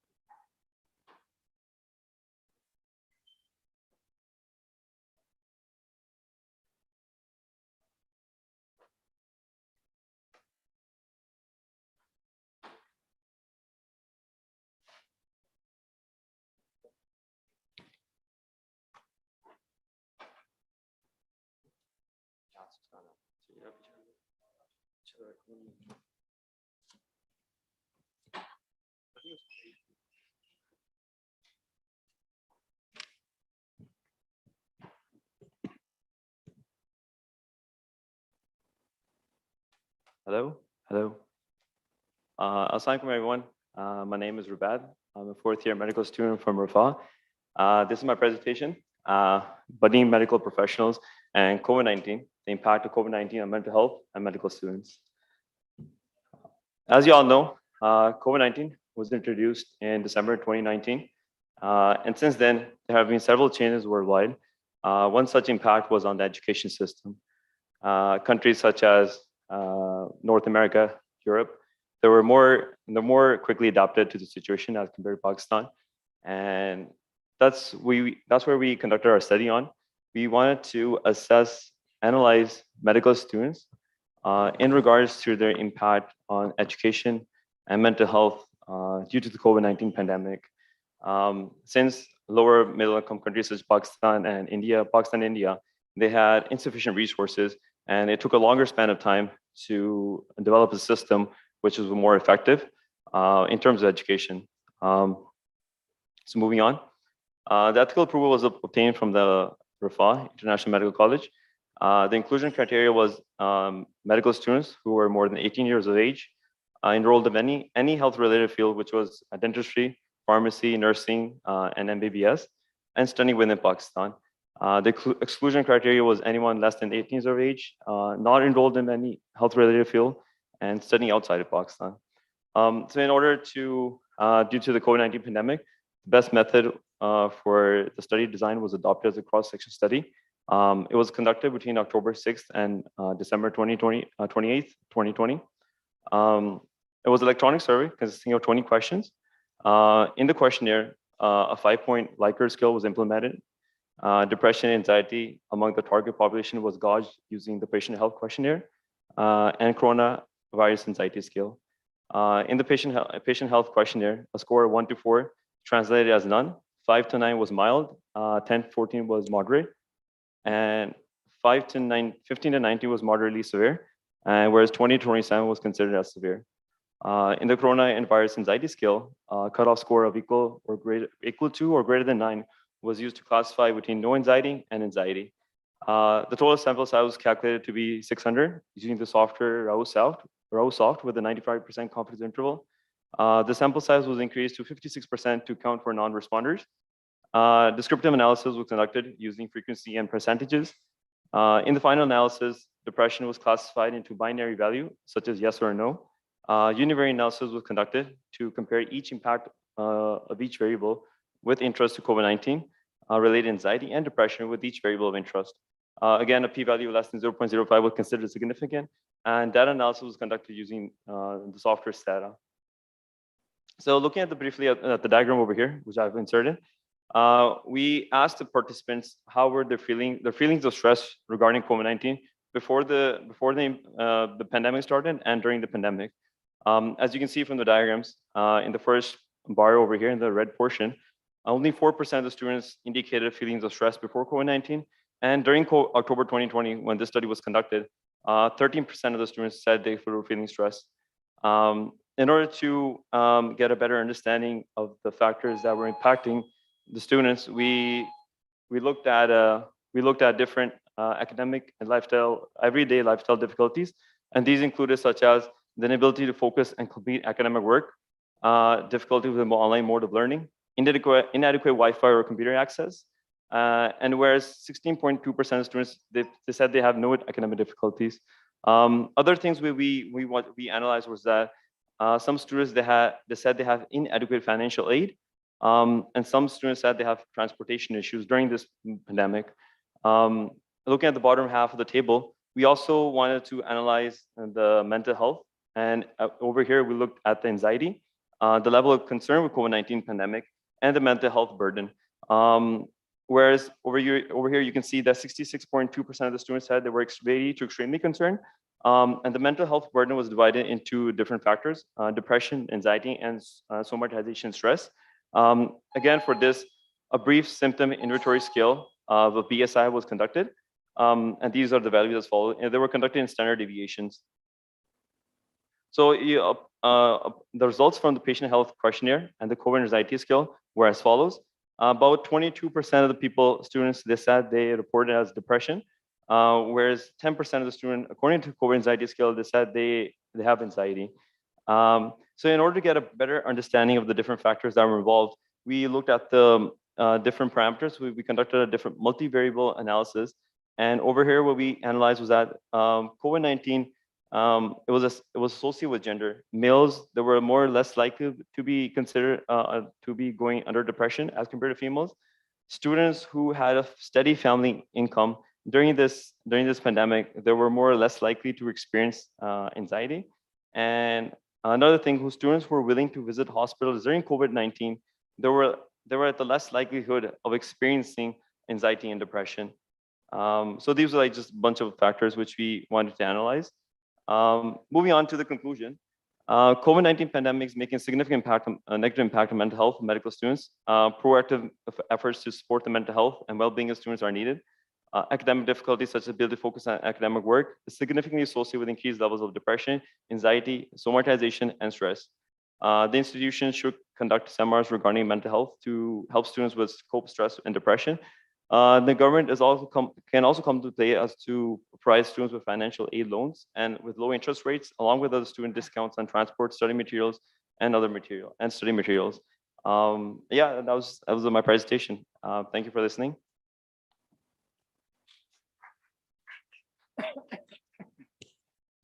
Thank you very much for sharing this information, Rubaid.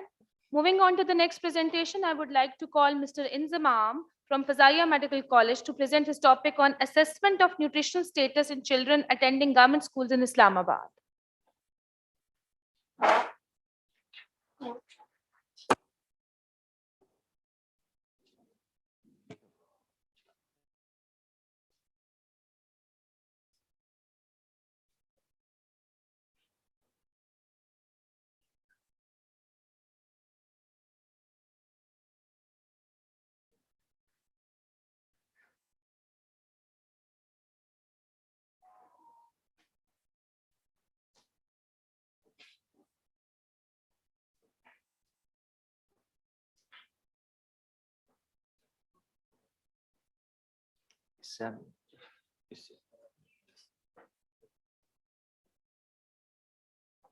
Distinguished guests and the speakers, Assalamu alaikum. My name is Muhammad Inzamam Khalil from Pioneer Batch of Fazaya Medical College. I am very thankful to Rifa International University for providing me a platform to present my research, and very thankful to university for organizing conference on lifestyle medicine, which is very important nowadays. Which is a very important factor in nowadays. My topic of presentation is assessment of nutritional status in children attending government schools in Islamabad. Health is often recognized as a basic pillar for social and economical progress of a country. In Pakistan, we have a quite large number of child malnutrition. In a study conducted in 2016, 155 million children were found to be stunted, and almost half of deaths under 5 years of age of children were due to the malnutrition. According to National Nutrition Survey conducted, which was in 2011, 43% of children were found to be stunted and 15% were wasted. Various aims and objectives include to assess the nutritional status of children going to government schools in Islamabad. Various objectives include to determine the proportion of underweight and stunted children in study population, and to determine the association between mother's education and nutritional status of a child. We use descriptive cross-sectional study design. Study population includes students from 6 to 12 years of age from 1st to 5th grade attending Islam IMCB F11-1. Various operational definitions include BMI, underweight, healthy, overweight, and obese child, stunted child. Our sample size was calculated to be 80, and we use simple random sampling method, various data collection tools which we used, and we used SPSS software version 23 for data analysis. In our study, we found that 23 out of 80 children in our study design, in our study population, were found to be underweight. And in height for age of child, we found 12 children stunted out of 80, which is a 15%.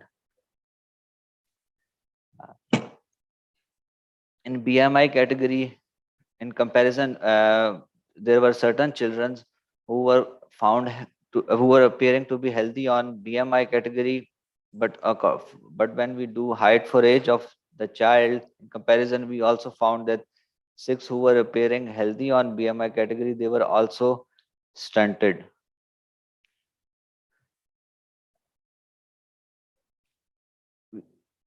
In comparison with education of mother and education of mother to the health of child, we found that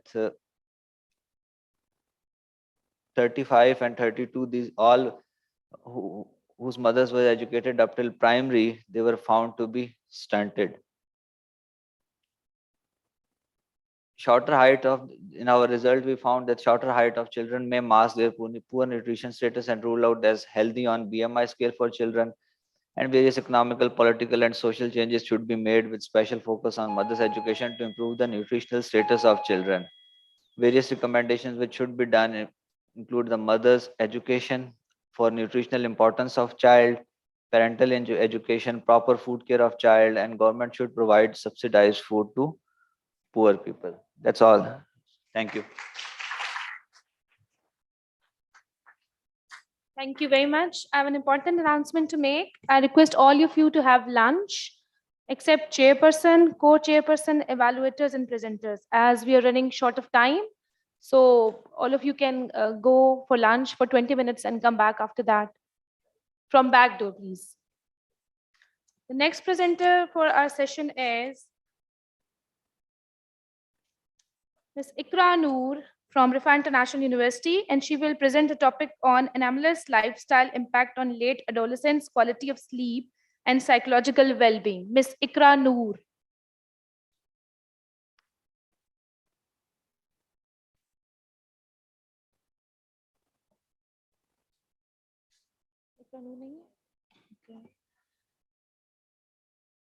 Okay. As Ikra Noor is not available, so we'll call upon Arisha Munawwar from Fazaiya Medical College to present a topic on knowledge, perception, and practices of drug abuse among undergraduate students of Islamabad.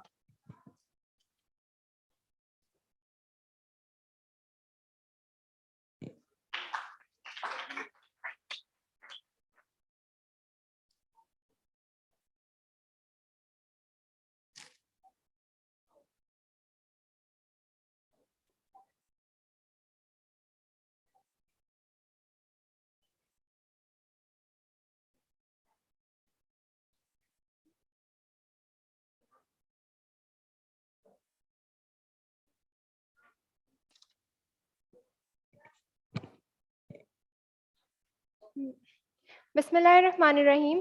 My name is Arisha Munawwar, and I will be presenting on behalf of my group from Fazaiya Medical College. The topic of our research is knowledge, perception, and practices of drug abuse among undergraduate students of Islamabad. Drug abuse has become a highly concerning issue among youth. It refers to the use of mind and behavior-altering substances that have a negative toll on health and can also lead to dependence syndrome. Around 3.3 to 6% of the total world population is being added to drug addiction annually. The purpose of our study is to bring attention to the rising trend of drug abuse among undergraduate students of Islamabad. As this study is also identifying risk factors, it can help set up effective, culturally sensitive strategies for the primary prevention of this problem. The key objectives of our research were to assess the knowledge of drug and its abuse in terms of sources, common routes of administration, and health and social consequences, to explore the perceptions of factors influencing drug abuse, to explore the practices of drug abuse among undergraduates, and to compare the knowledge of drug abuse in males and females. Moving on to the methodology, we used analytical cross-sectional study design, and our target population included university students of Islamabad enrolled in undergraduate program. We used non-probability convenience sampling technique, and our sample size came out to be 255. A self-developed semi-structured questionnaire was used. The questionnaire was divided into 6 sections from A to F. The sections comprised of demographics, knowledge of drug and its abuse, most common factors influencing drug abuse, practices of drug abuse, and some recommendations. The data was collected using the semi-structured questionnaire as Google Forms that were distributed in WhatsApp groups of students. Pre-testing was also done. We used SPSS to analyze the data, frequencies, percentages, measures of central tendency, variation tables and graphs were used to express data, and tests of significance like chi-square and t-tests were also applied. Now on to the results. We saw an association between knowledge of drug and gender in a population sample of 55% females and 44% males. We divided knowledge into 3 categories of good, moderate, and poor, and it was found that 82.7% of females, while only 55% of males had good knowledge of drug, thereby indicating that females had better knowledge of drug abuse. The results were statistically significant with a p-value of less than 0.001. We also found association between knowledge of drug and age.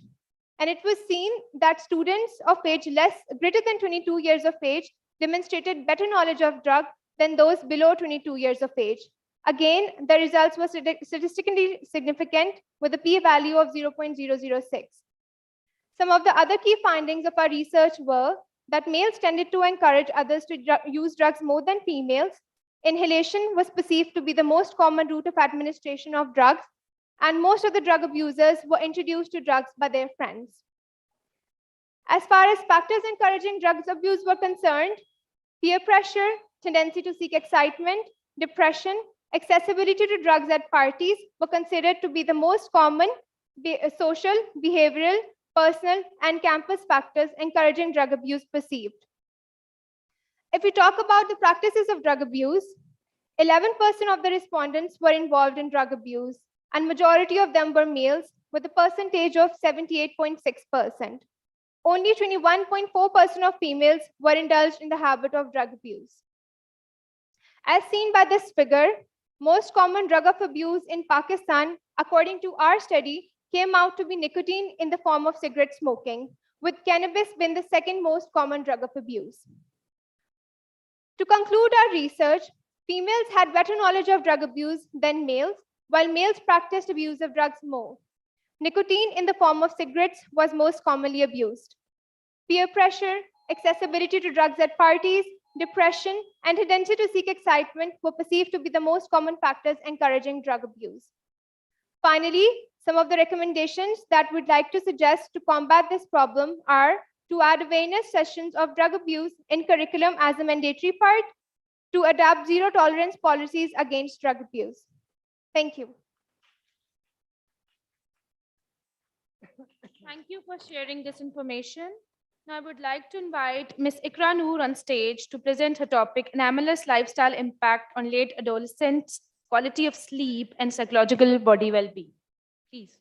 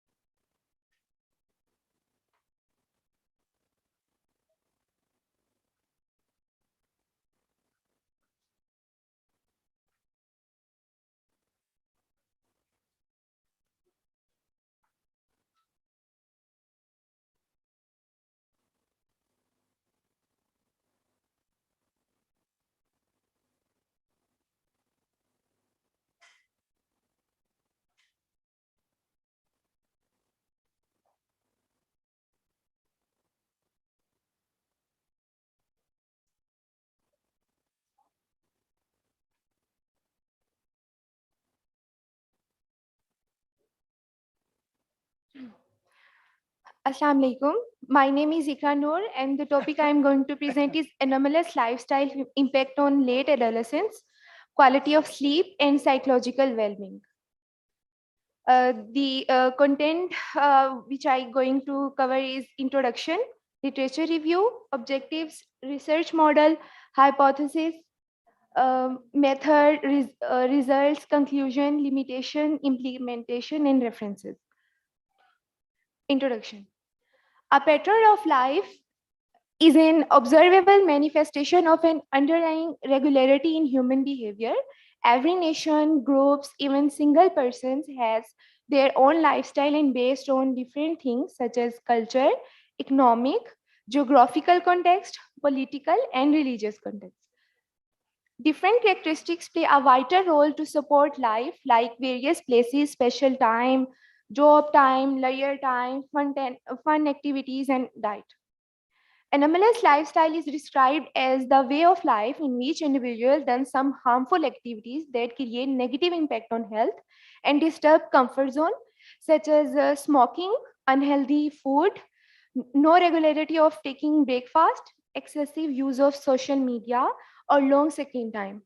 Take long pauses in food, no regular exercise, and weight gain.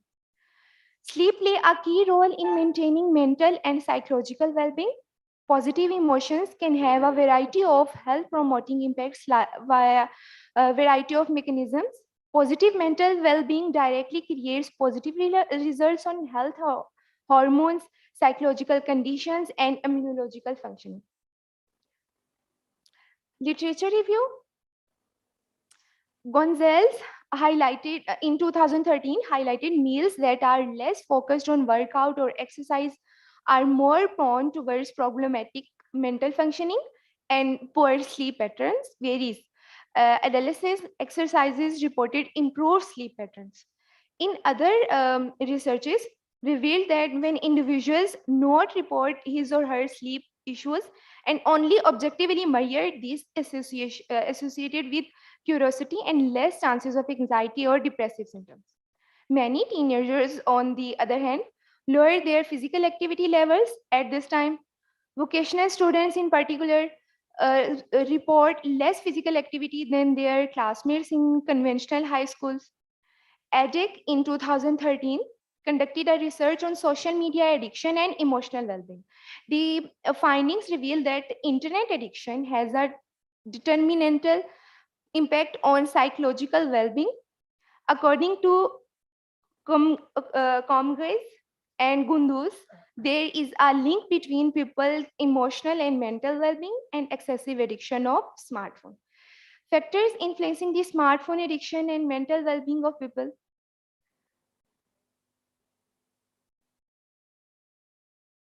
Objectives. To assess the relationship between anomalous lifestyle, which include insufficient physical activity and screen addiction, quality of sleep, and psychological well-being in adolescence. To find out the mediating role of sleep in relationship between anomalous lifestyle, insufficient physical activity, screen addiction, and psychological well-being in adolescence. Here is the research model. Sleep quality playing a mediating role between psychological well-being and anomalous lifestyle. Psychological well-being is a dependent variable and anomalous lifestyle include insufficient physical activity and screen addiction, which is our independent variable. Our hypothesis was there will be a relationship between anomalous lifestyle, which include insufficient physical activity and screen addiction, quality of sleep, and psychological well-being. Quality of sleep will mediate the relationship between insufficient physical activity and psychological well-being in adolescence.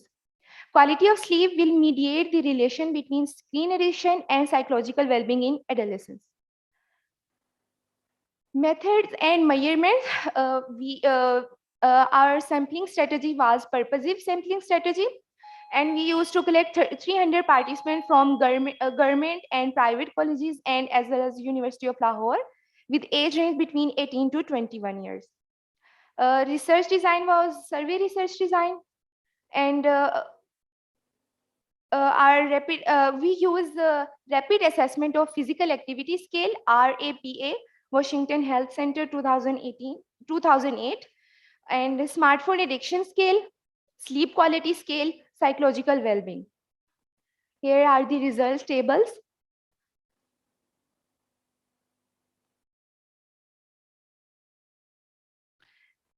In summary, the analysis of the present study indicates positive relation between sleep quality and psychological well-being, and negative relation between screen addiction, physical activity, and sleep quality. Physical activity show a negative relationship with personal growth, and sleep quality shows significant negative relation with personal growth. The findings reveals that screen addiction negatively predicts the psychological well-being. This present study results reveal that sleep quality is significantly mediates the relationship between screen addiction and psychological well-being. These findings may have implications for interventions to promote healthy lifestyles for the betterment of their psychological well-being. Adolescents should lessen their screen time so that their psychological well-being get more enhanced. It is organized to find out relationship, how to improve the lifestyle and sleep quality to enhance the psychological well-being in late adolescence. Limitations and suggestions. Sample was taken from online sources. If it could be physical, sample size can be more elaborated, which helps to study on large sample size. It was correlational study so that the cause and effect relation could not be determined. This study was conducted only on late adolescents. It must be conducted on adults and older adults too. This study was population which we select was only represent age group between 18 to 21 years. Qualitative studies in this area can provide newer insight and in-depth interest in understanding of the phenomena. Here are the references. Thank you. Thank you, Ikra. Now it's time to call on stage Mr. Ubaid Azhar again from Rifa International University to present his topic on general awareness and practices in Pakistani populations regarding immunity. Ubaid, please.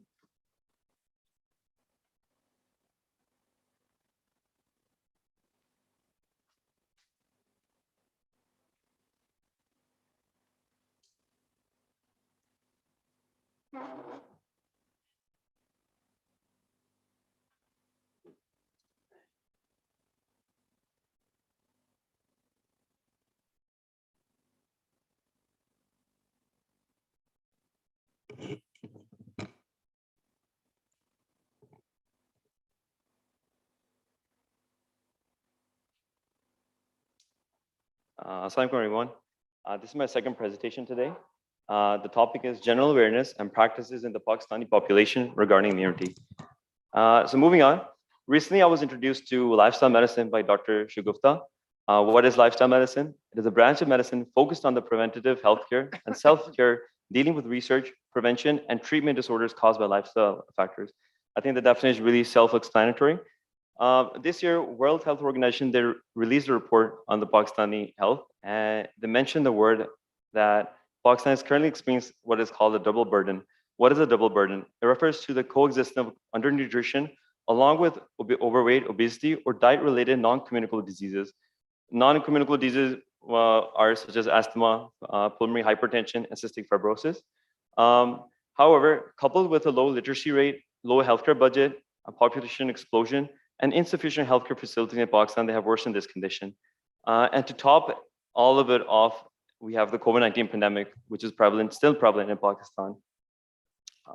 Words such as what is the immune system, immunity, they were not common among the Pakistani population before the COVID-19. After the COVID-19, everyone was asking questions. What can I do to improve my immune system?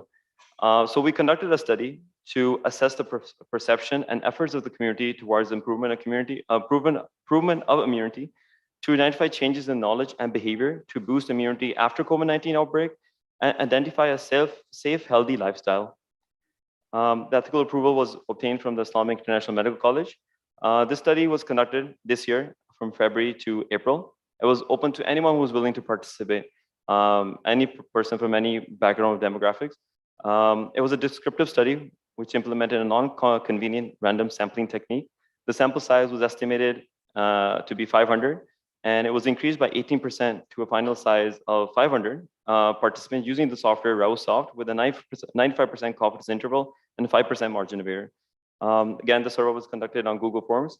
It was made both in Urdu and English to target a wider range of population all across Pakistan from areas such as Balochistan, KPK, Sindh, Karachi.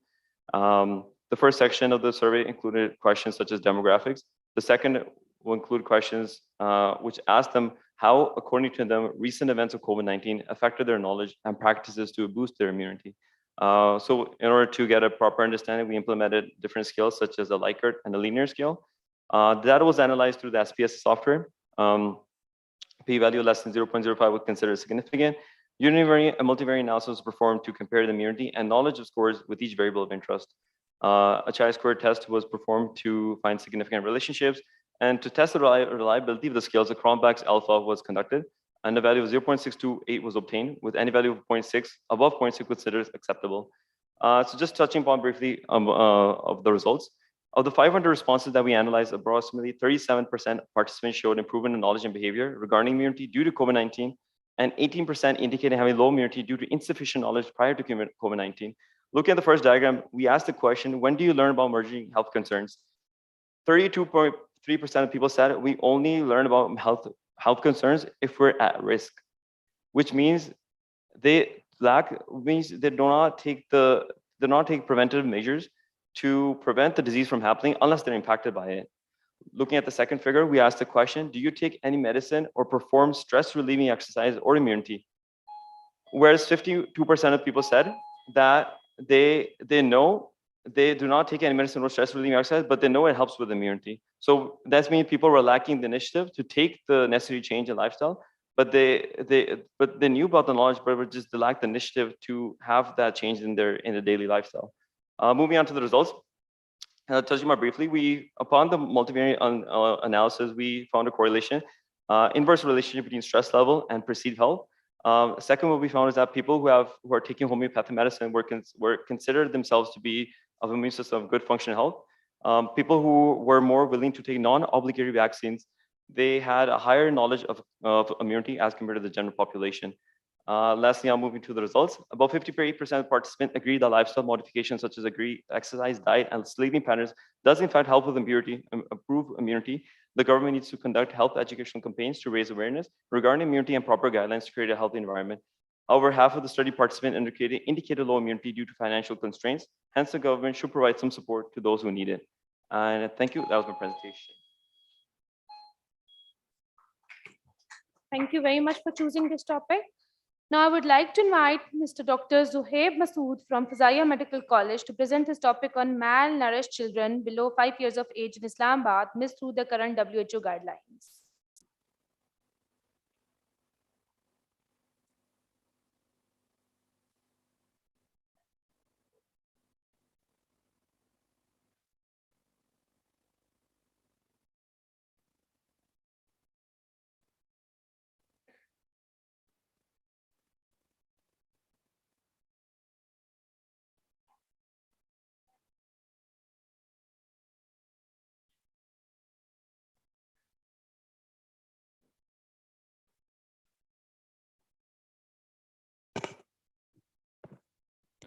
Respected guests, here and not here, Assalamu alaikum.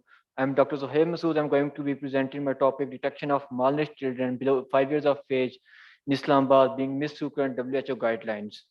Our topic deals with malnutrition and related anthropometric measurements. Malnutrition is a major global health problem and it affects almost 165 million children globally annually. And it is the major cause of morbidity and mortality in under 5 children under 5 years of age. In Pakistan, we have the highest rates of malnutrition compared to other regional developing countries, and we have made little progress for it in the past 20 years.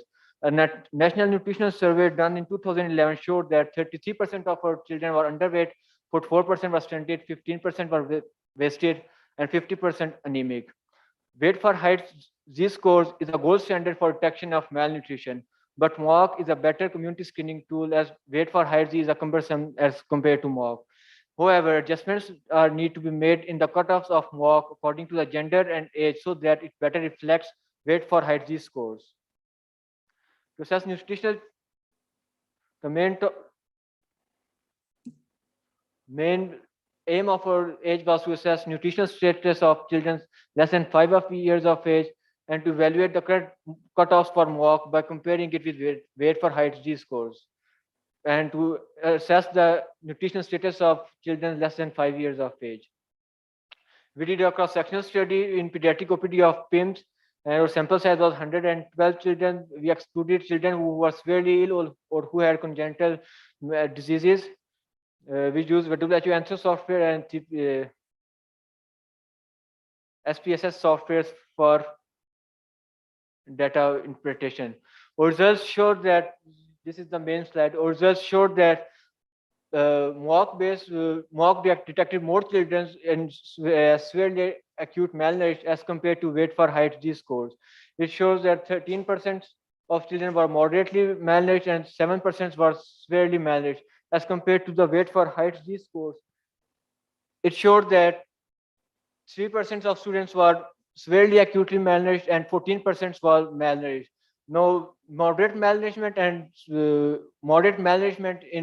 on basis of MOOC and weight for height Z-scores, it was almost identical. However, severe malnourishment was better detected with MOOC as compared to the weight for height Z-scores.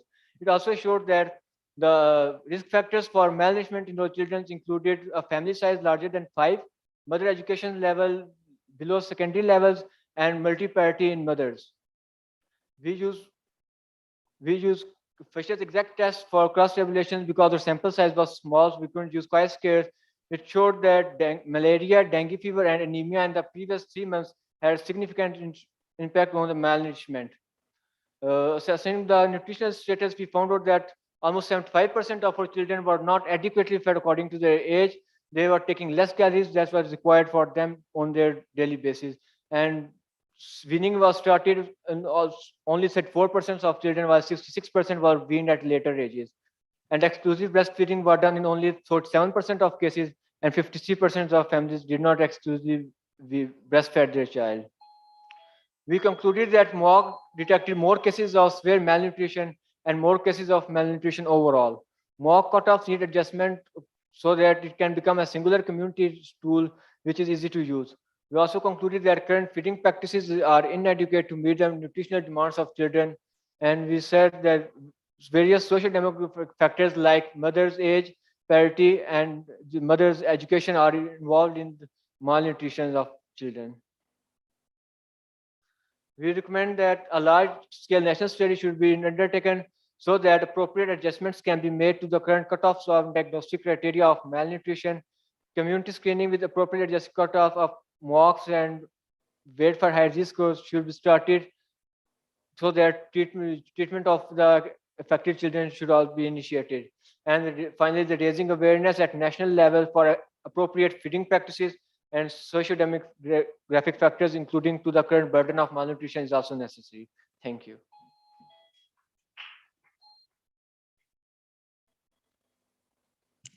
Thank you for sharing this piece of knowledge. It's time to call our next presenter, Ms. Adina Khurram from Fazaya Medical College, on topic reasons for current increase in tobacco smoking among the teenagers in Islamabad, Pakistan.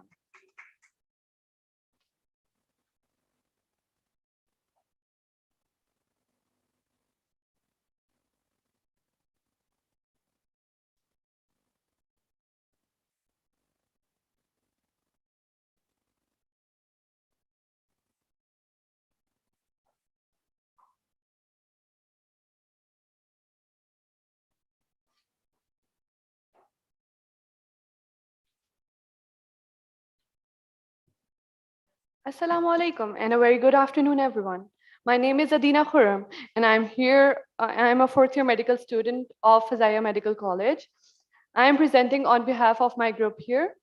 The topic of my research group was to find out the reasons for current increase in tobacco smoking amongst teenagers in Islamabad. As we all know, smoking is on the rise amongst teenagers, and according to WHO, more than 4 million deaths are recorded worldwide due to the diseases caused by smoking. But we are on an advantage because it can be easily prevented just by quitting. The reason why we conducted our research was that Smoking causes a number of diseases at an early age, leading to an early death. Therefore, there was a need to identify the socio-demographic factors and the reasons which are leading to an increase in tobacco smoking, and also to find out the proportion of smokers in our study population. A descriptive cross-sectional survey was conducted amongst teenagers, both male and female, from different schools and colleges of Islamabad, and the permission to do so was granted by IRB committee, Fazaya Medical College. With a confidence level of 95% and a 10% of margin error, a sample size of 97 was calculated. The respondents we received were 122 in total. Data was collected through snowball sampling via online questionnaires, which were developed on Google Forms. The self-administered questionnaires included questions regarding various socio-demographic factors and reasons for current increase in tobacco smoking. Data collected was analyzed via SPSS version 23. Our results are as follows. Among the socio-demographic factors, it was found out that 44 males being more prominent and 7 females started smoking between 17 to 19 years of age. The reason that contributed to an increase in tobacco smoking came out as 85% started smoking due to decrease in stress, 77% of them started smoking because it was easily accessible, 72% of them started it as it gives them pleasurable feeling, smoking to look cool, peer pressure, and influence of siblings came out to be the reasons contributing to an increase in tobacco smoking. From our study results, we concluded that the reason why teenagers smoke came out to be multifactorial, which include easy access, decrease in stress, and pleasurable feeling. However, there were some limitations to our study. Due to COVID pandemic, we couldn't reach out to all the teenagers, like those who do not have access to the internet and those who do not go to school or college. That is why we would like to recommend that further studies should be carried out, which include all the teenagers from different socio-demographic backgrounds, increasing extracurricular activities in school to decrease the stress, imposing age restrictions on buying cigarettes, and levying heavy taxes on tobacco products. Thank you.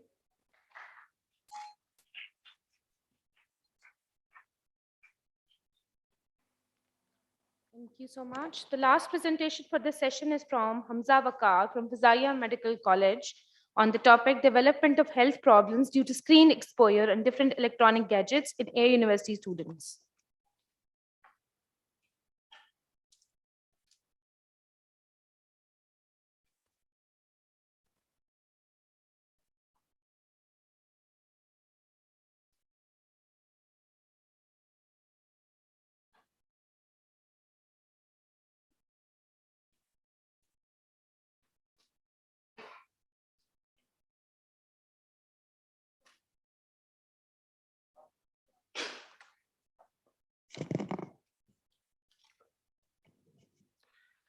Bismillahir Rahmanir Rahim. Dear ladies and gentlemen, Assalamu alaikum and good afternoon. Medical College, and the topic of my research is development of health problems due to screen exposure on different electronic gadgets in Air University students. As we all know, we are living in an era of technology and continuous advancement. Now, every new day comes up with a new intervention, and people like to spend a lot of their free time on mobiles, laptops, watching television, playing video games. Likewise, university students spend a lot of time on laptop, mobile, and video games for entertainment and education purposes. And in the past, studies have been done in Saudi Arabia, India, and King Edward Medical University, Pakistan, Lahore, showing that unlimited screen exposure and prevalence of health problems are associated.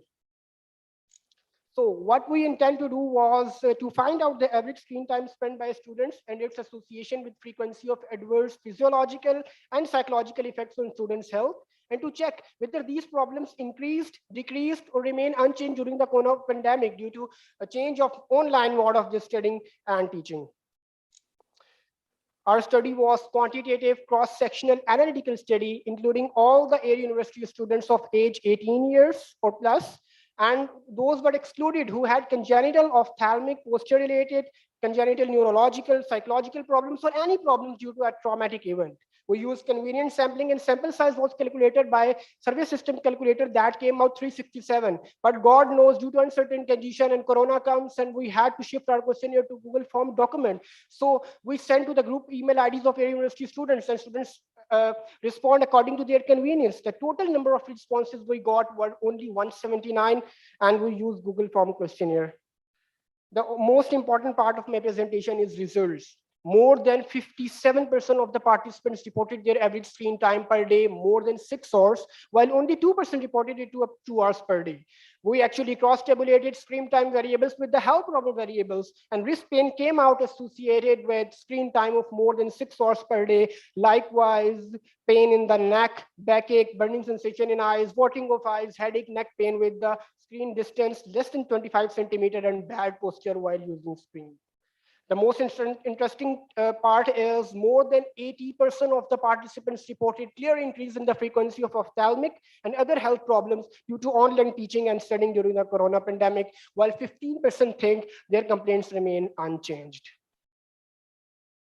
What I can conclude about my study is excessive and unaided screen exposure for more than 6 hours with bad posture like standing less than 25 centimeter distance from the screen and less percentage brightness while using screen on different gadgets is associated with development of many ophthalmic and general health problems.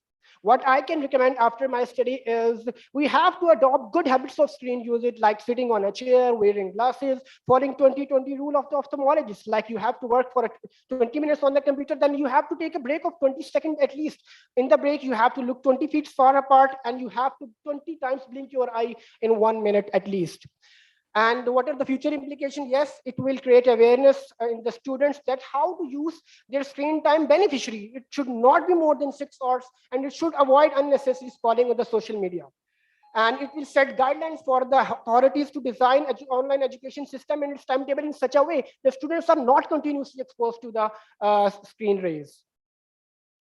In the end, I would like to say, ऐ शाफी तुझे वास्ता तेरी बड़ाई का, अब हमजा को भी अता कर एजाज मसीहाई का. Thank you so very much for your kind participation. Thank you for sharing this information. That's all for today's session. A big round of applause for all the presenters. Now I would request our Honorable Chairperson, Brigadier Retired Professor Dr. Akbar Waheed, Sitar Imtiaz Military, to come on stage and conclude this session. Please.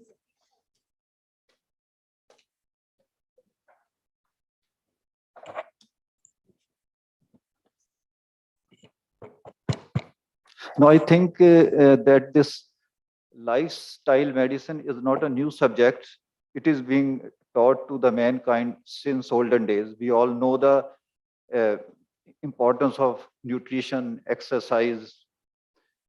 So, but more, in my opinion, the more important factor nowadays are the psychological factors, and especially at the extreme of ages, especially in the children, and more important in the older people, and especially after retirement. Because after retirement of old people, the lifestyle is altogether changed. So we should look into it in these extreme of ages, and we should care about these people. Otherwise, all you know about, so much has been taught and so much has been said. So we should look into the extreme of ages, and especially in the old people. Thank you. Thank you so much. Now I would request Dr. Shagufta Feroz to give certificate of appreciation to chairperson and co-chairperson. Dr. Shagufta Feroz.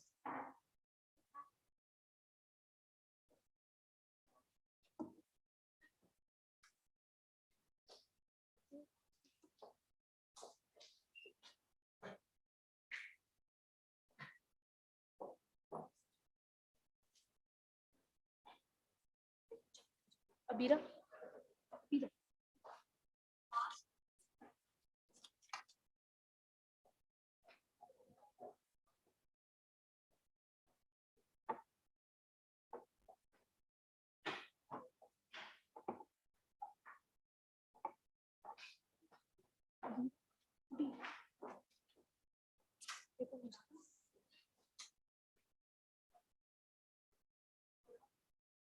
Veera?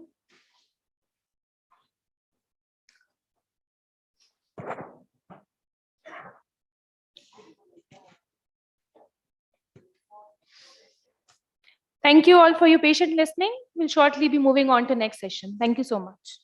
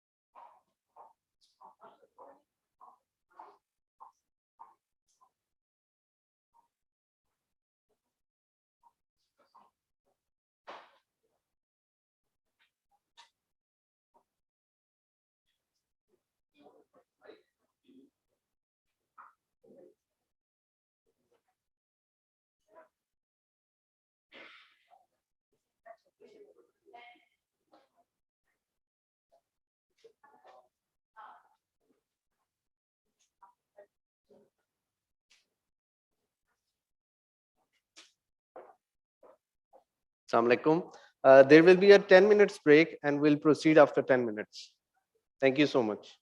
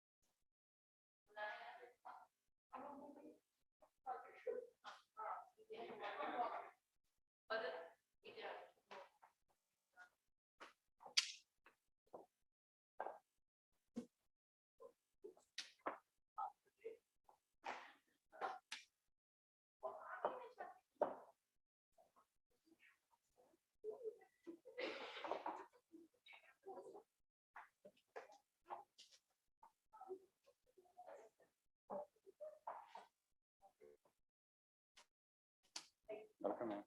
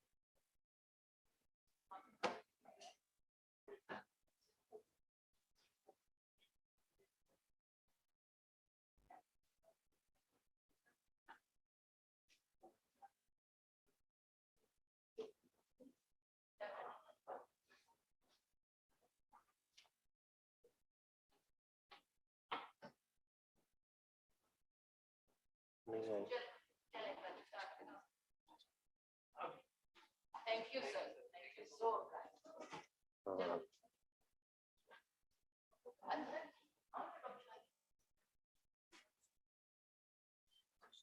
कोई tension नहीं।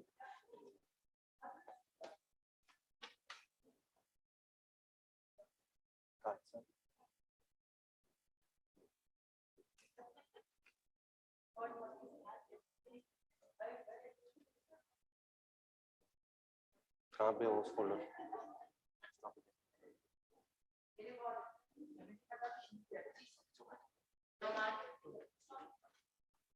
जी सुल्तान भाई मैंने sir को खाने से उठाया। तो हम गए नहीं ऊपर वाला ये हाँ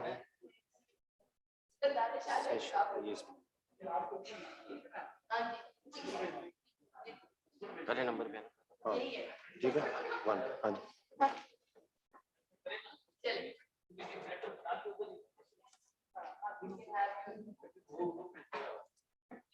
Assalamu alaikum. May I have your permission to start, sir? Bismillahir Rahmanir Rahim. Good afternoon and Assalamu alaikum, everybody. I welcome you all to this session of the International Lifestyle Medicine Conference.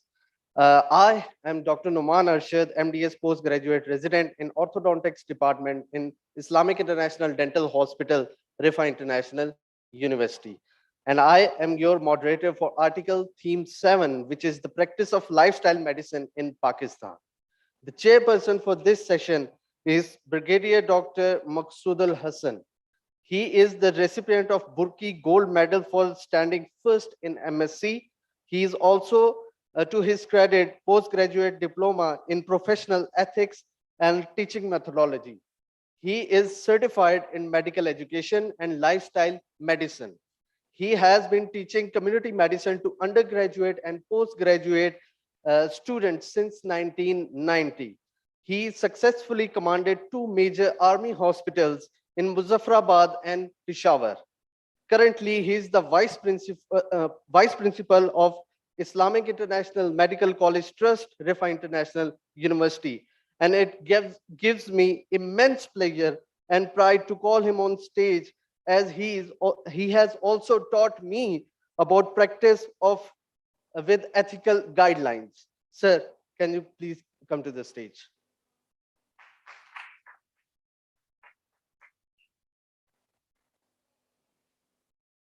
Thank you so much, sir. Our session will be for 1 hour, inshallah. We have 3 keynote speakers with us. Starting from our first presentation of this session, I would like to call on stage Professor Dr. Tahir Chaudhry, who is the professor and head of Department of Pediatrics in Islamic International Medical College Trust, and he will enlighten us with healthy pediatric lifestyle and what can the community do. Sir, Professor Dr. Tahir Chaudhry.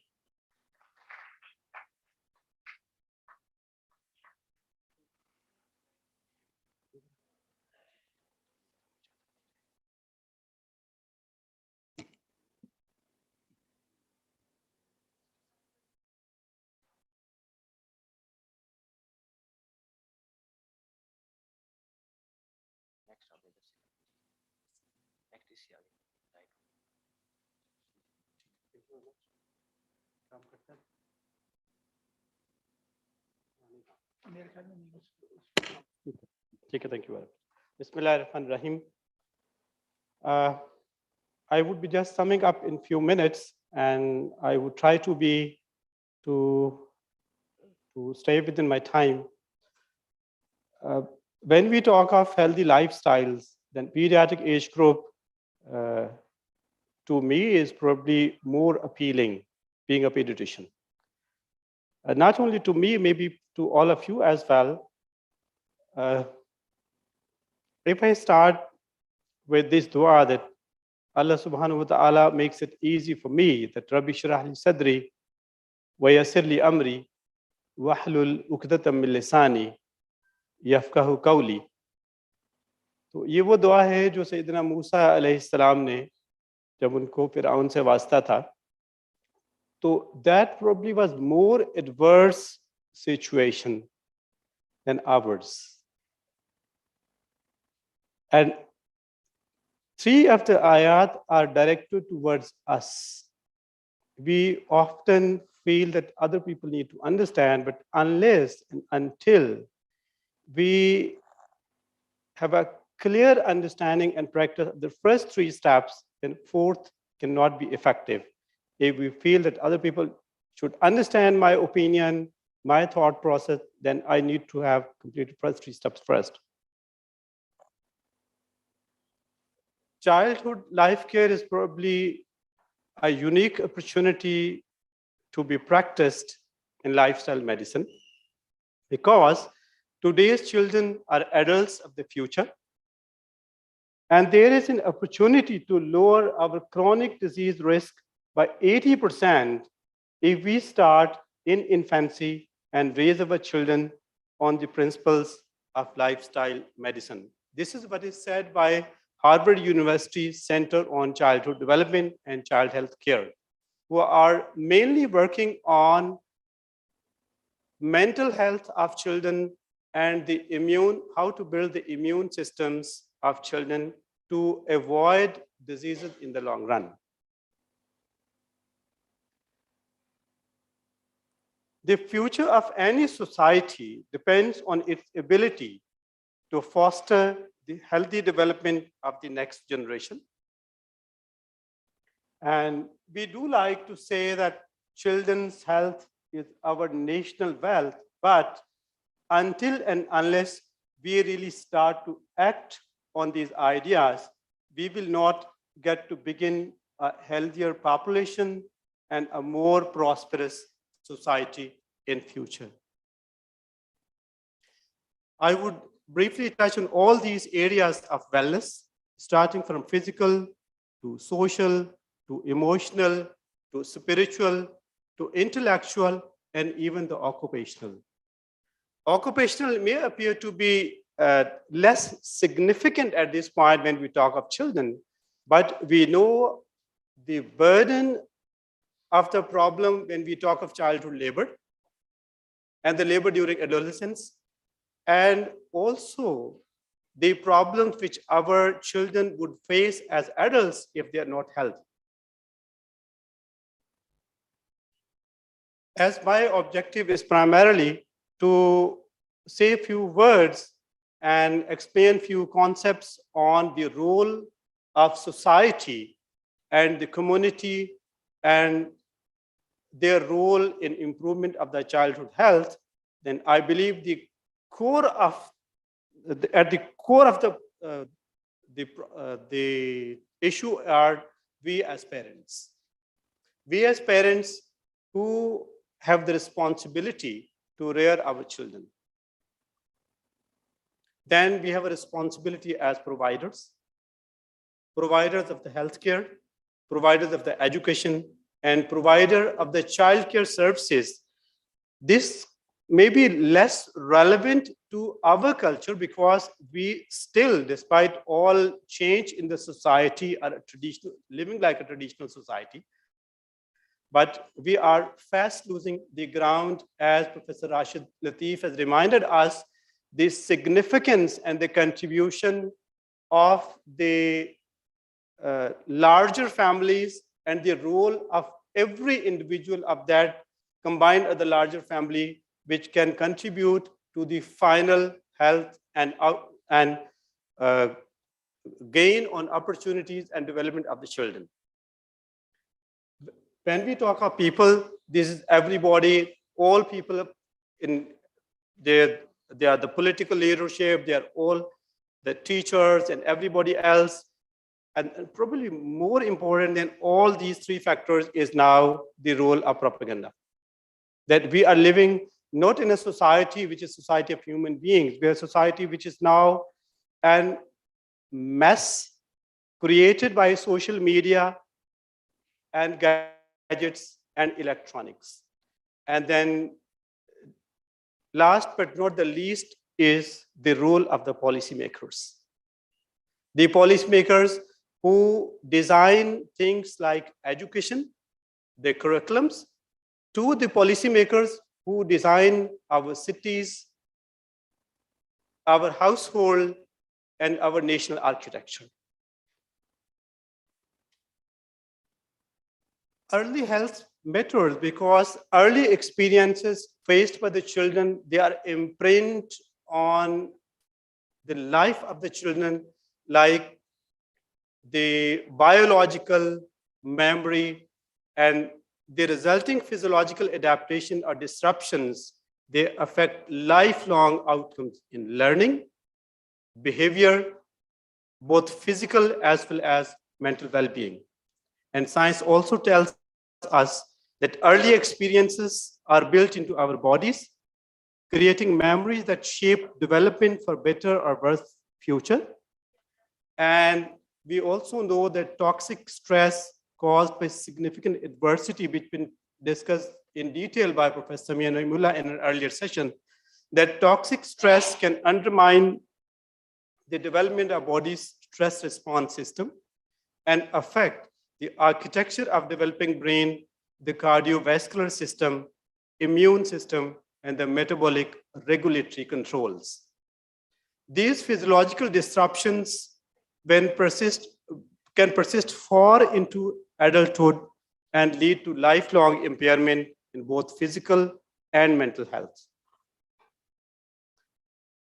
Three foundations of lifelong health, as they've been defined and explained by Harvard University, are an environment of responsive relationships. They've probably also been discussed when people were discussing the science of happiness, and the longest study conducted in Harvard University on happiness, this is now probably more than 80 years. This is one of the landmark studies. They also have concluded that the most important element, not only of happiness, but health and well-being, is a concept of responsible relationships.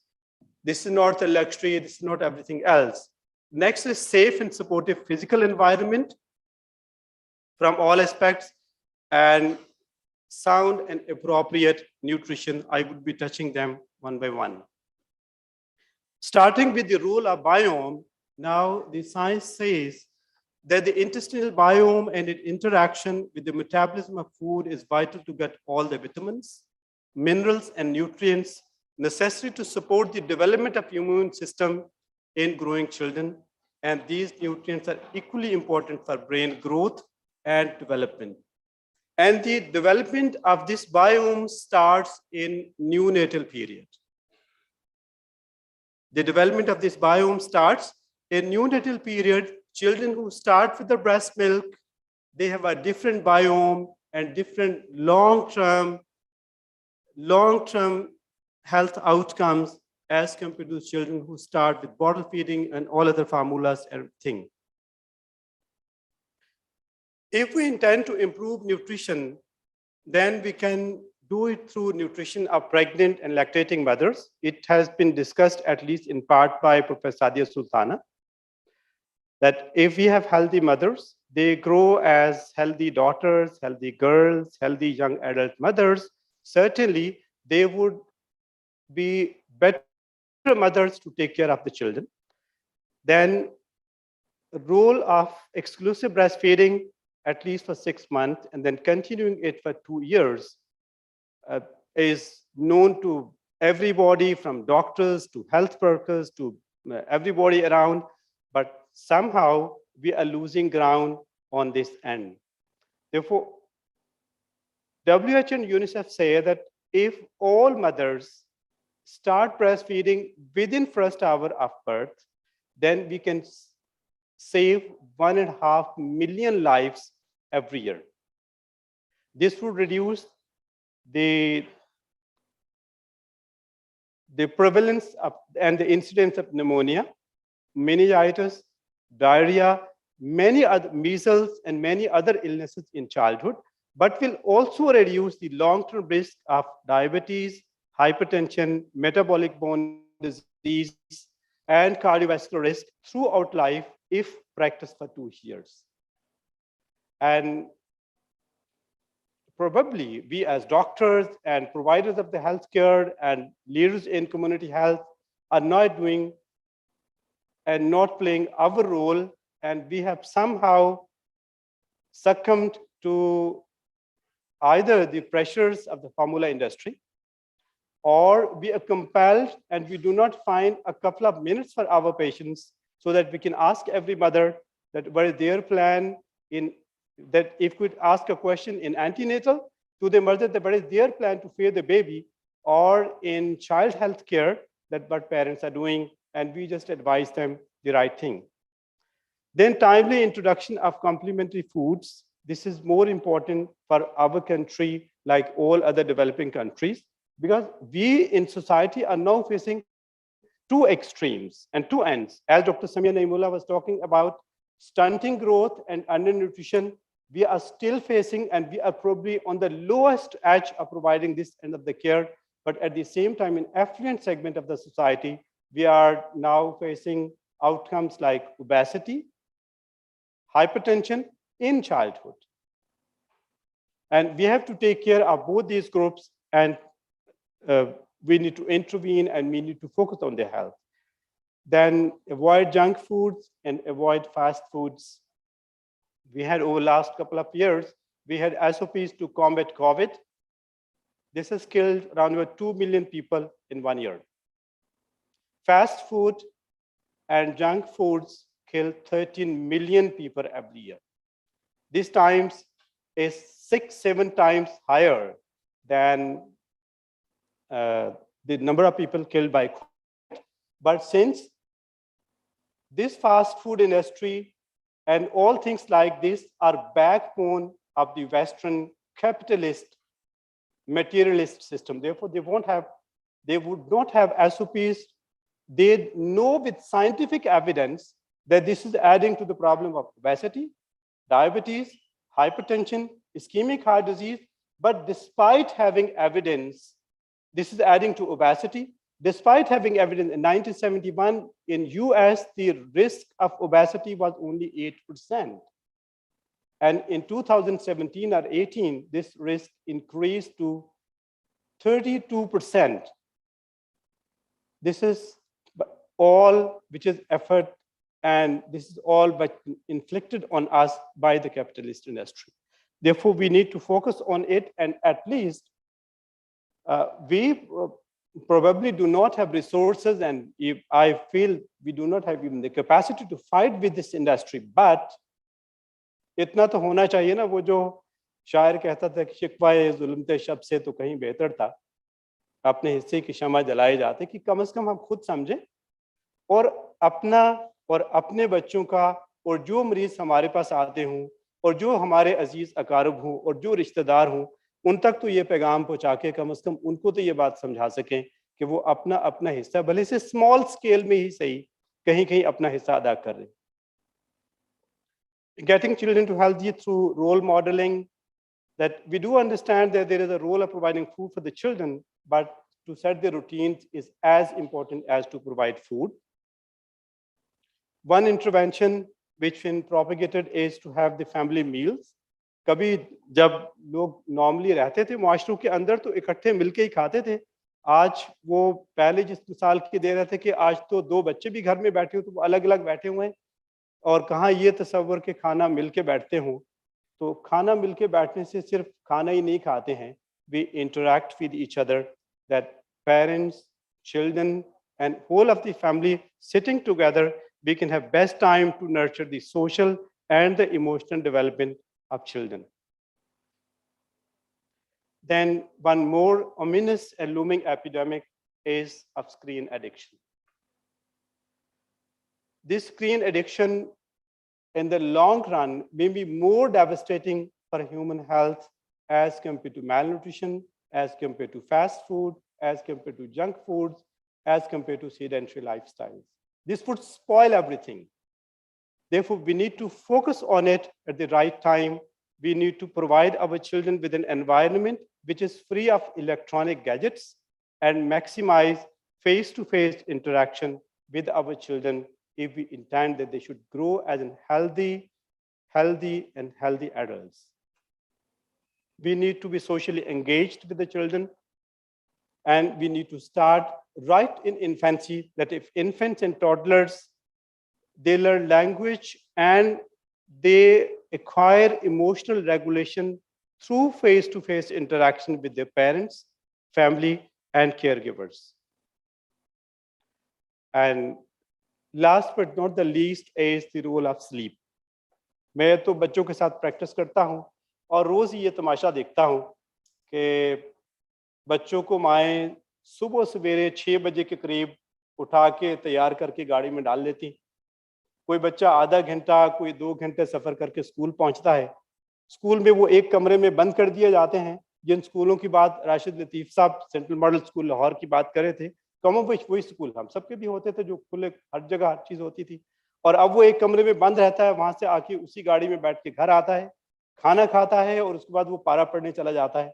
पारा पढ़ के वो tuition पढ़ने जाता है, tuition पढ़ के आके 1 घंटा वो उस किसी गैजेट के साथ करता है और उसके बाद वो 9 या 10 बज जाते हैं और फिर वो बिस्तर पे सोता है और सुबह सवेरे उठा के माँ उसको दोबारा गाड़ी में डाल दी। This is life of an 2.5 years old child, 3 years old, 4 years and 5 years old child. What do we expect in future? Therefore, we need to take care of our children. If we intend that they should live and they should grow as healthy adults, we need to take care of all these aspects of health. Thank you very much.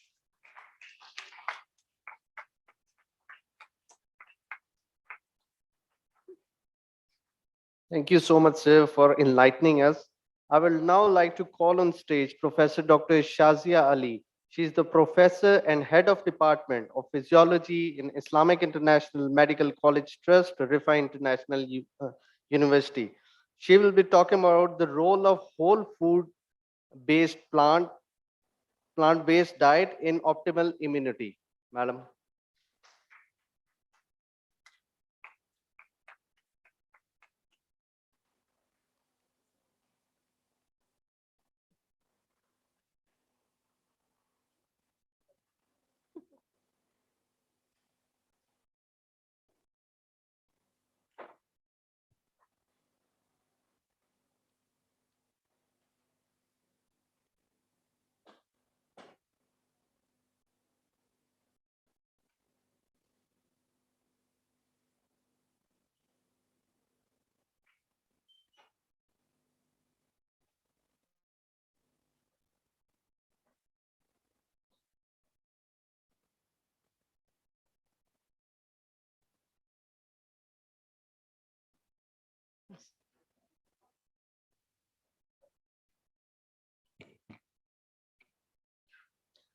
Bismillahirrahmanirrahim.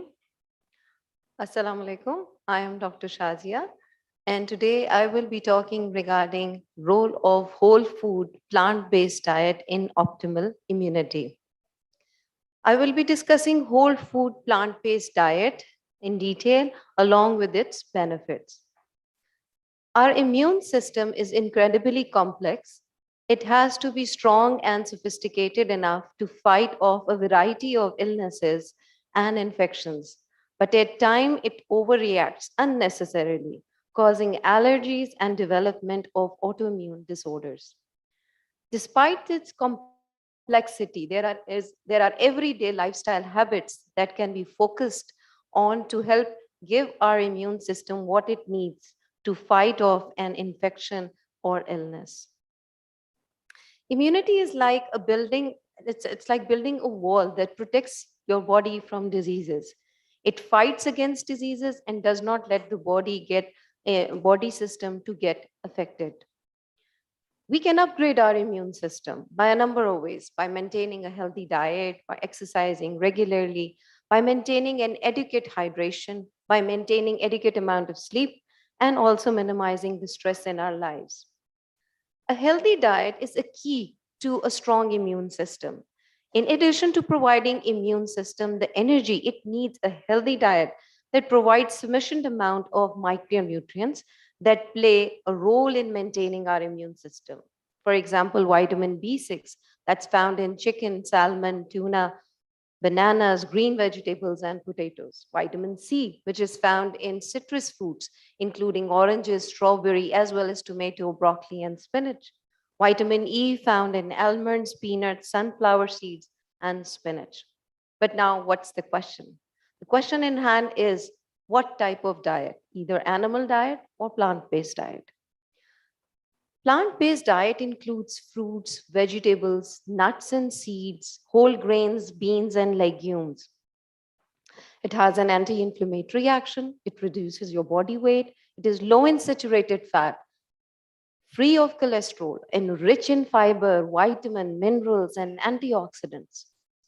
Studies have shown that whole food plant-based diets decrease the risk of cancers, diabetes, heart disease, high blood pressure, stroke, and obesity. So this is what plant-based diet looks like. It is full of legumes, bulbs, flowers, fruits, stems, leaves, roots, whole grains, mushrooms, and nuts.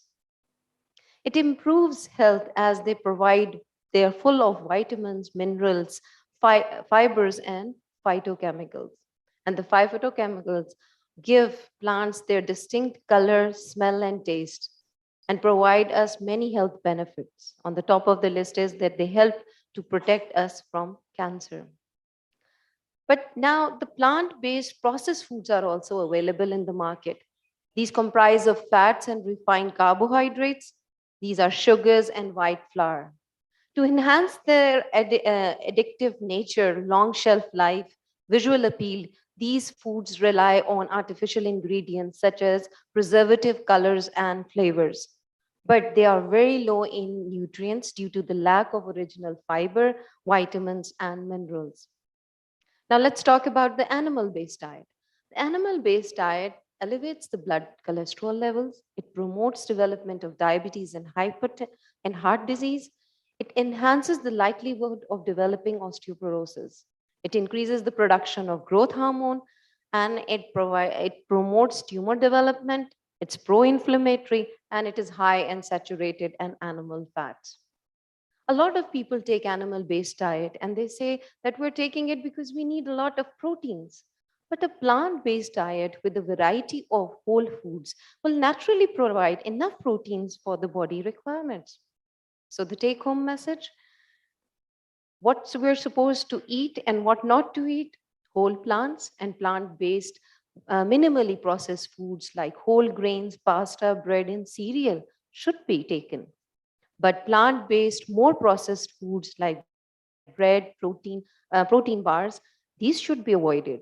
Salt, oil, and sugars should be avoided. And animal products like beef, fish, poultry, yogurt, cheese, they can be avoided. I think this is very self-explanatory. I don't need to say anything.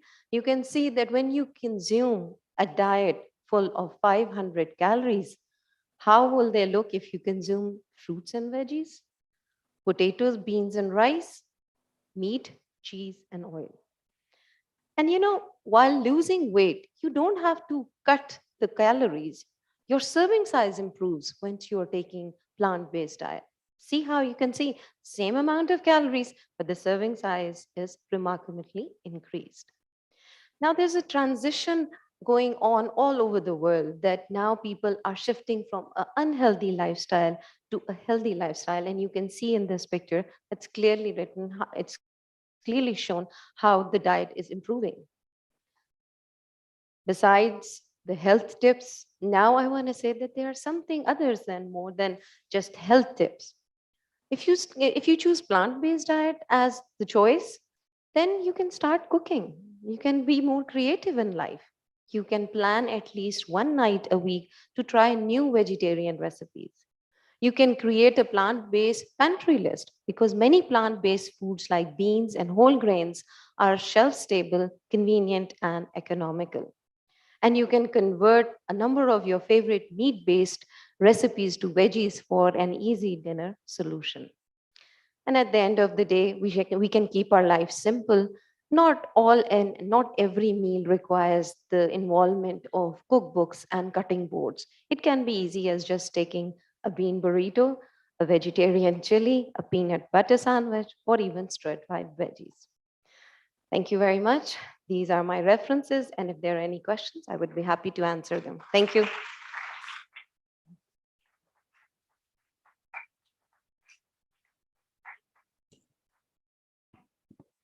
Thank you so much for your knowledge, ma'am. Now it's time for our virtual presentation by Professor Dr. Nashi Khan, who is the project director, and dean of Rashid Latif Khan University and director, counseling and wellness center, Rashid Latif Medical Complex, and she'll be talking about lifestyle medicine in her hospital. I will request the IT department to proceed now.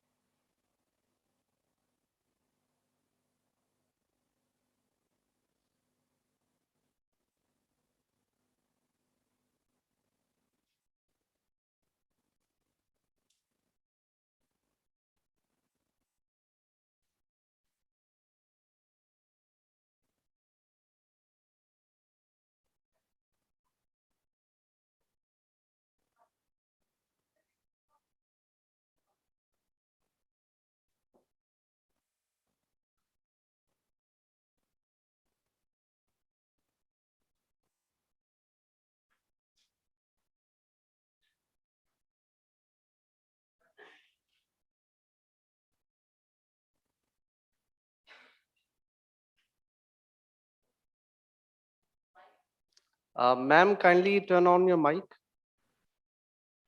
Assalamu alaikum. Assalamu alaikum. Welcome to the conference, ma'am. Please proceed. Thank you so much. मैं formally शुरू करने से पहले request करूंगी कि मेरी slides on कर दें, जो कि मैंने 25 तारीख को शेयर कर दी थी मिस सामिया से और ऑर्गेनाइजर्स से, ताकि मैं फॉर्मल स्टार्ट ले सकूं.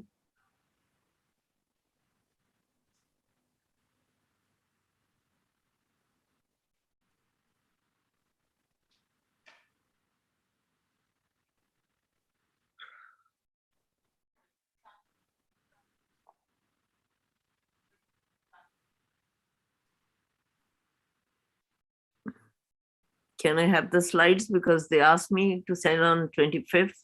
So I sent on 25th November. So I will appreciate that if we can.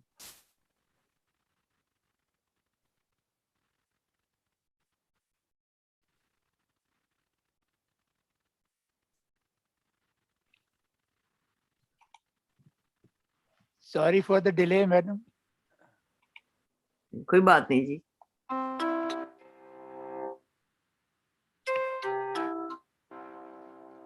Ma'am, kindly can you proceed with the presentation? We'll try to get with the presentation in the meanwhile. You can proceed. Okay. बिस्मिल्लाहिर्रहमानिर्रहीम. शुरू करती हूँ अल्लाह के नाम से जो बेहद मेहरबान और रहम करने वाला है. Respected colleagues, friends, delegates, and my very dear students, I would like to pay my very special thanks to Dr. Shufta Feroz for the invitation and giving me the opportunity as a psychologist to talk on this forum. The topic of my presentation is potential for lifestyle medicine in Rashid Latif Medical Complex. It's a very sensitive thing for the medical doctors. I think I will be a bit honest, a lot of, I'll speak what I feel, कि lifestyle medicine को medical doctors इतनी अच्छी तरह accept नहीं करते, क्योंकि ये उनकी practice, pharma, सारी चीजें जो include हैं उसको थोड़ा सा sabotage भी करती है. So मैंने बड़ी डॉक्टर शगुफ्ता नहीं बल्कि मुझे ये टॉपिक खुद दिया, क्योंकि मुझे लगा कि मेरी लिए बड़ा मुश्किल है कि मैं एक मेडिकल स्कूल में प्रोजेक्ट डायरेक्टर भी हूँ और ये भी हूँ, तो मैं बात करूँ कि जी हम मेडिसिन से हटके भी चीजें करनी चाहिए. But still I would like to start with the basic thing that lifestyle medicine is the use of evidence based lifestyle therapeutic intervention. ये हम सबको पता है.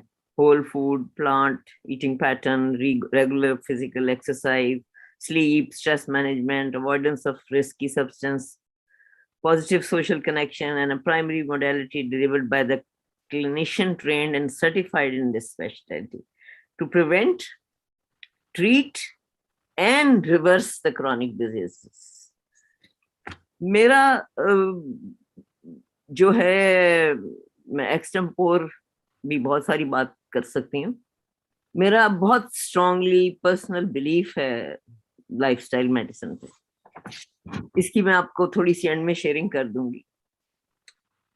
Is lifestyle medicine a different type of practice than conventional medicine? Yes or no? No. Lifestyle medicine is actually the foundation of conventional medicine. Clinical practice guidelines for the top lifestyle-related chronic diseases support lifestyle medicine as the first lifeline treatment before medications. Lifestyle medicine essential to traditional medical health and healthcare. The rise in the chronic diseases as we see and related healthcare spending around the globe is unsustainable. 80% or more of all care health spending around the globe is tied to the treatment of conditions rooted in unhealthy lifestyles. हम बहुत सारी चीजों का इलाज उन चीजों से कर रहे हैं जो कि जिनके लिए दवाइयों की जरूरत ही नहीं है, बिल्कुल भी नहीं है, मगर हमारी बहुत सारी माफियाज और चीजें एट स्टेक हैं, दवाइयां स्टेक हैं, फार्मा स्टेक है, चीजें स्टेक हैं. Lifestyle medicine offers hope as a solution to the traditional medical concept.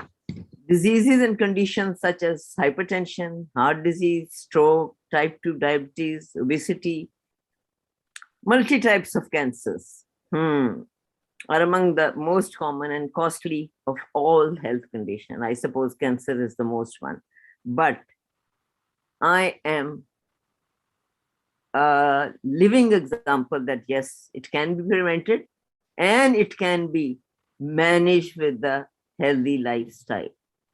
इसकी मैं बात थोड़ी एंड में करूंगी. Lifestyle medicine addresses root causes by focusing on the lifestyle choices that give rise to these diseases in the first place. Lifestyle medicine can prevent, treat, and even can reverse these conditions. Medical health professionals should take time to learn about health, lifestyle medicine, जिसके लिए मेरा ख्याल है कि वो अभी तैयार नहीं. ये मेरी अपनी एक फीलिंग है. I could be wrong, मगर मुझे being a part of, not really now a part of, mashallah, we have emerged as a university now, Rashid Latif Khan University, which has been formed and constituted, alhamdulillah. But being in a part of being a director of the counseling center in the Rashid Latif Medical Complex, I have felt that students are still buying the medical model. जबकि बहुत सारी opportunity, वो अभी भी कोशिश करते हैं कि हम थेरेपी, काउंसलिंग से के अलावा हम दवाई जाके साइकाट्रिस्ट से ले लें, चाहे वो एक ज़ैनेक्स हो या एंटी डिप्रेसेंट्स हो, क्योंकि थोड़ा सा उसमें एफर्ट दरकार है. और यही हाल लाइफस्टाइल मेडिसिन का है कि उसमें थोड़ा सा एफर्ट दरकार है और पिल लेना बहुत आसान है. ये तो मैं अपनी फील्ड के हवाले से भी कहती हूँ कि हम नॉर्मल सी स्लीप के लिए हम दवाई पे हुक होना पसंद करेंगे rather than taking some measures, taking some steps, taking some exercises, whatever. So मुझे तो मेडिकल एक बहुत बड़े कॉम्प्लेक्स का हिस्सा होते हुए मुझे लगता है कि इनको इन नहीं, हमारे ही डॉक्टर हैं, इन फिजिशियंस को लाइफस्टाइल मेडिसिन सिखाने में थोड़ा सा और बाय करने में टाइम लगेगा, क्योंकि फिर इनकी दुकानदारी खत्म हो जाएगी. I must appreciate the efforts of Mr. Hassan Mahmood Khan, जिन्होंने ये स्टेप लिया, जो कि उनके भी अपने मेडिकल कॉलेजेस हैं माशाल्लाह अल्हम्दुलिल्लाह. बट स्टिल जो बात किसी के लिए सदका जारिया हो और वो फायदा मंद हो जाए, तो उससे बड़ी तो कोई चीज नहीं है. So most medical students and physicians have not received any formal training or certification in medical colleges. सिर्फ ये RLMC का मसला नहीं है, ये सब medical colleges का मसला है. Or even the basics of lifestyle medicine, nutrition या physical activity भी नहीं बताई जाती. Luckily in RLMC there is a specific department for nutrition and physical activity, but the formalized courses, certification in lifestyle medicine is still the need of the future. There is a dire need because we know that 80% of the chronic disease today is caused by the healthy lifestyle choices. The importance and urgency of lifestyle medicine. Chronic disease is a leading cause of death and disability in the world. ये WHO की भी studies हैं, causing very heavy toll on economy and spending 80% plus on medical health care. According to the WHO, again, 80% of heart diseases, stroke, type 2 diabetes, and 40% of the cancer could be prevented, primarily with the improvement of diet and lifestyle. To my opinion, what I feel being in a medical complex, a part of medical complex, but no more, we have mashallah emerged as a university now. 3 implementation strategies for the medical colleges. मेरे ख्याल में an integrated approach is needed to enhance the environmental medicine content to the medical colleges curriculum. जब तक ये चीज curriculum में नहीं आएगी, हम जो मर्जी MOU साइन कर लें, लाइफस्टाइल के साथ कुछ कर लें, जिस तरह बिहेवियरल साइंसेस को आखिरी कार ऐड करवाया गया था, मेरे ख्याल में लाइफस्टाइल मेडिसिन को करिकुलम में ऐड होना चाहिए सब मेडिकल कॉलेज के लिए. It's not only RLMs. However, it's important also to emphasize the critical need for interested and willing faculty with competence in environmental medicine. मैं आपको ये बताऊं कि willing faculty का भी होना बहुत जरूरी है. हमारे मेडिकल मॉडल के डॉक्टर्स, जितने भी फिजिशियंस हैं, डॉक्टर्स हैं, वो इतनी आसानी से इस चीज को बाय नहीं करेंगे, कभी भी नहीं करेंगे. Without this competence and commitment, the most creative and relevant curriculum will have no more life than a paper it's printed on. वो कागजों की नजर हो जाएगा. जब तक कि हमें विलिंग फैकल्टी और इसको एक फॉर्मलाइज तरीके में करिकुलम का हिस्सा नहीं बनाया जाएगा, तो हम, मेरा नहीं ख्याल कि हम इनमें इनकलकेट कर सकेंगे. जो हमारे यंग स्टूडेंट्स हैं, मेडिकल कॉलेज के यंग स्टूडेंट्स हैं, जो अपकमिंग डॉक्टर्स हैं, उनके लिए इस चीज को मेडिकल कॉलेजेस का, और इस फोरम पे मैं हसन साहब से भी और डॉक्टर शगुफ्ता से भी और बाकी जो हमारे डेलीगेट्स हैं और जो हाई कमेटी में इन्वॉल्व है, मेरी रिक्वेस्ट होगी कि इसको प्रॉपर करिकुलम का हिस्सा बनाया जाए मेडिकल कॉलेजेस में और सब में. और ये ऑब्वियसली एक हाई लेवल पे होगा. इसके वरना ये डॉक्टर्स को बाय करना कि आप लाइफस्टाइल में बिलीव करना शुरू कर दें और दवाइयां ना दें, और जो मरीज लाइफस्टाइल से ठीक हो सकता है उसको दवाई ना दे, तो मेरा नहीं ख्याल कि कोई उसको बाय करेगा. Without at least one champion to advance the cause of environmental medicine in the curriculum committees and departments, even the modest efforts to be created on the environment focus in existing scenarios. To begin the task of enhancing the content of environmental medicine in the curriculum of any medical college, it is advisable and reasonable to first make an inventory and assess what is currently in place. Once it has been established that a content area such as environmental medicine is underemphasized, then a basis for action should be created. Building a consensus on the current problem or deficiency, however, is often easier than gaining support for a specific solution. Proposals for specific solutions may provoke claims that such solutions have been tried and failed. Developing of an inventory will also provide us a critical opportunity to identify and access the faculty interest and expertise in environmental and medical health. Allies and interests may be found in unexpected places, from the biochemist by profession who wants to build up more clinical relevance into or her course, to the busy family practitioner who is stipended by patients with symptoms related to indoor air quality.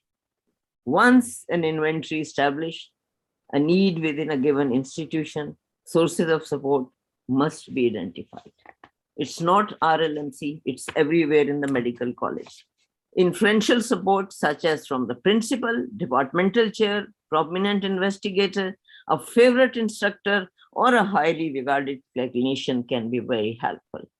Members of the student body should not be overlooked and ignored. They are often powerful advocates for environmental issues and for understanding their effects on health.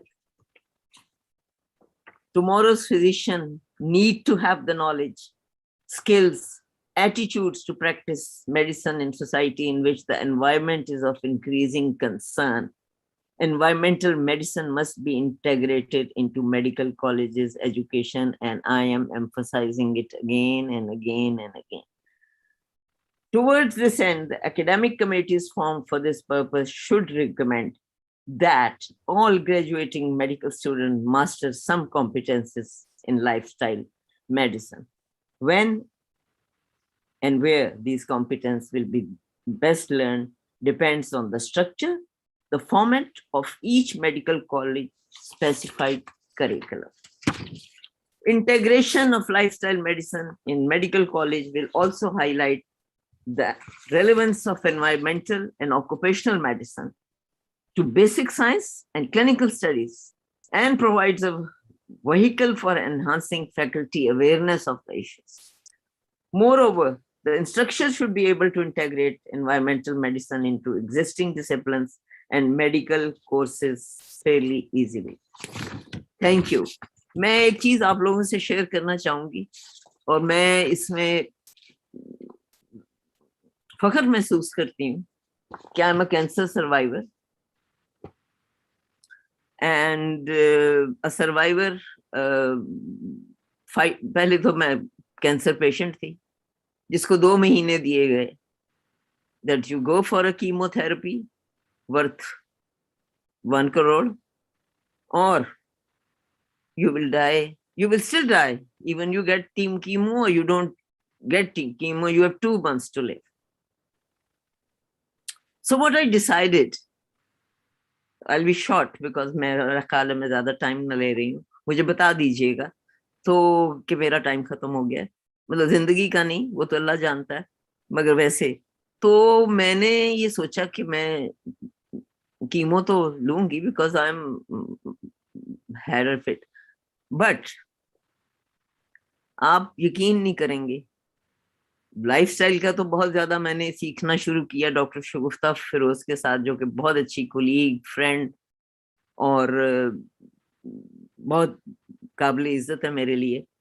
और वो मुझे बहुत, वो क्या कहते हैं, हमारी wavelength भी बहुत मिलती है बहुत सारी चीजों की वजह से.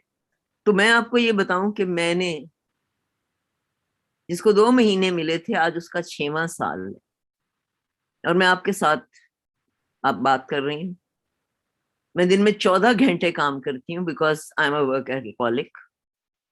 और डॉक्टर शगुफ्ता फिरोज मुझे बहुत अच्छी तरह जानती हैं और भी बहुत सारे लोग रिफा में मुझे जानते होंगे कि मैं, और आप यकीन करें कि लाइफस्टाइल मेडिसिन का फॉर्मली तो मुझे डॉक्टर शगुफ्ता को मिलने के बाद पता चला, मगर मैंने ये चीजें जो अपनाई जिसमें सबसे ज्यादा इंपॉर्टेंट थी काम. मैं कीमो करवा के ब्रेनुला लगा के, तब मैं रिफा में काम करती थी. मैंने 3-3.5 साल रिफा में as a director psychology department काम किया हुआ है और अल्हम्दुलिल्लाह डिपार्टमेंट बड़ा फ्लरिश कर रहा है. मैं कीमो करवाती थी और मैं डिपार्टमेंट चली जाती थी और 7 बजे निकल के आती थी. वो मेरे एक्टिव कैंसर के 3 साल थे. एनीवे मैंने अपनी लाइफस्टाइल बिल्कुल बदल ली. मैंने खाने में ऑर्गेनिक चीजें डाल ली और मैं आज आपके सामने हूँ मैं किसी दवाई पे नहीं हूँ पिछले 5 साल से, और हेल्दी फूड खाती हूँ, काम करती हूँ, and I think positively. Thank you everybody, and my very special thanks to Dr. Shagufta.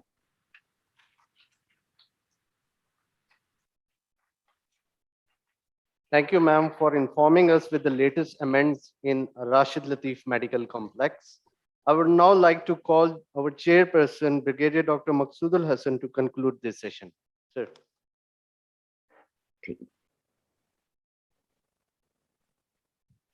I would commence by thanking the speakers, Professor Dr. Tahir Chaudhry, Professor Shazia, and Professor Nashi Khan for their enlightening talk. I must add 2 lines to it.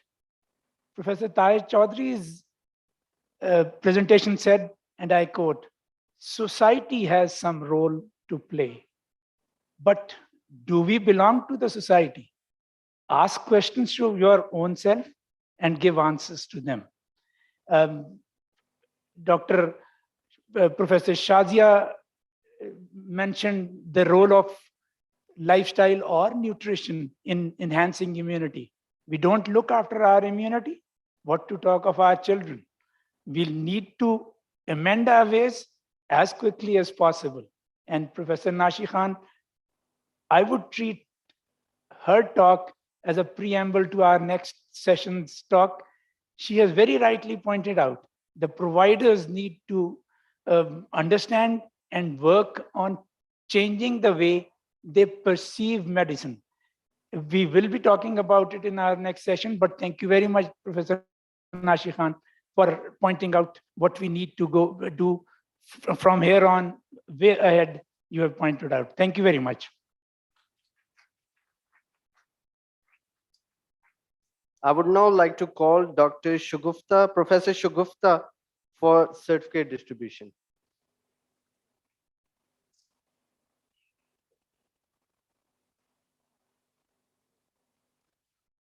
I would like to call Professor Dr. Tahir Chaudhry to receive his certificate.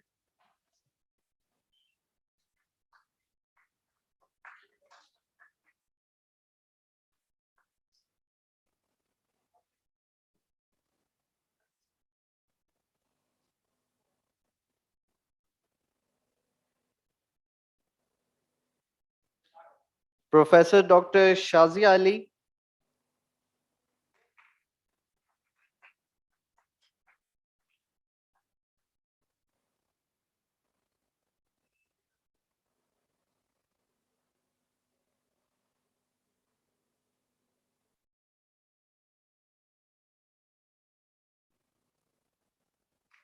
Now I would like to request Professor Dr. Shagufta to present the certificate to our Honorable Chairperson, Brigadier Dr. Maqsoodul Hassan.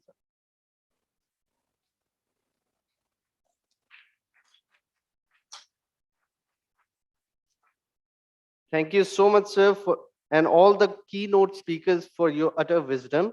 I would now like to hand over mic to Dr. Afifa Siddiq, who will be moderating the next session.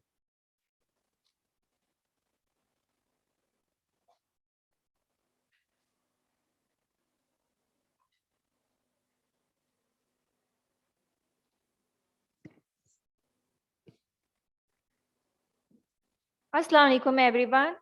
I welcome you all to the auspicious International Lifestyle Medicine Conference 2021. I'm Dr. Afifa Siddiq, postgraduate trainee in Pharmacology Department, Rifa International University. I'm your moderator for the article session 6. It will be held from 3:30 to 4 p.m. inshallah. The co-chairperson for this session is Professor Dr. Shazia Qayyum. She is serving as a consultant chemical pathologist and MPhil supervisor in Pathology Department, Islamic International Medical College, Rifa International University. I would like to call her on stage. Ma'am, you are requested to take your seat, please.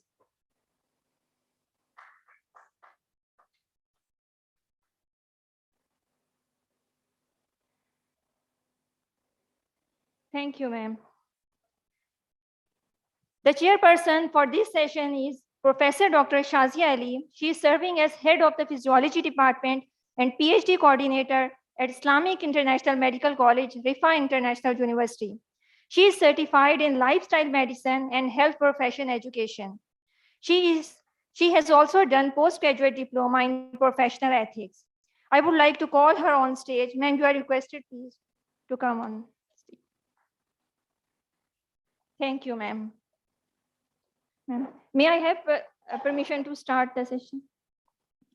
We have 4 speakers for this session. Each participant will have 5 to 6 minutes, and the first bell will ring at 4.5 minutes, and the second bell will ring at 5.5 minutes. Starting from our first presentation, I would like to call on stage Dr. Myra Safdar, demonstrator, Islamic International Medical College. She will be presenting her article on the topic, health-related quality of life in women of reproductive age with iron deficiency anemia in Rawalpindi.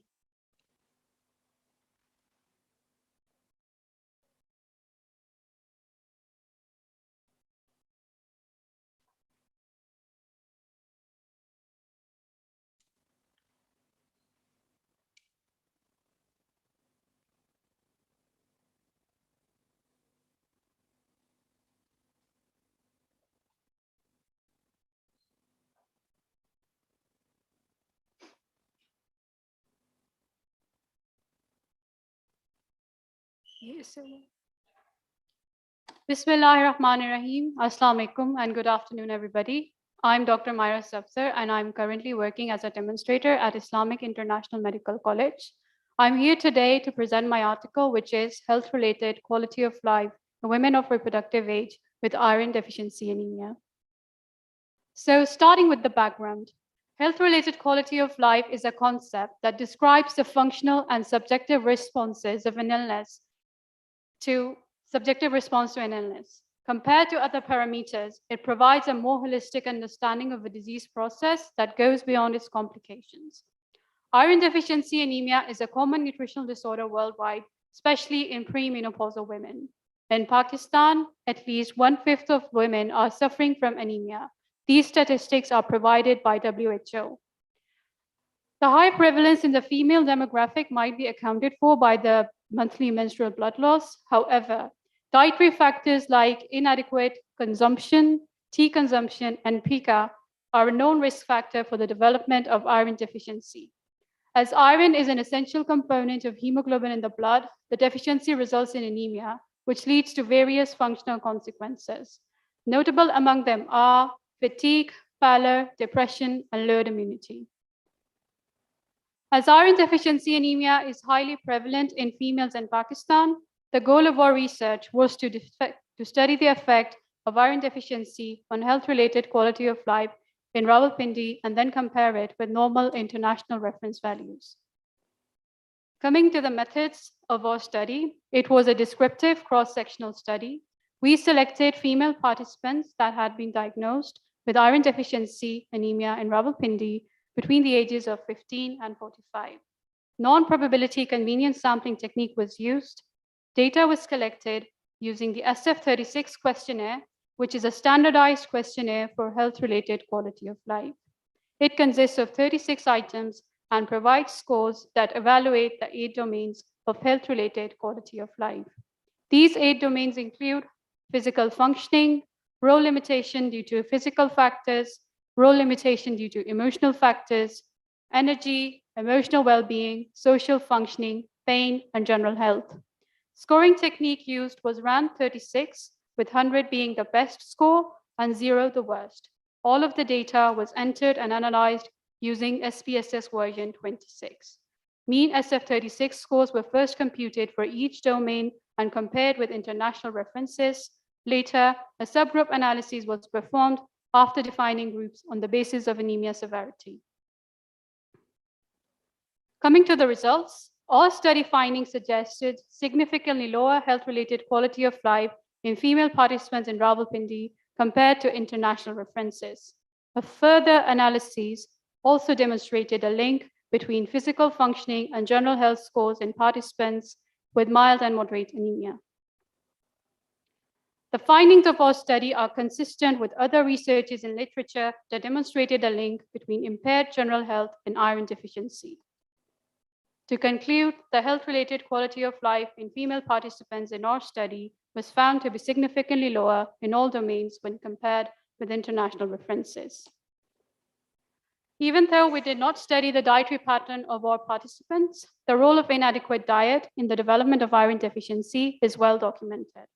Therefore, the take-home message of my presentation is that women should be educated about the importance of adequate nutrition, especially iron-rich foods, supplement use, and lifestyle interventions that can help them improve their health-related quality of life.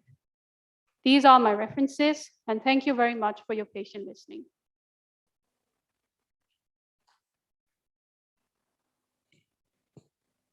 Thanks a lot for enlightening us. Now I would request Aisha Amjad, lecturer, Human Nutrition and Dietetics, Rifa International University, to present her article on Role of Lifestyle Medicine on Immunity, a case report.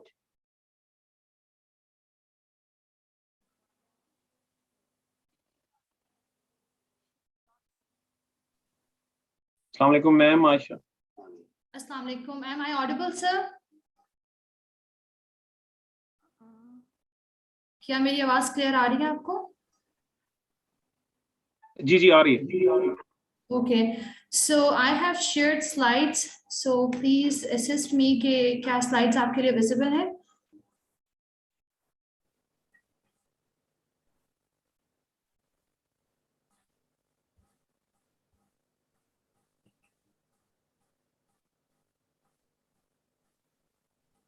Assalamu alaikum.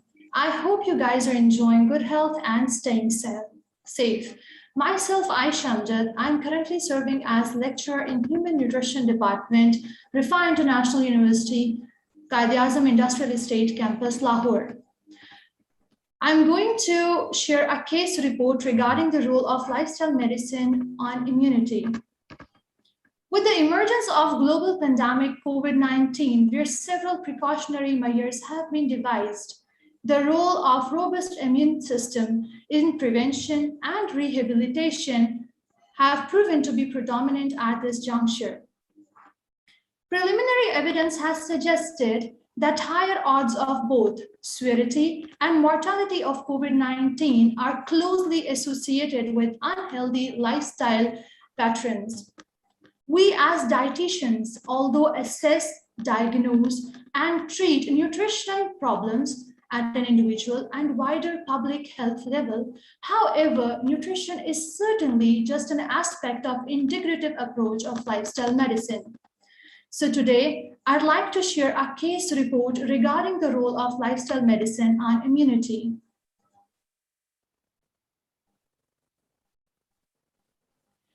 So a 26-year-old obese female was presented with severe asthma, which was managed by continuous use of bronchodilators. Along with that, she had depression and was taking antidepressants regularly. On assessment, we realized that she had quite poor lifestyle habits. Investigation revealed that she had family history of asthma. Along with that, she reported recurring infections such as tonsillitis and pharyngitis.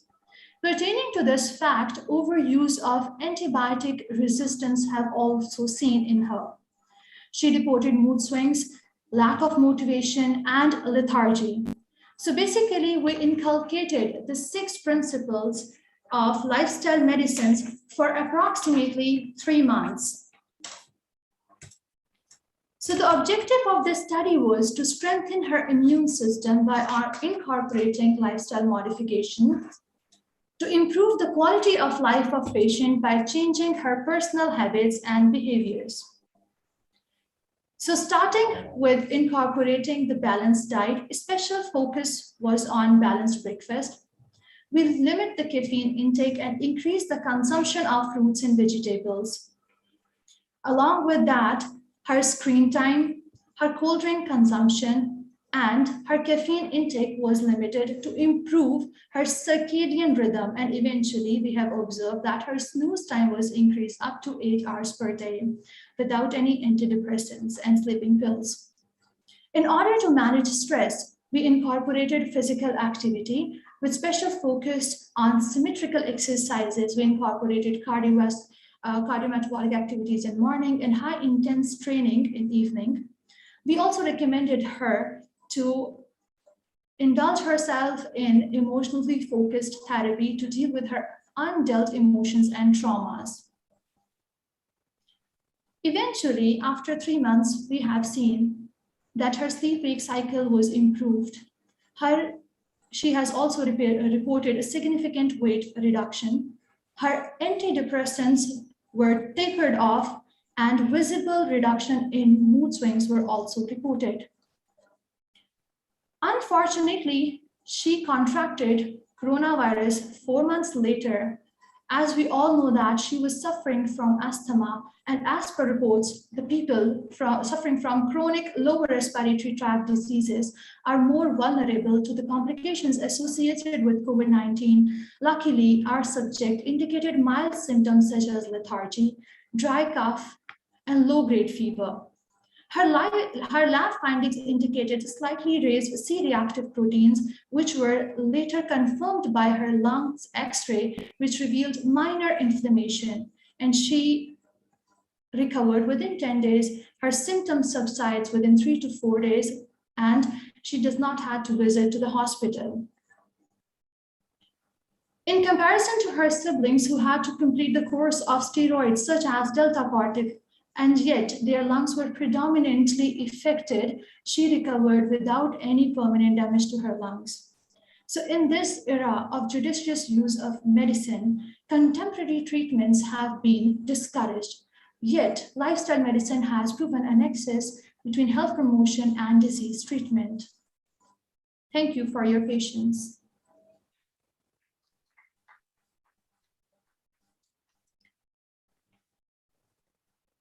Thank you for informing us with these words of wisdom.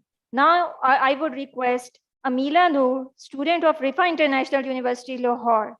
She will be presenting her article on the topic, Consequences of COVID-19 Pandemic on Sleep, Psychological Immunity and Well-Being, Synchronized Lifestyle Modification, A Journey of Hope.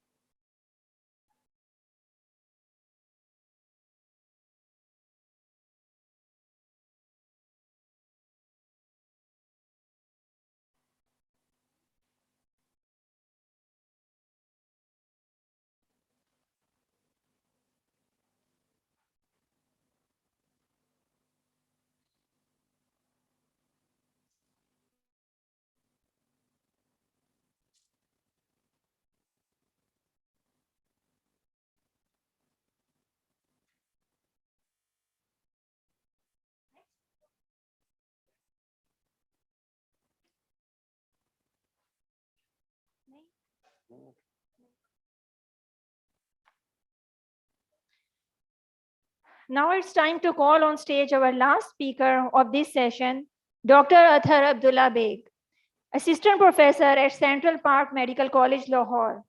He will be presenting his article on the topic, Consequences of Walking in Contrast to Moderate, Continuous, and High-Intensity Interval Training on Short-Term Heart Rate Variability.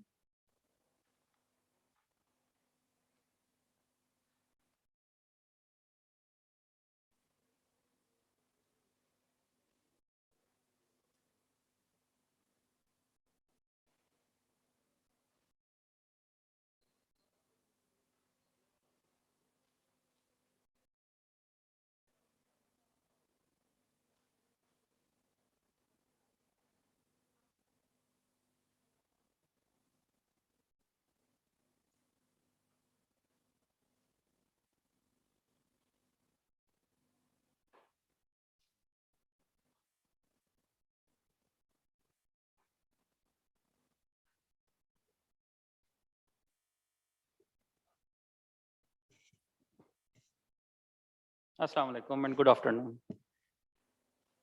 I always wonder, how can exercise improve our quality of life? So for that purpose, we have decided to do a research on the topic of the consequences of brisk walk, moderate intensity continuous cycling, and the high intensity interval training And then we have seen its effect on the heart rate variability. So we all know that there is a significant relationship in between the increase in the physical activity and decrease in the cardiovascular disease like stroke, heart failure, and many others. Heart rate variability is a very established tool for assessing the patient at risk of high heart diseases and their related deaths. And heart rate variability is considered as a gold standard to assess the cardiac autonomic functioning. Higher the heart rate variability means the improved cardiac autonomic functioning. And it is well known that heart rate variability is increased in response to exercise training. Researchers have demonstrated the association of heart rate variability with multiple modes of physical activity like the brisk walk, moderate intensity cycling, as well as the high intensity interval training and many more. But there is insufficient data indicating the most effective model among these all for the improvement in heart rate variability in healthy, non-obese young adults. So objectives of our study was to assess the levels of heart rate variability in different modalities of exercise and to correlate the values of heart rate variability in groups which are walking and measuring the step counts, doing moderate intensity cycling, and doing high intensity interval training exercise. To achieve these objectives, we have selected the 41 non-obese healthy adults, and initially their resting ECG was taken for the analysis of the resting heart rate variability. And these 41 samples were divided into 4 groups through the balloting. Group A, Group B, C, and D. Group A performed the high intensity interval training in which the 10 participants were included. And the Group B performed the medium intensity cycling, and Group C performed the walking and measuring their step counts and using their mobile phone GPS-based application, which is the pedometer, and sending me their screenshot of the application for record. And Group D is the control group. All the intervention groups completed the 24 session in the 7 weeks. After these 24 sessions, their ECG was again taken for the resting heart rate variability.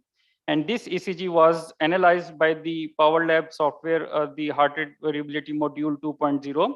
And this is the interface of that software. So the SPSS 21 was used for the statistical analysis, and the results were documented as the mean plus minus standard deviation. Paired sample t-test was used for the comparison of the data before and after the intervention of the exercises in each group. And ANOVA was used for the comparison between high intensity interval training, medium intensity cycling, and the walk and the control groups. P-value less than 0.05 was considered statistically significant. And this table shows the demographic data of the male and female participants. And this table shows the heart rate variability, different parameters which was measured. Likely, you can see the time domain parameters and the frequency domain parameters. In the time domain parameters, we can see easily that in the walk group, the participants which were in the walk group, there was a significant improvement in the mean RR interval, as well as in the low frequency and low frequency, high frequency ratio in the frequency domain parameters of the heart rate variability. But in the medium intensity cycling group, as well as in the high intensity interval training group, there is no significant improvement in between the pre-intervention level and the post-intervention levels. As well as when we have done the ANOVA for the analysis of the data for the comparison in between all groups, there was no significant difference in between groups. So the better improvement in the frequency domain parameters of the heart rate variability in the walking group as compared to the high intensity and the medium intensity groups indicate a better sympathovagal balance after the walking intervention. So this study concludes that the brisk walk in an open area is the most effective mode of physical activity when compared to medium intensity continuous training or high intensity interval training to improve the frequency domain of the heart rate variability, thereby decreasing the cardiovascular diseases and related deaths. So in every walk with nature, one receives far more than he seeks. So thank you very much. If you have any question, please feel free to ask. And if you further query, you can contact me on this email.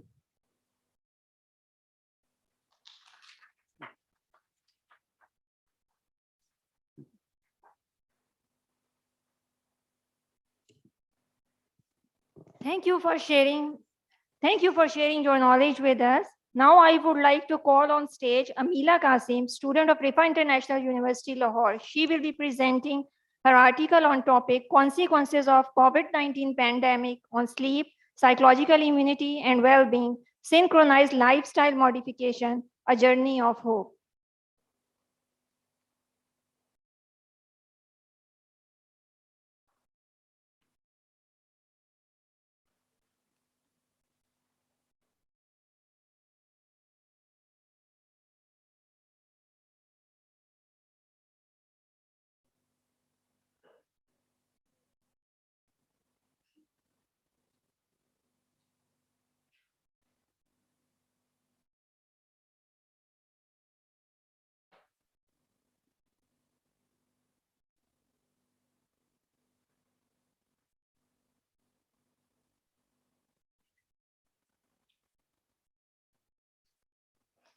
Assalamu alaikum, everyone.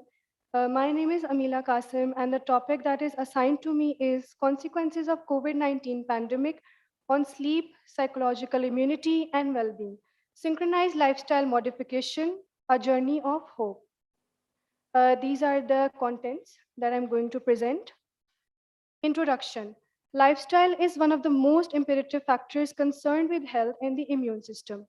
It compromises fluctuating behaviors and roles of person at home, workplace, institutes, activities, and mainly their diet as they follow an unhealthy lifestyles. Due to this, people with weak immune systems suffer from illness, uncertainty, overweight, mental disorder, hypertension, disability, and sometimes death. So the correlation between lifestyle and health should be considered. Due to the modern lifestyle and COVID-19, the lifestyle of the majority of people has changed. Therefore, they are facing the challenges of malnutrition, unhealthy food and diet, drugs and alcohol consumption, stress, anxiety, depression, and sleep disorder. Literature review. The COVID-19 pandemic represents a massive impact on human health, causing sudden lifestyle changes through social distancing and isolation at home, with social and economic consequences. Optimizing public health during this pandemic requires not only knowledge from the medical and biological sciences, but also of all human sciences related to lifestyle, social, and behavioral studies, including dietary habits and lifestyles. For managing and controlling health issues, 4 evidence-based successful intrusions of health are sleep, nutrition, physical activities, and stress management. Synchronized lifestyle medicine is an embodiment of tailored treatment as its impact on endocrine, epigenetic, immunologic, and inflammatory changes mainly contribute to chronic disease. These are the objective of the research: to find the possible relationship among synchronized lifestyle modification, insomnia, psychological immunity, and well-being. Number 2, to explore the effect of synchronized lifestyle modification in the relationship between insomnia and well-being. Number 3, to explore the effect of synchronized lifestyle modification in the relationship between insomnia and psychological immunity. This is the research model of my research hypothesis. There would be a significant relationship between synchronized lifestyle modification, insomnia, psychological immunity, and well-being. Synchronized lifestyle modification will moderate the relationship between insomnia and well-being, such that the negative relationship will be weaker in the case of high synchronized lifestyle modification practice.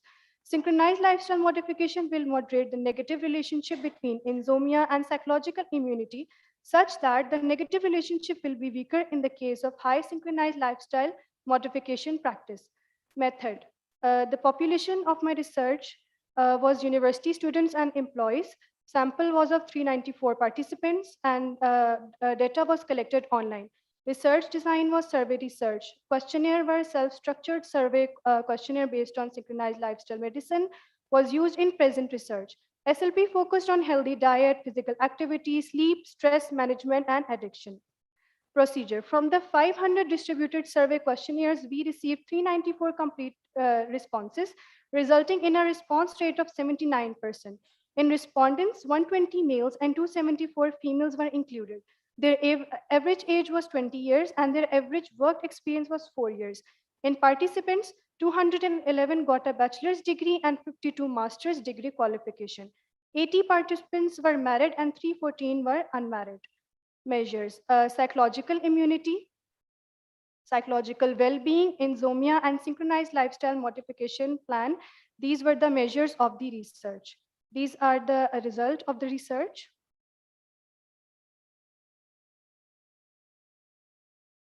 Conclusion. Present research concluded a significant positive correlation between SLP, psychological immunity, and psychological well-being. Results also shows a significant negative relationship between insomnia with SLP, psychological immunity, and psychological well-being. Results show a significant negative effect of insomnia on psychological immunity and psychological well-being. In the case of high SLP practice, the negative relationship between insomnia and psychological well-being will be weaker. During COVID-19, in case of high insomnia and high SLP practice, psychological immunity will increase. Similarly, during COVID-19, in the case of high insomnia and low SLP practice, psychological well-being will be decreased. Limitation and future implementation. Despite ample evidence of the association between lifestyle health behaviors and sleep quality, a comprehensive understanding of the causal relationships may be difficult to achieve. Lifestyle medicine, insomnia, and psychological behaviors, including psychological immunity and well-being, are all intertwined and strongly embedded in the cultural and social environment. Prospective and longitudinal investigation following sleep patterns, well-being, and related lifestyle behaviors are needed to attempt to tease apart some of these variables and establish the temporal order of events. Such studies may also incorporate demographic, psychosocial, and biological inter-individual differences to develop mediating models and to establish possible underlying mechanisms. These are the references, and thank you.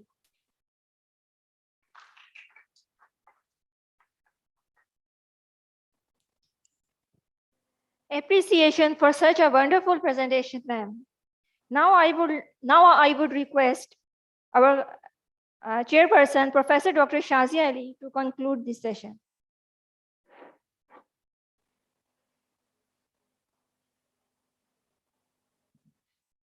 Thank you very much. All presentations were very informative. And I fully agree with Dr. Myra, who said that iron deficiency, she discussed regarding iron deficiency, and females should be counseled regarding lifestyle modification program. And I think they should be counseled in all stages of their lives. Similarly, Dr. Aisha and Dr. Somya's research work was on immunity, and really boosting our immunity is going to be beneficial in every sense, and it helps us to combat any type of disease that comes our way. And Dr. Athar's presentation was also very informative, and I think it was pointing out towards physical activity, which is one of the pillars of lifestyle medicine. So I really enjoyed all the presentations. Thank you very much.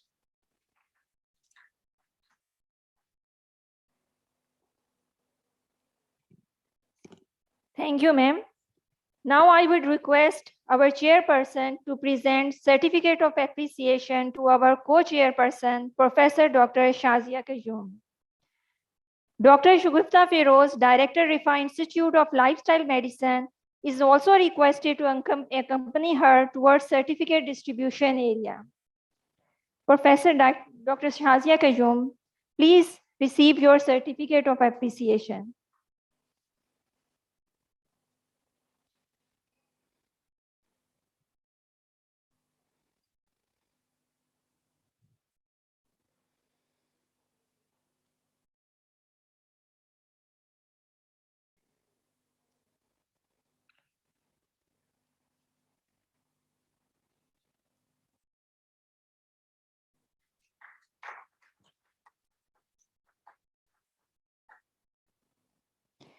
Now, Dr. Shugufta Feroz will present certificate of appreciation to our chairperson of this session, Professor Dr. Shazia Ali.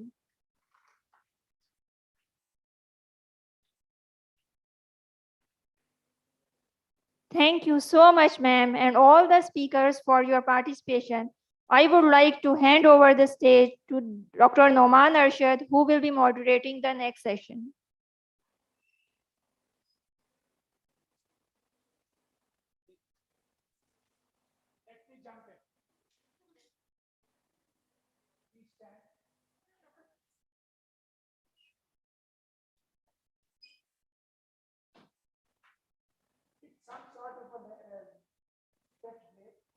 We cannot afford you to go out.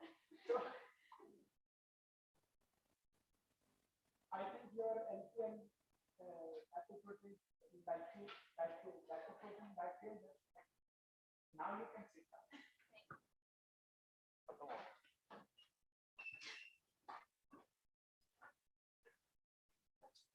Assalamu alaikum. Thank you for the exercise, sir. I welcome you all to this session. I'm the moderator for theme 8, which is Be the Champion of Change. This session will, inshallah, be proceeded for 30 minutes. And we have 3 keynote speakers with us. Now, I will like to request our co-chairperson of the session, Professor Dr. Shazia, to come up the stage and have a seat. She is the Professor of Physiology at Islamic International Medical College Trust, Rifa International University. Ma'am.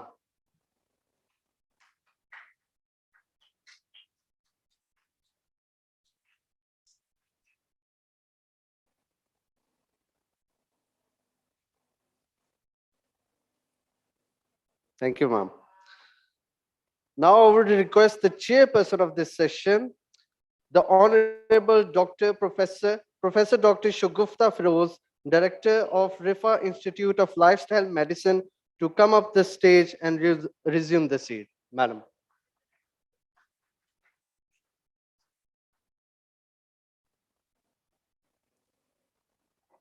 Thank you, ma'am. Now I will request our worthy speaker, Professor Dr. Azhar Rashid, the Principal of Islamic International Medical College, Rifa International University, to come up the stage and share his valuable thoughts on the topic training the trainers at Rifa International University. Sir.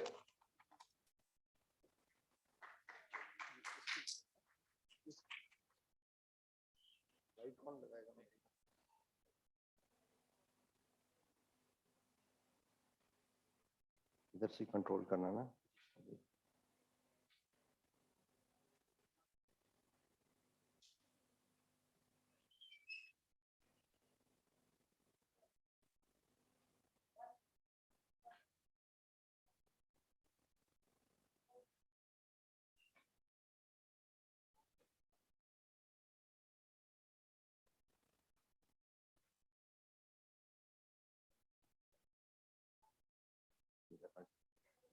पीछे नहीं आया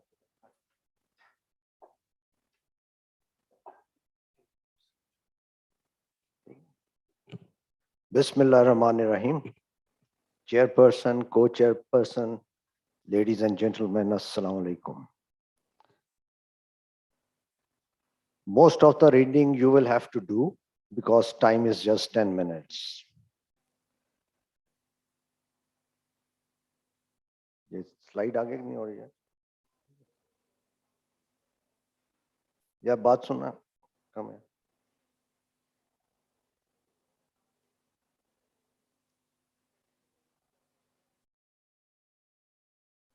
move क्यों नहीं कर रहे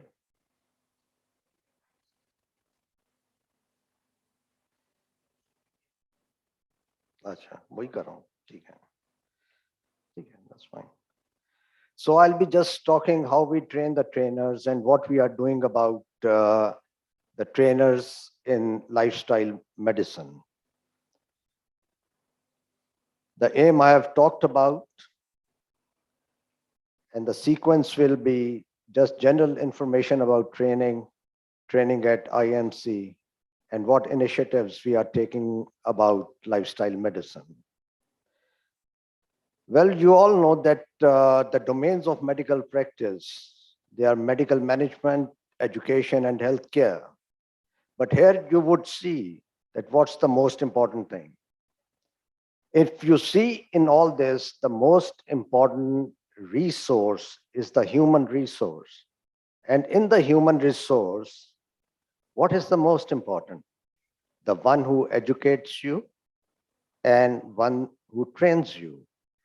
And if the quality of the trainer is not good, then the outcome will never be up to the mark. Well, if we learn on our own is trial and error. We are liable to commit more mistakes. And learning from the teacher, it definitely reduces the learning curve. But unfortunately, training the trainers is not very common. In one study, it was just 35%. So medical education, we all know about curriculum, educational environment, and the teachers. Now, if you see this slide, you see that the role of a teacher is very extensive. I'm not going to read all this. It's just to make you realize what a teacher has to know. It is, I think, a lot which is demanded from a teacher. And the competencies which we expect from a teacher are technical competence. He should know approach to teaching, and he must know what professionalism is. But nowadays, there are a lot of challenges in education. You know all about them. They are flashed. You can read them. That saves my time.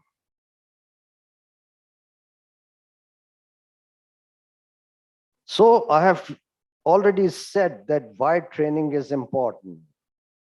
Because we want to standardize medical education, keep with the changing trends, ensure quality of teaching, then it adds to creativity, productivity, higher morale, self-actualization of the teachers, and eventually leads to organizational growth. It's not simple. We have to design the training according to the vision and mission. We have to see what the requirements of the faculty, the students, and the organization. Usually we train them in teaching, assessment, and evaluation. It's a shared planning, and planning has a process. So this is where we teach teaching skills, assessment, research. In leadership and management, we are moving on. And digital literacy was taught at a high speed during COVID crisis. There are various models and matrices of training. The training, there are two common formats. There are two formats. One is common, which includes workshops, seminars, short courses, sabbatical, and fellowships. Alternative are integrated longitudinal programs, decentralized activities, peer coaching, mentoring, self-directed learning, and computer-aided institution. It is categorized into entry-level, mid-level, and high-level. I'm not going to skip this slide. We take student feedback. At IMC, we are well recognized at the international level, apart from our local regulatory bodies. This is just to apprise about that. We are registered and listed in many registries. Our curriculum is integrated, modular, spiral, student center. Our vision and mission has two words, basically excellence and Islamic ethical values. Our academic management is by academic committee, in which there are 5 committees: curriculum, assessment, program, faculty development committee, and curriculum implementation committee. Apart from that, we have module coordinators, clerkship, and quality assurance cell to measure what we do. These are our 6 values. And Ethicon is one value, which means excellence. We have a high technology system. Moodle is for the students. We have got HIMSS, SAP, Wi-Fi, FM radio. So we are quite advanced as a university in technology. We have got 120 faculty members, and you see all of them, they are qualified, and most of them, they are highly qualified. And this slide is important. Almost more than 40% of the faculty has qualification in health professions education. So we have a lot of focus on training and educating the trainers. So task of our faculty development committee is train the trainers. 6 monthly, they do need analysis, liaison with other educational committees, help faculty to conduct and disseminate research in medical education, processing of research grants, development and implementation of orientation program, training faculty and students on Moodle, and developing training calendar. So faculty development committee has quite a big task. What we conduct to train the trainers, there are a number of workshops which are, as mentioned here, basically on curriculum development, writing LOs, mapping, TOS, and teaching skills, which are a number of them. Then we train the faculty in assessment. We keep on advancing. Recently, we have added case clustered MCQs, extended MCQs, EMQs, portfolio. We are adding situational judgmental tests, and on online teaching, open book examination, they have been conducted, and hopefully they will be part of the system as well. Our evaluation is by student feedback. Apart from this, we have workshops on research, and now we have done a workshop on time management skills. Now we are on to do role model leadership and patient safety we have done. The academic courses which we run are Masters in Health Professions Education and certificate in it. So other things we do for it are seminars, webinars, and online teaching. We did a number of workshops. The total number of workshops conducted from 2019 to 21, they were 45, and for online teaching, 9 were conducted. The future is, you see, we can look for integrated longitudinal programs, centralized activities, peer coaching, and academic programs, PhD in HP and diploma. Now, I have talked about all this simply because to tell you what we have put in for lifestyle medicine, our instructors, they are already trained professors. They have gone through, they are masters in health professions education. They are very senior. And from that lot, we have selected those who have done this certificate course.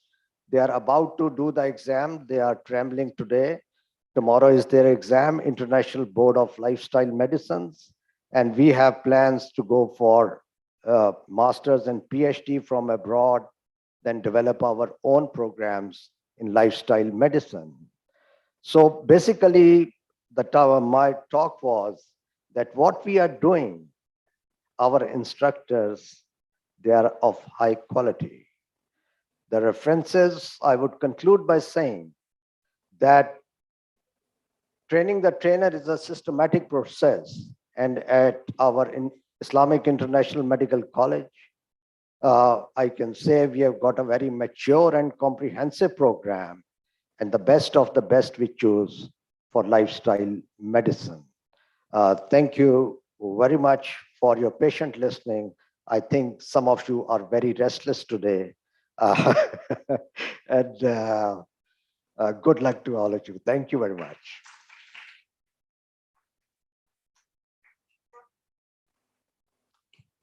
Thank you so much, sir, for your sharing your knowledgeable thoughts.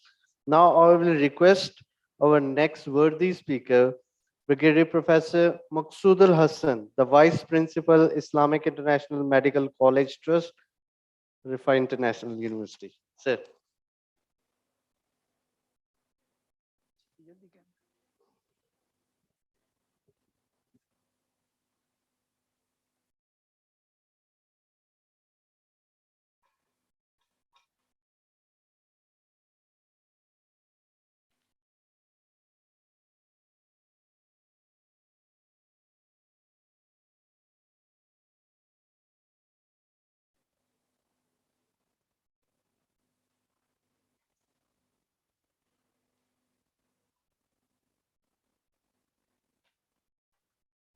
Bismillah ar-Rahman ar-Rahim.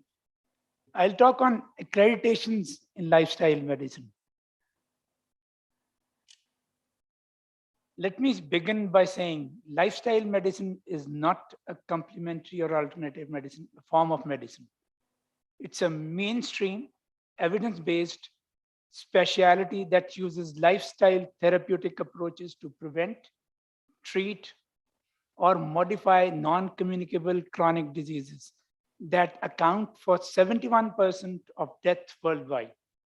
If we believe in that figure, we need to reflect for a moment, stop, reflect, and see what we can do as providers. Providers need to develop their solutions and work on them. And if those providers can work on those solutions, that is exactly what Jan Saab was alluding to when he was talking of developing the faculty on lifestyle medicine. The Rifa University has taken a major initiative, and that was being highlighted upon by our principal.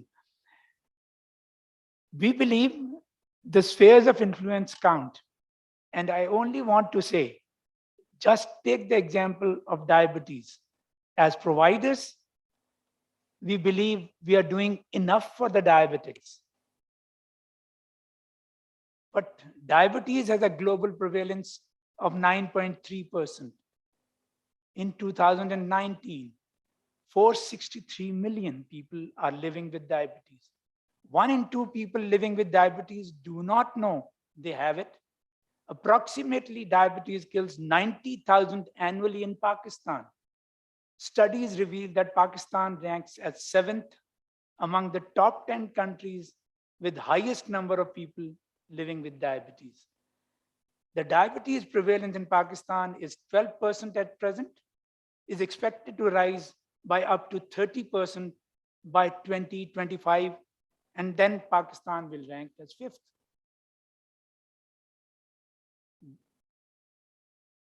Adults above 20 years of age, 26.3 million suffer from diabetes. That counts for 27.4 million in Pakistan.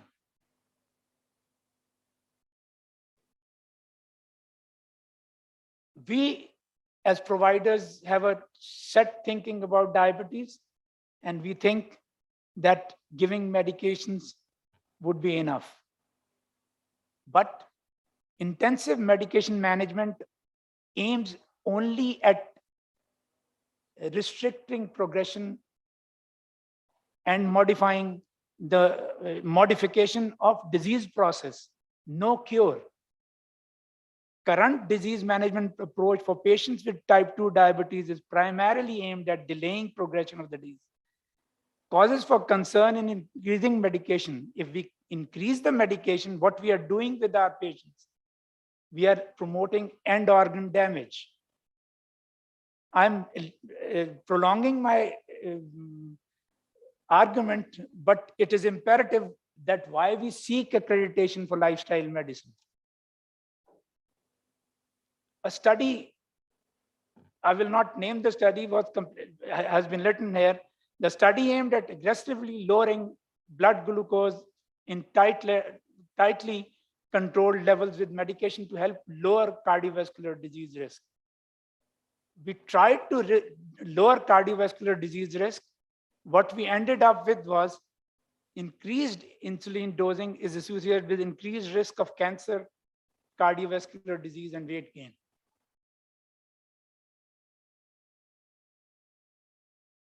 How are we going to manage this? If it is 463 now, we all belong to a system, a healthcare system. If we are not looking at Pakistani system, there are systems existing, healthcare systems, because we belong to a system which is in shambles. All of us have duty to work for that system to improve. We do not work for that system to improve. That system does not improve. We wait for panacea from some outside people. We, the professionals, need to do something about it. And when we need to do something about it, if the health systems are to get corrected, treating the cause is the foundation and more important component of any present or future sustainable healthcare system. This may be the perfect moment to officially adopt the lifestyle model. I talked about diabetes with a particular reference because this is being talked about as an example in the United States, that if the present trend continues, by 2045, their healthcare system will not be able to sustain treating diabetes just the diabetes. Leave the rest, the chronic diseases of cancer and other aside. If that has to happen, if we are to adopt the lifestyle model, we need to develop understanding amongst our professionals, providers, doctors, paramedics, healthcare, allied healthcare professionals, even the common public, that the way forward is modification of lifestyles.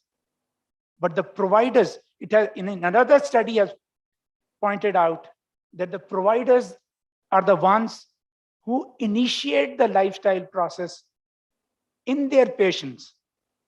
But if the providers are not aware of what needs to be modified, they will never undertake it. Rifa University has already undertaken some, as we have already said, certain our principal elaborated upon. We have already embarked on a training of faculty. With training the trainers, we want them to, we have very high expectations from them to work on them.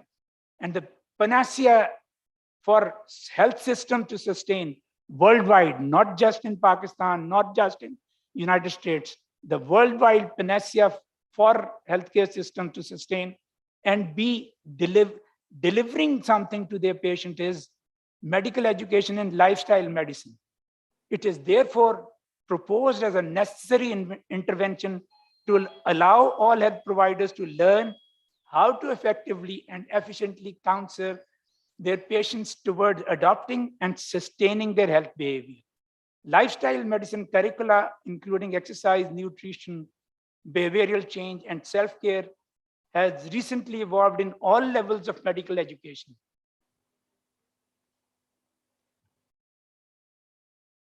We have developed our faculty, we need to develop allied health professions. We need to have a university-wide other disciplines incorporated into it. But the circle should not stop here. We need to incorporate all of the people listening, all of the people present here to be passionate about this thing. And the courses that get developed and are offered, the accreditation bodies, if they give authenticity to those courses, the providers understand that these are important for their development. I would like to take opportunity to emphasize upon accrediting bodies like PMC and Healthcare Higher Education Commission and all other PNCs and other accrediting bodies to recognize the need for lifestyle medicine, accredit whatever courses get designed in scientific manner on the experience of the world at large.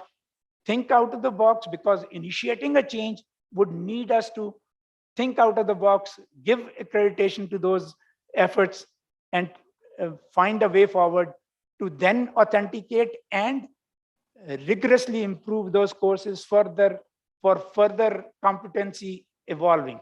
Thank you very much for patient listening.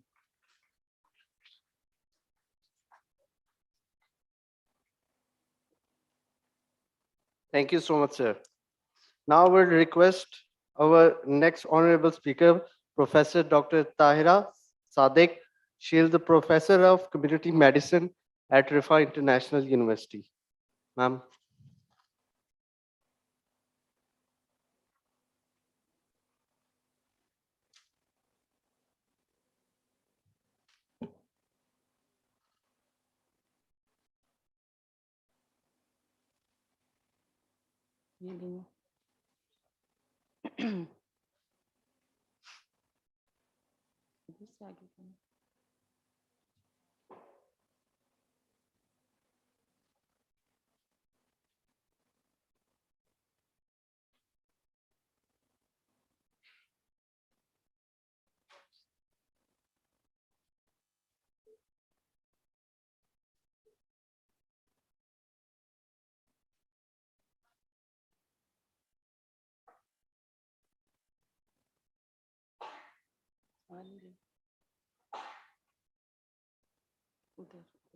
Project you.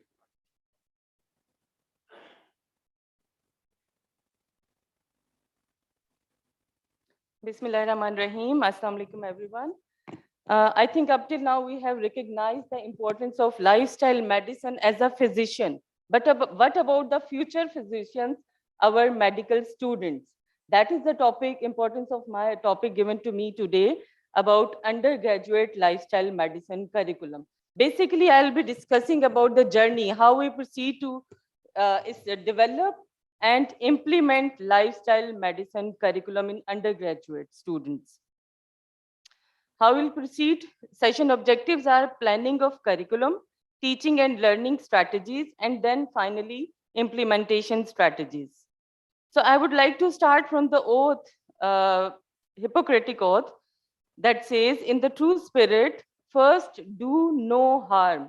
So are we following this rule in our undergraduate curriculum? As they immerse themselves in specialized lifestyle medicine training, so they are equipped to be on the forefront of an emerging value and outcome-based system of healthcare delivery. So it is very important to realize and give our students a message that first, do no harm to the patients. And the second reason why we want to include this lifestyle undergraduate curriculum in our undergraduate students is because of the burnout statistics, which are rising alarmingly. And that is because, as you all know, that there are many stresses for physicians. And the only thing that we need to work on is self-care, followed by patient care. Researchers have told that healthy physicians and those who are without any stresses, they are actually the right person to guide their patients as well. So first of all, doctors or physicians, they themselves should be healthy holistically. So the curriculum we followed is from the American College of Lifestyle Medicine, because it's as the PMC will recognize only the standard curriculum. So we followed the curriculum of American College of Lifestyle Medicine. This syllabus is based on the foundational work of Beth Peg Freites, MD, who created a lifestyle medicine course at the Harvard Extension School in 2014. And that course is available to undergraduate, masters, and other professional students interested in healthcare and wellness programs.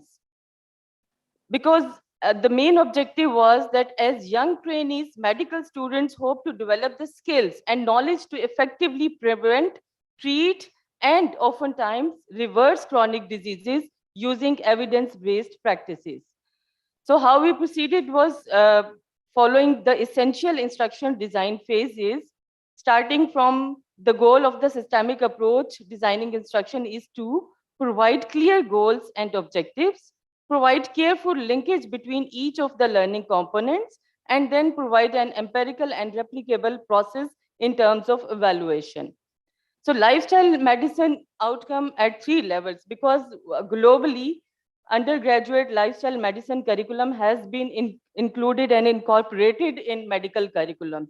So Rifa Institute of Lifestyle Medicine took lead in this specialty as well, introducing the lifestyle medicine in medical curriculum. So in level 1, because it was not an easy process, how we proceed is that first of all, we established curriculum outcomes. And curriculum outcomes were definitely based on recognizing the need of practicing lifestyle medicine on self, family, patients, and community, because ultimately we want to improve the indicators of our country. That is the ultimate goal. And then on level 2, holistic module outcomes, because we are following spiral modular curriculum. And in that curriculum, we need to define some module outcomes, and module outcomes are again based on knowledge, attitude, and practices. So knowledge was acquired, the LM knowledge, to understand the role of nutrition, physical activity, substance abuse, sleep hygiene, social connectedness, and stress management in disease preventing, treating, and reversal. And then psychomotor domain shows steps of self-care by practicing healthcare lifestyle practices, healthy lifestyle practices, and then demonstrating the learned principles of LM on self care and patients in terms of disease diagnosis, prescription writing, and counseling. And finally, the terminal outcomes or learning objectives, these are based on the fundamentals of lifestyle principles. Undergraduate curriculum, obviously it was not an easy task. What we did was we constructed undergraduate lifestyle medicine curriculum committee. And that committee, first of all, was a decision was taken on the curricular contents. The main content was taken from American College of Lifestyle Medicine, but definitely we have some other need analysis based on our local curriculum. What are the prevalent diseases in our local community? So that curriculum placement was decided, and then headed by the Dean FHMS and Director, Rifa Institute of Lifestyle Medicine, module was planned, implemented, and then different curriculum in charge and curriculum members, team members were decided. So how we integrated and why undergraduate lifestyle medicine curriculum was embedded in all years of medical curriculum from first to final year. I think this is the beauty of a spiral curriculum, that we can involve all the students starting from first year to final year. And that is what we did. Integration in medical curriculum in order to manage patient holistically. That was the main aim. And then definitely we don't want medical students to be cognitively overloaded, because they are already having so much syllabus which they have to read, memorize for passing the exam. So taking account of their cognitive load, the content was embedded throughout the 5 years. And then assessment was practical, because it was not a separate module, but integrated in the whole spiral mode. Nature of integration in different disciplines was done. Disciplines involved mainly including basics and preclinical and clinical sciences. And you can see all the minor and major specialties, they are curriculum of lifestyle medicine will be taught in all the subjects. And then nature of addition and change, learning objectives were added, and those, for example, nutrition and some subjects or the topics they were already taught were not disturbed in their curriculum. And then specific lifestyle lectures, because this is a new specialty for students as well. So what we did is that, for example, we want to start it from all the years. So final year students, maybe they are not aware of the basics of lifestyle medicine. So we arranged extra lectures for them as well.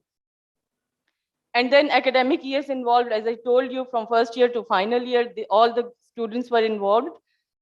For basic sciences, we have addition of basic lifestyle concepts, including dysbiosis, immunity, inflammation, and oxidative damage. And for preclinical sciences, addition of learning objectives on lifestyle modifications in commonly prevalent diseases of all the disciplines. For example, cardiovascular, respiratory, metabolic. So our aim was that when we are teaching them specific diseases, why not to teach them lifestyle medicine basic principles there and then. So that was just consisting of addition of learning objectives.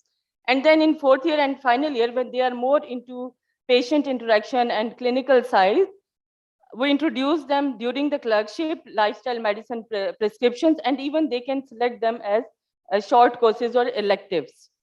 So faculty development program for this, because as you can see, as Janan Sahab has rightly mentioned, that faculty development is the main important thing, because without that, we cannot teach our students. So for that matter, knowledge, attitude, and psychomotor part was given through offering them different lifestyle medicine courses headed by Dr. Shagufta Feroz, and then their clinical training, which is ongoing in terms of patient consultation, that is again in practice, certified in lifestyle medicine, and then to align those certificates globally, they are also linked to certify for International Board of Lifestyle Medicine. Curricular content is, as I mentioned earlier, lifestyle medicine, empowering people to change, collaborating, motivating, goal setting and tracking, improving health through exercise, nutrition health connection, weight management, sleep hygiene, how to avoid stress and resilience, peace of mind with meditation, mindfulness and relaxation, the power of connection, how to be positively positive, substance use disorders, self-care and lifestyle medicine educational reforms. This was the content which was included in the curriculum. For example, teaching in basic sciences, research projects on lifestyle medicine during clerkship, prescription writing during clinical rotation, lifestyle medicine clinics, lifestyle medicine intense courses during electives. So teaching methodologies are very important, and all the faculties were chosen for the lifestyle courses were already certified or masters for medical education. So they know the basic concept of all the medical education principles. Teaching methodologies was decided based on the content. For example, if we are teaching to first year, second year students, basic sciences students will mostly use lectures, small group activities and problem-based learnings. And for senior students or clinical students, we will go for attitude and skills through role play, simulations, role modeling, and then teaching them different nutrition or exercise principles during skill labs, research projects, and ultimately bedside teaching. Assessment strategies, according to content, are multiple choice questions, skill labs, viva, research proposal presentations, and we cannot forget the community surveys followed by presentations.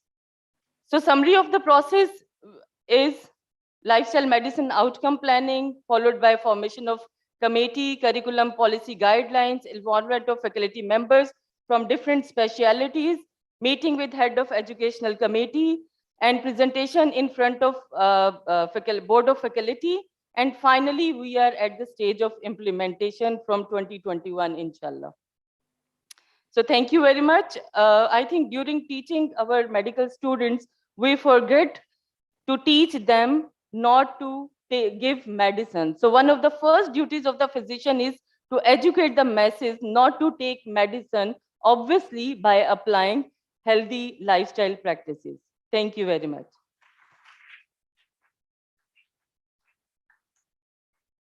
Thank you so much, ma'am. I'll request the chairperson, Professor Dr. Shagufta Feroz, to conclude this session, please.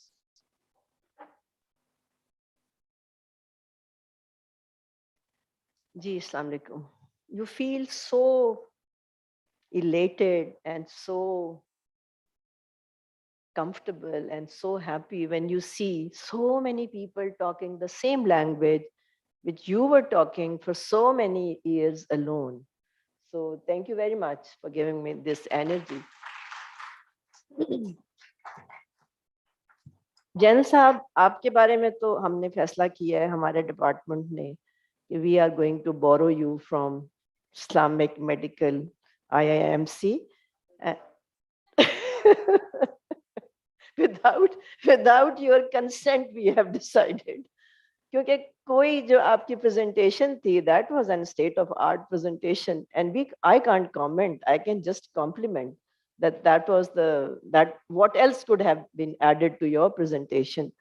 So you are going to join the lifestyle medicine course, inshallah, in future. And believe me, बहुत मजा आता है उस teaching के दौरान. हम आपको नहीं थकाएंगे, डराएंगे. You are already overworked. Brigadier Maqsood Sahab has talked about the scary position of diabetes, and we all are aware as a physician that we see so many cases of metabolic syndrome and hyperinsulinism or polycystic ovaries or pre-diabetic cases. So we are left with very, very short time. And I believe if I get a chance to meet the policy makers of this country, we should go and we should tell them that actually we are in a need of emergency, that we should form a task force for the control of this diabetes, because time is very short. As you said, that in 2025, Pakistan might, Khuda na khasta, attain a fifth position globally. So we all have to be very alert. And I think we can, what else beside the courses we can do, we can start organizing short workshops, workshops for the medical colleges or all healthcare institutes, to give them at least the basic awareness to delay this that much prevalence of the diabetes. Dr. Tahira, I'm grateful to her that she has helped me coming to this institute, and she really works very hard. And whatever she has done for the department and whatever she is doing is there is again no comment for you. And I simply pray for your health, that you keep doing like this. And that's all what I want to say. Thank you very much.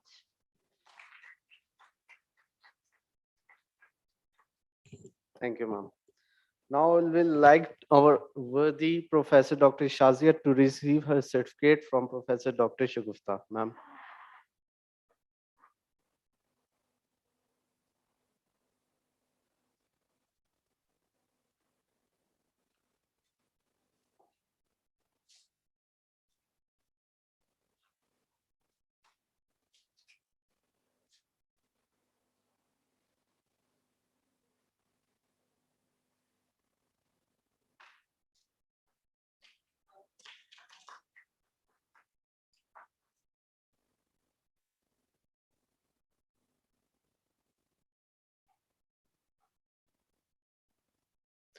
Now for the certification of our keynote speakers, Professor Dr. Azhar Rashid.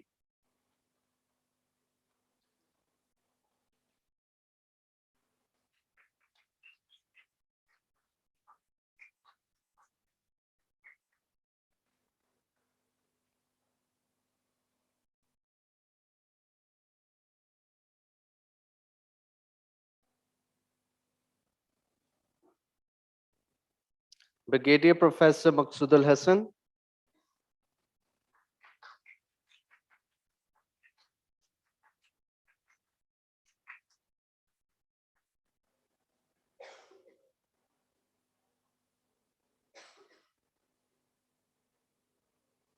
Professor Dr. Tahira Sadiq.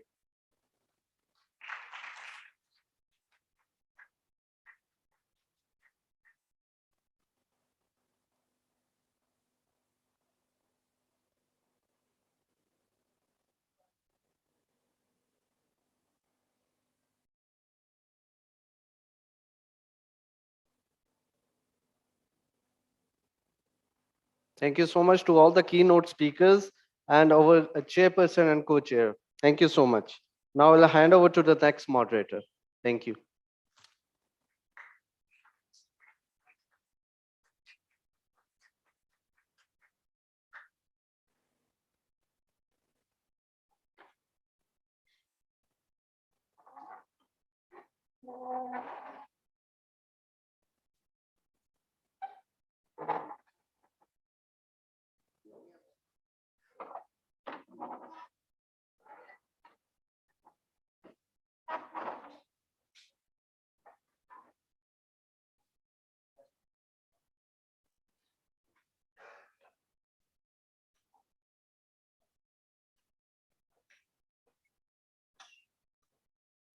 Assalamu alaikum.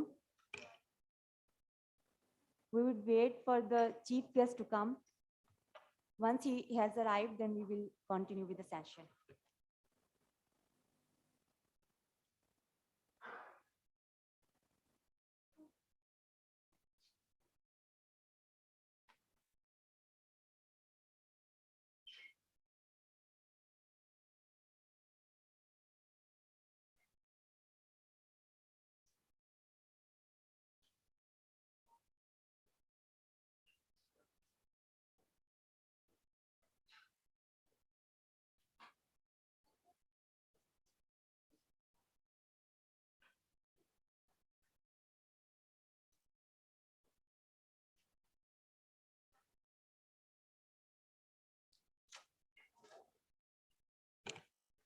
Assalamu alaikum. I want your attention, please. I'm here again to perform a small healthy lifestyle activity with you again. I request all of you to please stand up from your chair. Please stand up from your chairs.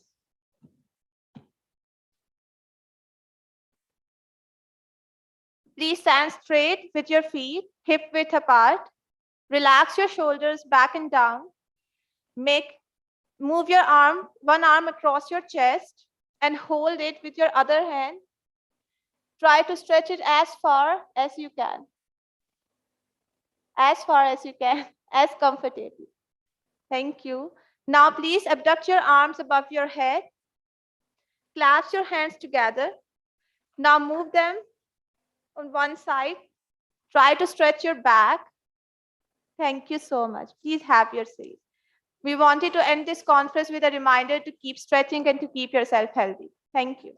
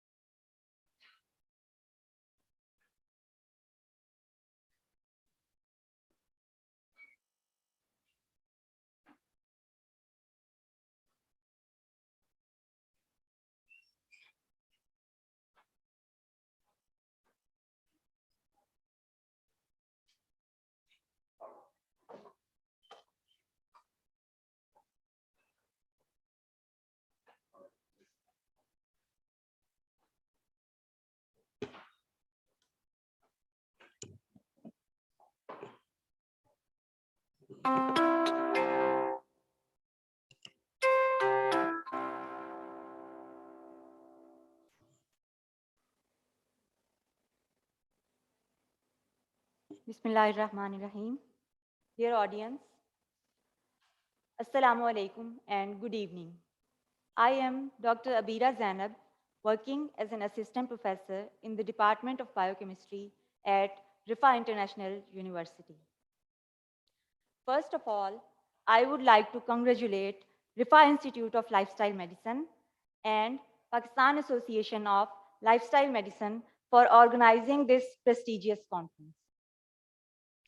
For this closing session, I would like to call Director, Rifa Institute of Lifestyle Medicine, Professor Dr. Shagufta Feroz, to kindly come on stage and take her seat. She is the founder of Pakistan Association of Lifestyle Medicine and representing Pakistan among the global community of lifestyle medicine.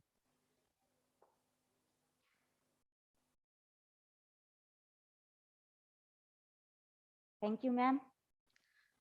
Now I request Dean of Faculty of Health and Medical Sciences at Rifa International University and Principal of Islamic International Medical College, Lieutenant General Azhar Rashid, Hilal Imtiaz Military, to kindly join Dr. Shagufta Firoz on stage.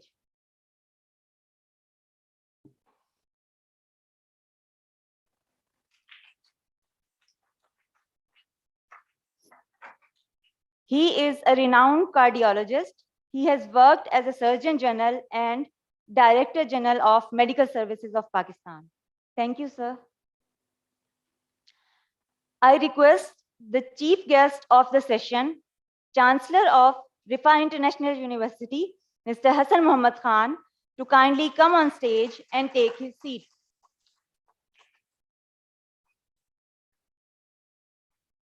His visionary approach and unmatched support has opened the door to this wonderful, evidence-based, revolutionary science of lifestyle medicine for the healthcare community in Pakistan.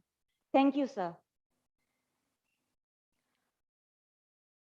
Now, I would request General Azhar Rashid to kindly give his vote of thanks. Sir, please come to the podium.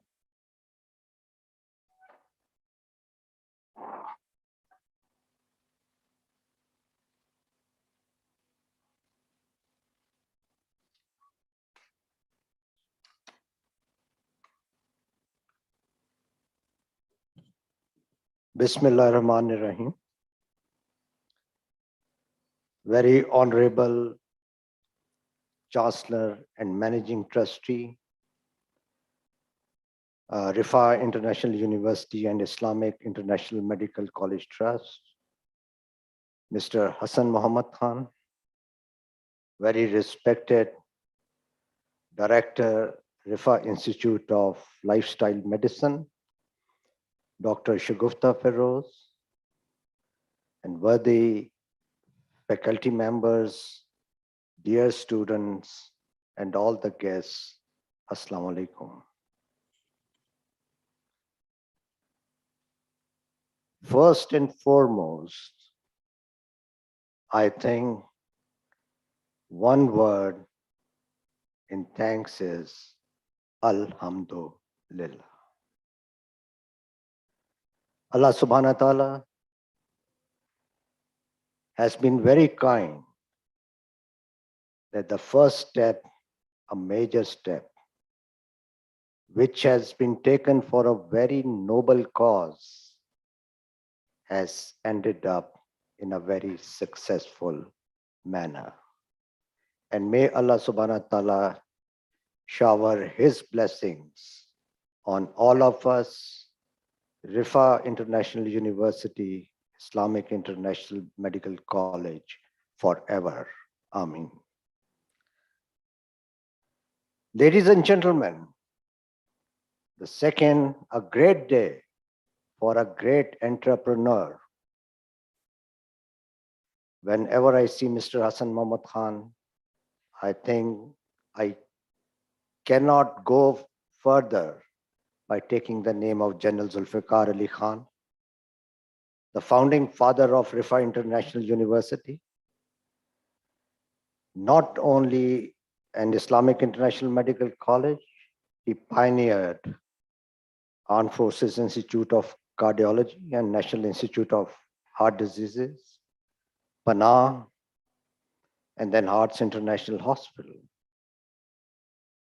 He was such a fast mover. You people haven't seen him. I have worked under his command for 11 years, and there was no stopping. And I'm sure he must be very satisfied and happy today. And equally, I would say, his dynamic and visionary son, our Honorable Chancellor and Managing Trustee, I think a torchbearer of innovation. Well, in just a short time in the university now, I think we are also moving from one innovation to another. I came, here was integrated modular system, and then we went for patient safety and a new domain totally introduced in the country of lifestyle medicine. The faculty is sitting here. Remain prepared for another one. It might come soon. Surely, and also I would like to thank Chancellor's team, our Vice Chancellor, Executive Director, and all his team for all their support. Ladies and gentlemen, surely all this would not have been possible without the lady of lifestyle medicine. There was one lady with the lamp, and today we will say lady of lifestyle medicine, Dr. Shagufta Feroz.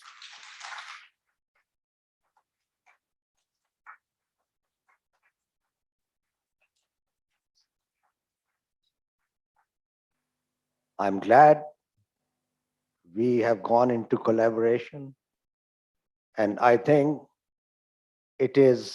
collaboration is deeper than the marriage contract. And it's going to, the girls are laughing more than men. So, inshallah ta'ala, with her guidance, with her presence, and with Rifa International University, we will achieve all our dreams. And also thankful to Pakistan Association of Lifestyle Medicine. I was forgetting this. Thanks, somebody reminded it. I thought it's all Rifa affair. So thankful to Pakistan Association of Lifestyle Medicine for bringing this lifestyle medicine up in the country. But definitely you need a solid platform for takeoff. And that, I'm sure, inshallah ta'ala, is there for lifestyle medicine. Ladies and gentlemen, what written, it is very encouraging to see we had 90 abstracts, both from national and international level, and also from undergraduate students. That's very heartening. There were 39 presentations given to me in the figures, 34 poster presentations, and 25 of the students.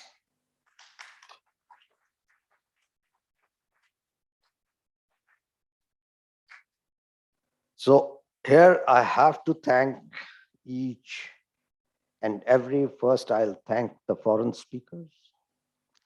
I think Dr. Lee's, but before that, in absentia, we must remember people in absence.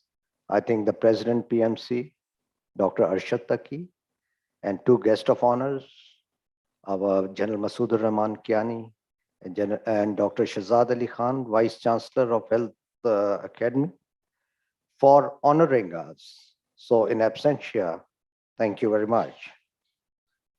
And on that, not for the speakers, we had Dr. Liz Alshuler, Dr. Sheila Nambia, Dr. Rob Lawson. He is chair British Society of Lifestyle Medicine and President European Lifestyle Medicine Council and chair World Lifestyle Medicine Council. So he's the boss of Lifestyle Medicine Council. Dr. Suela Chima, Dr. Sophia Kokko, Dr. Tamami Ashirai, Dr. Shireen Kasim, and Dr. Anita Kanka, Dr. Faraz Zedi from President North California Psychiatric Society. So thank you to all of them for making this occasion a success.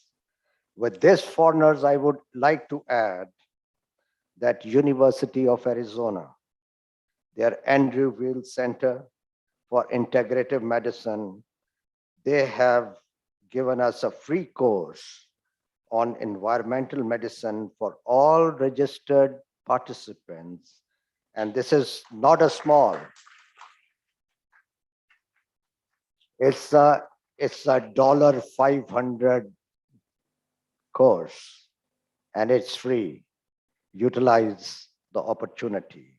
and they have offered 20% discount on all their courses.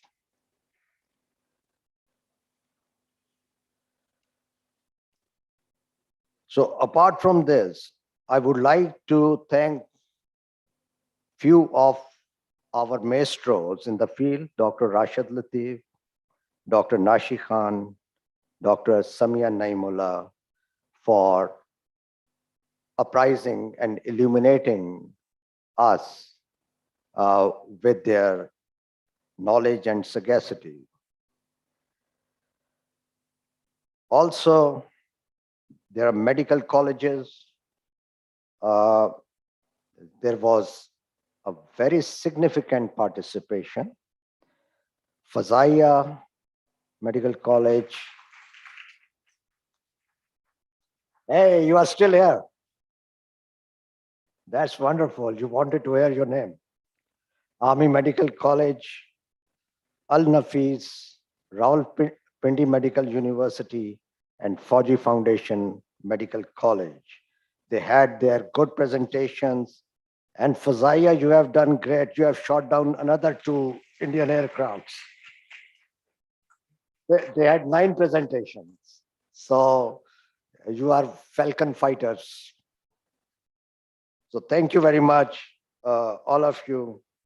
Here, I would also like to thank all the allied departments of Rifa International University who have participated and made our journey a success. And all the deans from our pharmacology, engineering, our rehab, they were all here. And that shows that the connectivity that makes the difference. Now, how can I leave IMC faculty and students? They have been here. Your presence have been encouraging, supportive, and the students did a wonderful job.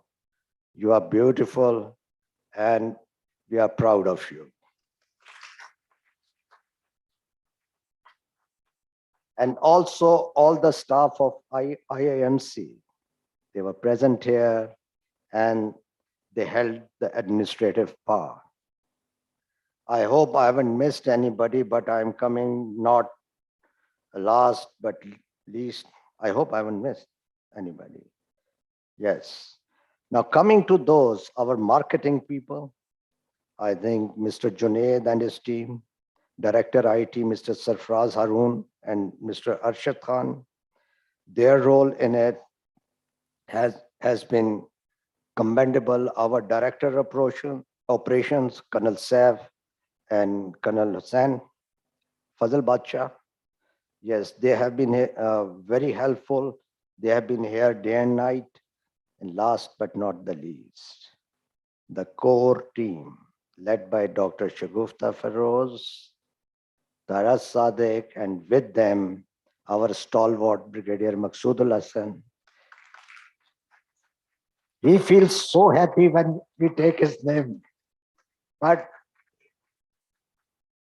And all their members, I think you have worked so hard, and one conclusion, that when you sweat, right diamond comes out. So my thank you and gratitude to you for working so hard. There were a bit of lapses, small ones, but I think that happens when you are moving at a high speed. Just a split of a second deviation from focus, yes, you have to pay for it. So, but that's what the game is like. And if something happens, there are lessons to be learned and we come out for a better tomorrow. So great job done, the great team. Thank you very much. So that's the thanks from me. I hope I haven't missed anybody. And I'm so happy.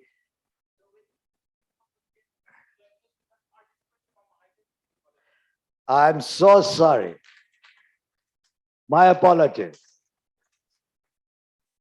So my special thanks to High Tech Medical College. And when you go back, your principal is Hamid Shafiq. Thank the general from my side.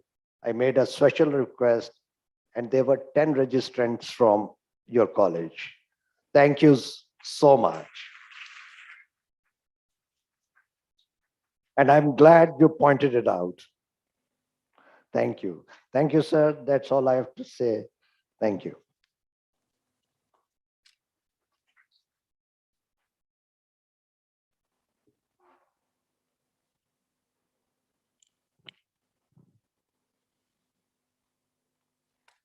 Now is the time to announce the results.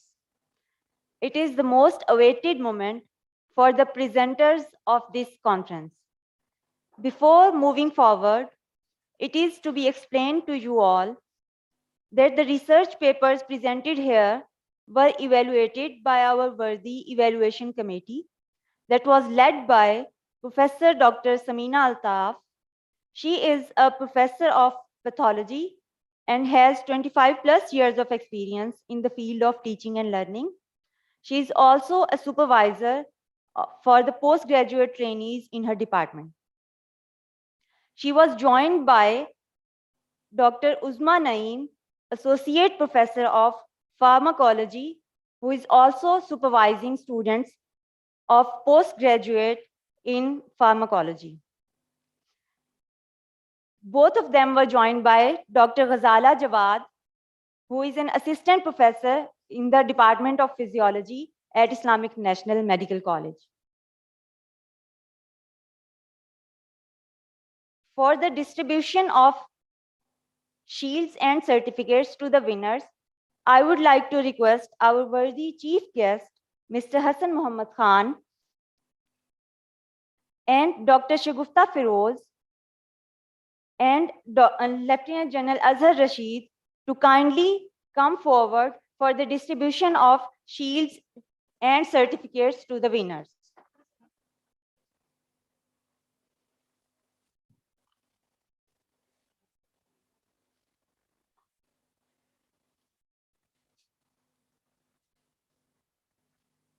The presentations that were presented here were divided into 3 main categories. There were many articles from the faculty that we received. First place was scored by Dr. Sadia Sultana, who is a professor of gynecology at Islamic National Medical College. Ma'am, kindly come forward and receive your shield. After.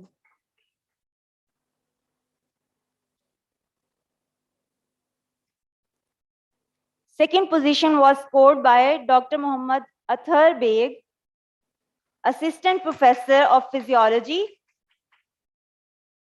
at Park Medical College, Lahore.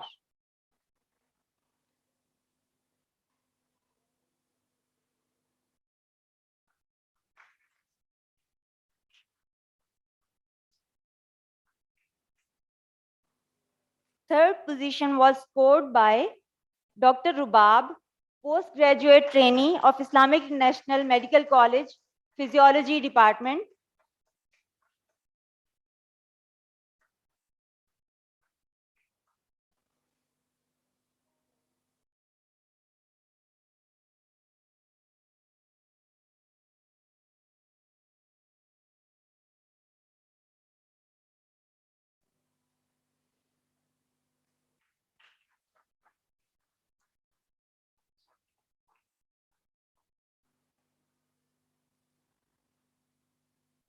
In the category of articles presented by students, first position was scored by Afifa Jameel, student MBBS, Fazaiya Medical College.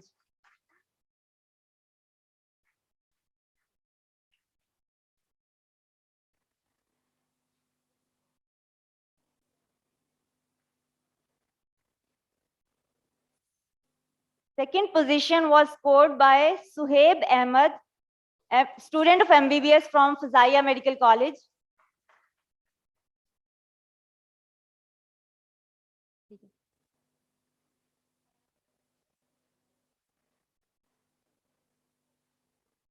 Suhaib Ahmed, student of MBBS, Fazaiya Medical College, is now receiving his souvenir.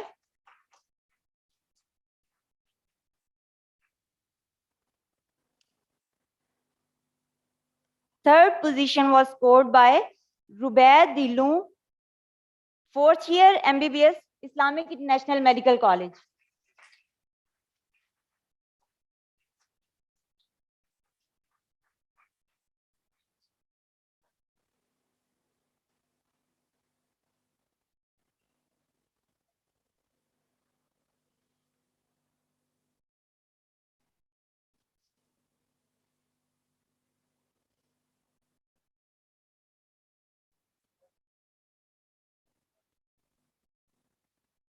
In the third and the last category of poster presentations, first position was scored by Zille Huma, fourth year student of MBBS, Islamic International Medical College.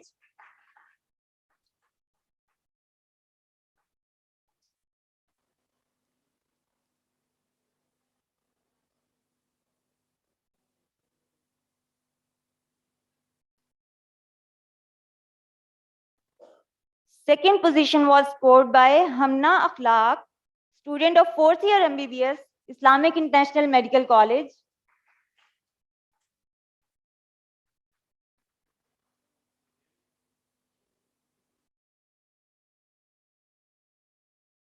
Third position in poster presentation category was scored by Hina Fatma, student of fourth year MBBS from Islamic International Medical College.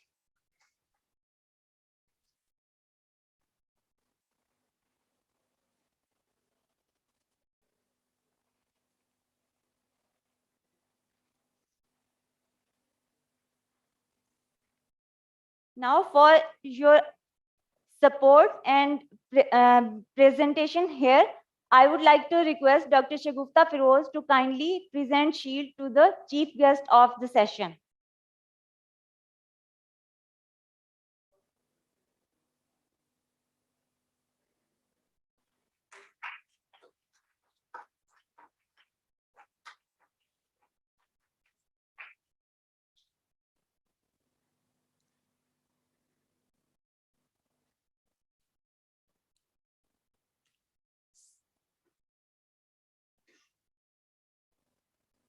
I would request our worthy chief guest to kindly present shield to our guest of honor, Lieutenant General Azhar Rashid.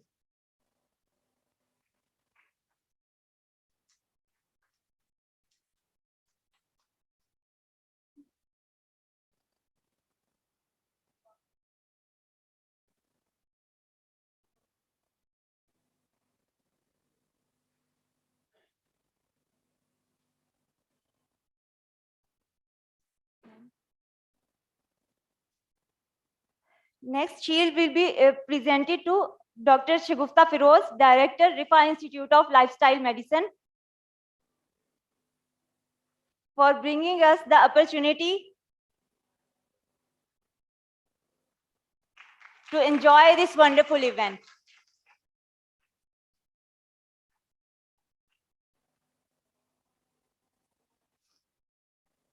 Thank you all. You may kindly resume your seats.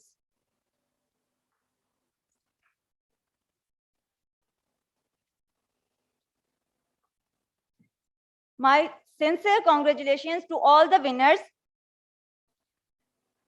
Now I request Professor Dr. Shagufta Firoz to kindly come on stage and share with us her closing remarks and a special announcement. Ma'am, kindly come on stage.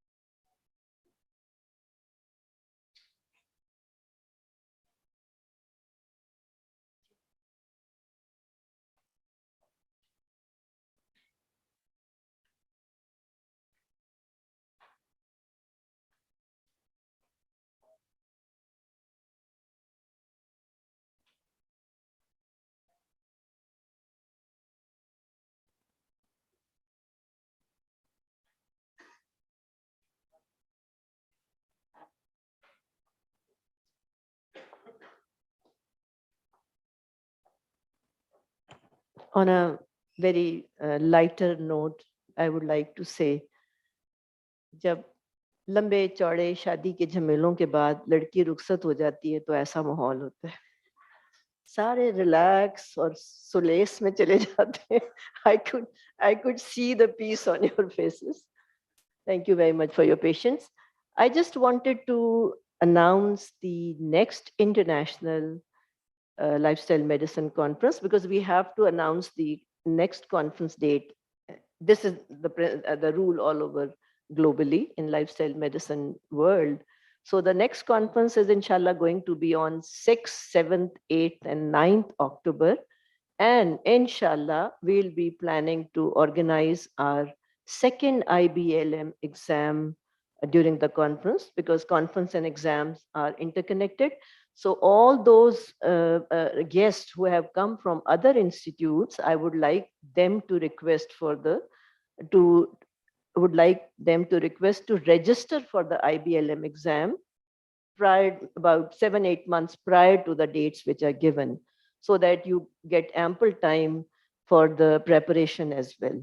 Before this annual conference, we will inshallah be organizing a happiness summit, which will be on 20th March. And 20th March is the United Nations International Day of Happiness. And happiness or positive psychology is one of the pillars of lifestyle medicine. As yesterday it was discussed that before implementing the rules of lifestyle medicine, we have to change the thought process. सोच बदलनी है. तो happiness में हम दो चीजों की बात करते हैं, compassionate होना और gratitude. तो inshallah we will all join together, because जैसे मैंने कहा, आज भी बात हुई, कल भी बात हुई, कि ये एक movement ही है और हम सबको इस जहाद में शामिल होना होगा. तो आप सब happiness movement का हिस्सा जरूर बनिएगा. Thank you very much.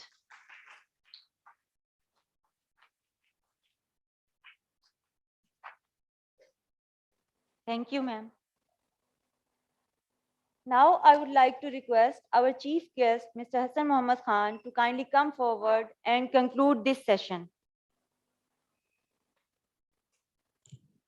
Bismillahirrahmanirrahim. At the outset, I must, I think, express my gratitude, my thanks, and my deep appreciation to the leadership of Dean, Faculty of Medicine, Lieutenant General Azhar Rashid Saab. Of course, when we talk about lifestyle medicine in Pakistan, and indeed within the context of this conference, we cannot proceed without appreciating and thanking Dr. Shagufta Feroz. Thank you very much, Dr. Saba. MashaAllah, brilliant job. I'm very thankful to all the organizers. General Saab went comprehensively into, I believe, making sure that everybody is remembered in terms of their efforts. My deep gratitude to the faculty as well. Very grateful to our collaborative institutions. Very impressed that we've got, mashallah, Bahria Medical School and Dental School represented here. High Tech is here. I believe Fauji Foundation, and there were contributions by other medical schools as well. Maghrib क्योंकि थोड़ी सी delay हो रही है, इसलिए मैं जल्दी से इसको मैं I'll try to be very brief. A few suggestions, Dr. Saba and General Saab. I think it's very important because it's an upcoming field in Pakistan. It would be great if we can especially make a students' club between the students of our medical program in Rifa, also High Tech and other students as well. And so make a sort of a society or a club of the youngsters where, I mean, I would be glad to provide financial contribution for this club, and where you can get together, meet up with each other. I think when you can't have lifestyle medicine talking about this conference and go to the cafeteria and then have a Coca-Cola, right?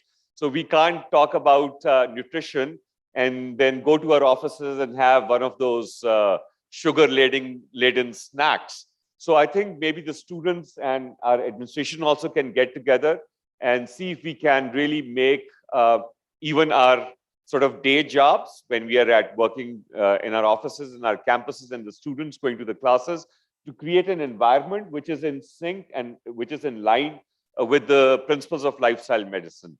I would also strongly suggest, Dr. Saba, that and I've talked about it earlier as well, that in Rifai University, we'll talk to our student services department and very quickly organize a Society of Lifestyle Medicine as well. Have it registered, and so we need to take it forward.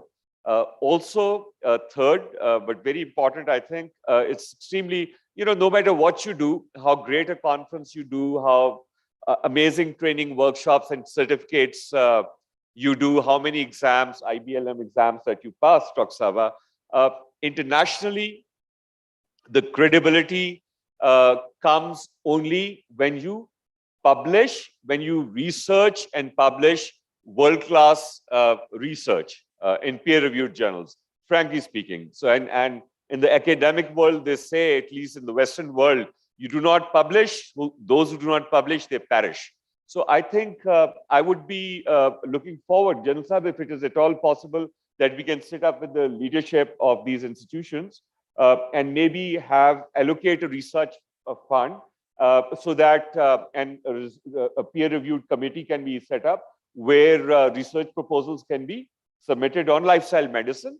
And an extension of this initiative could be, and I think we should, again, we've talked about it, but we need to move quickly on it, is to actually start publishing a journal as well on lifestyle medicine.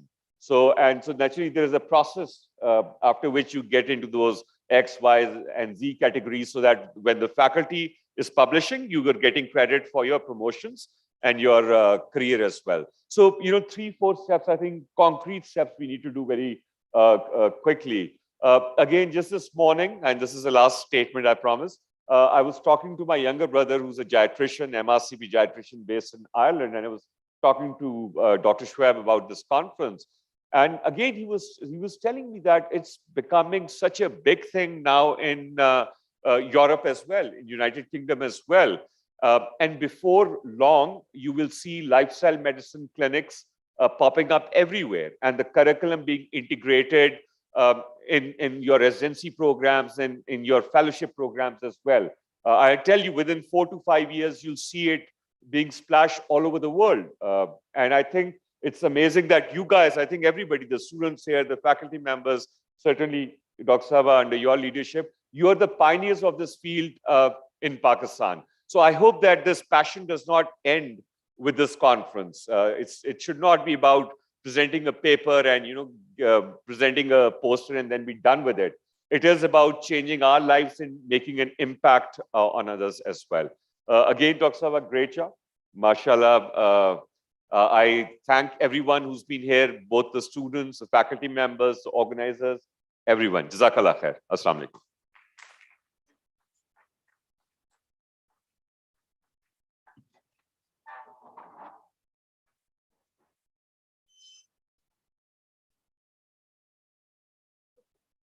Thank you for your kind words, sir.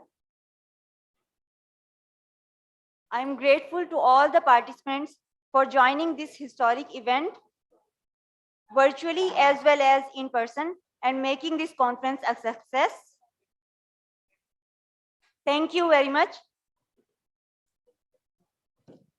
May I have the scientific and organizing committee to kindly come forward for the group photograph with the chairperson. The scientific and organizing committee, please come forward.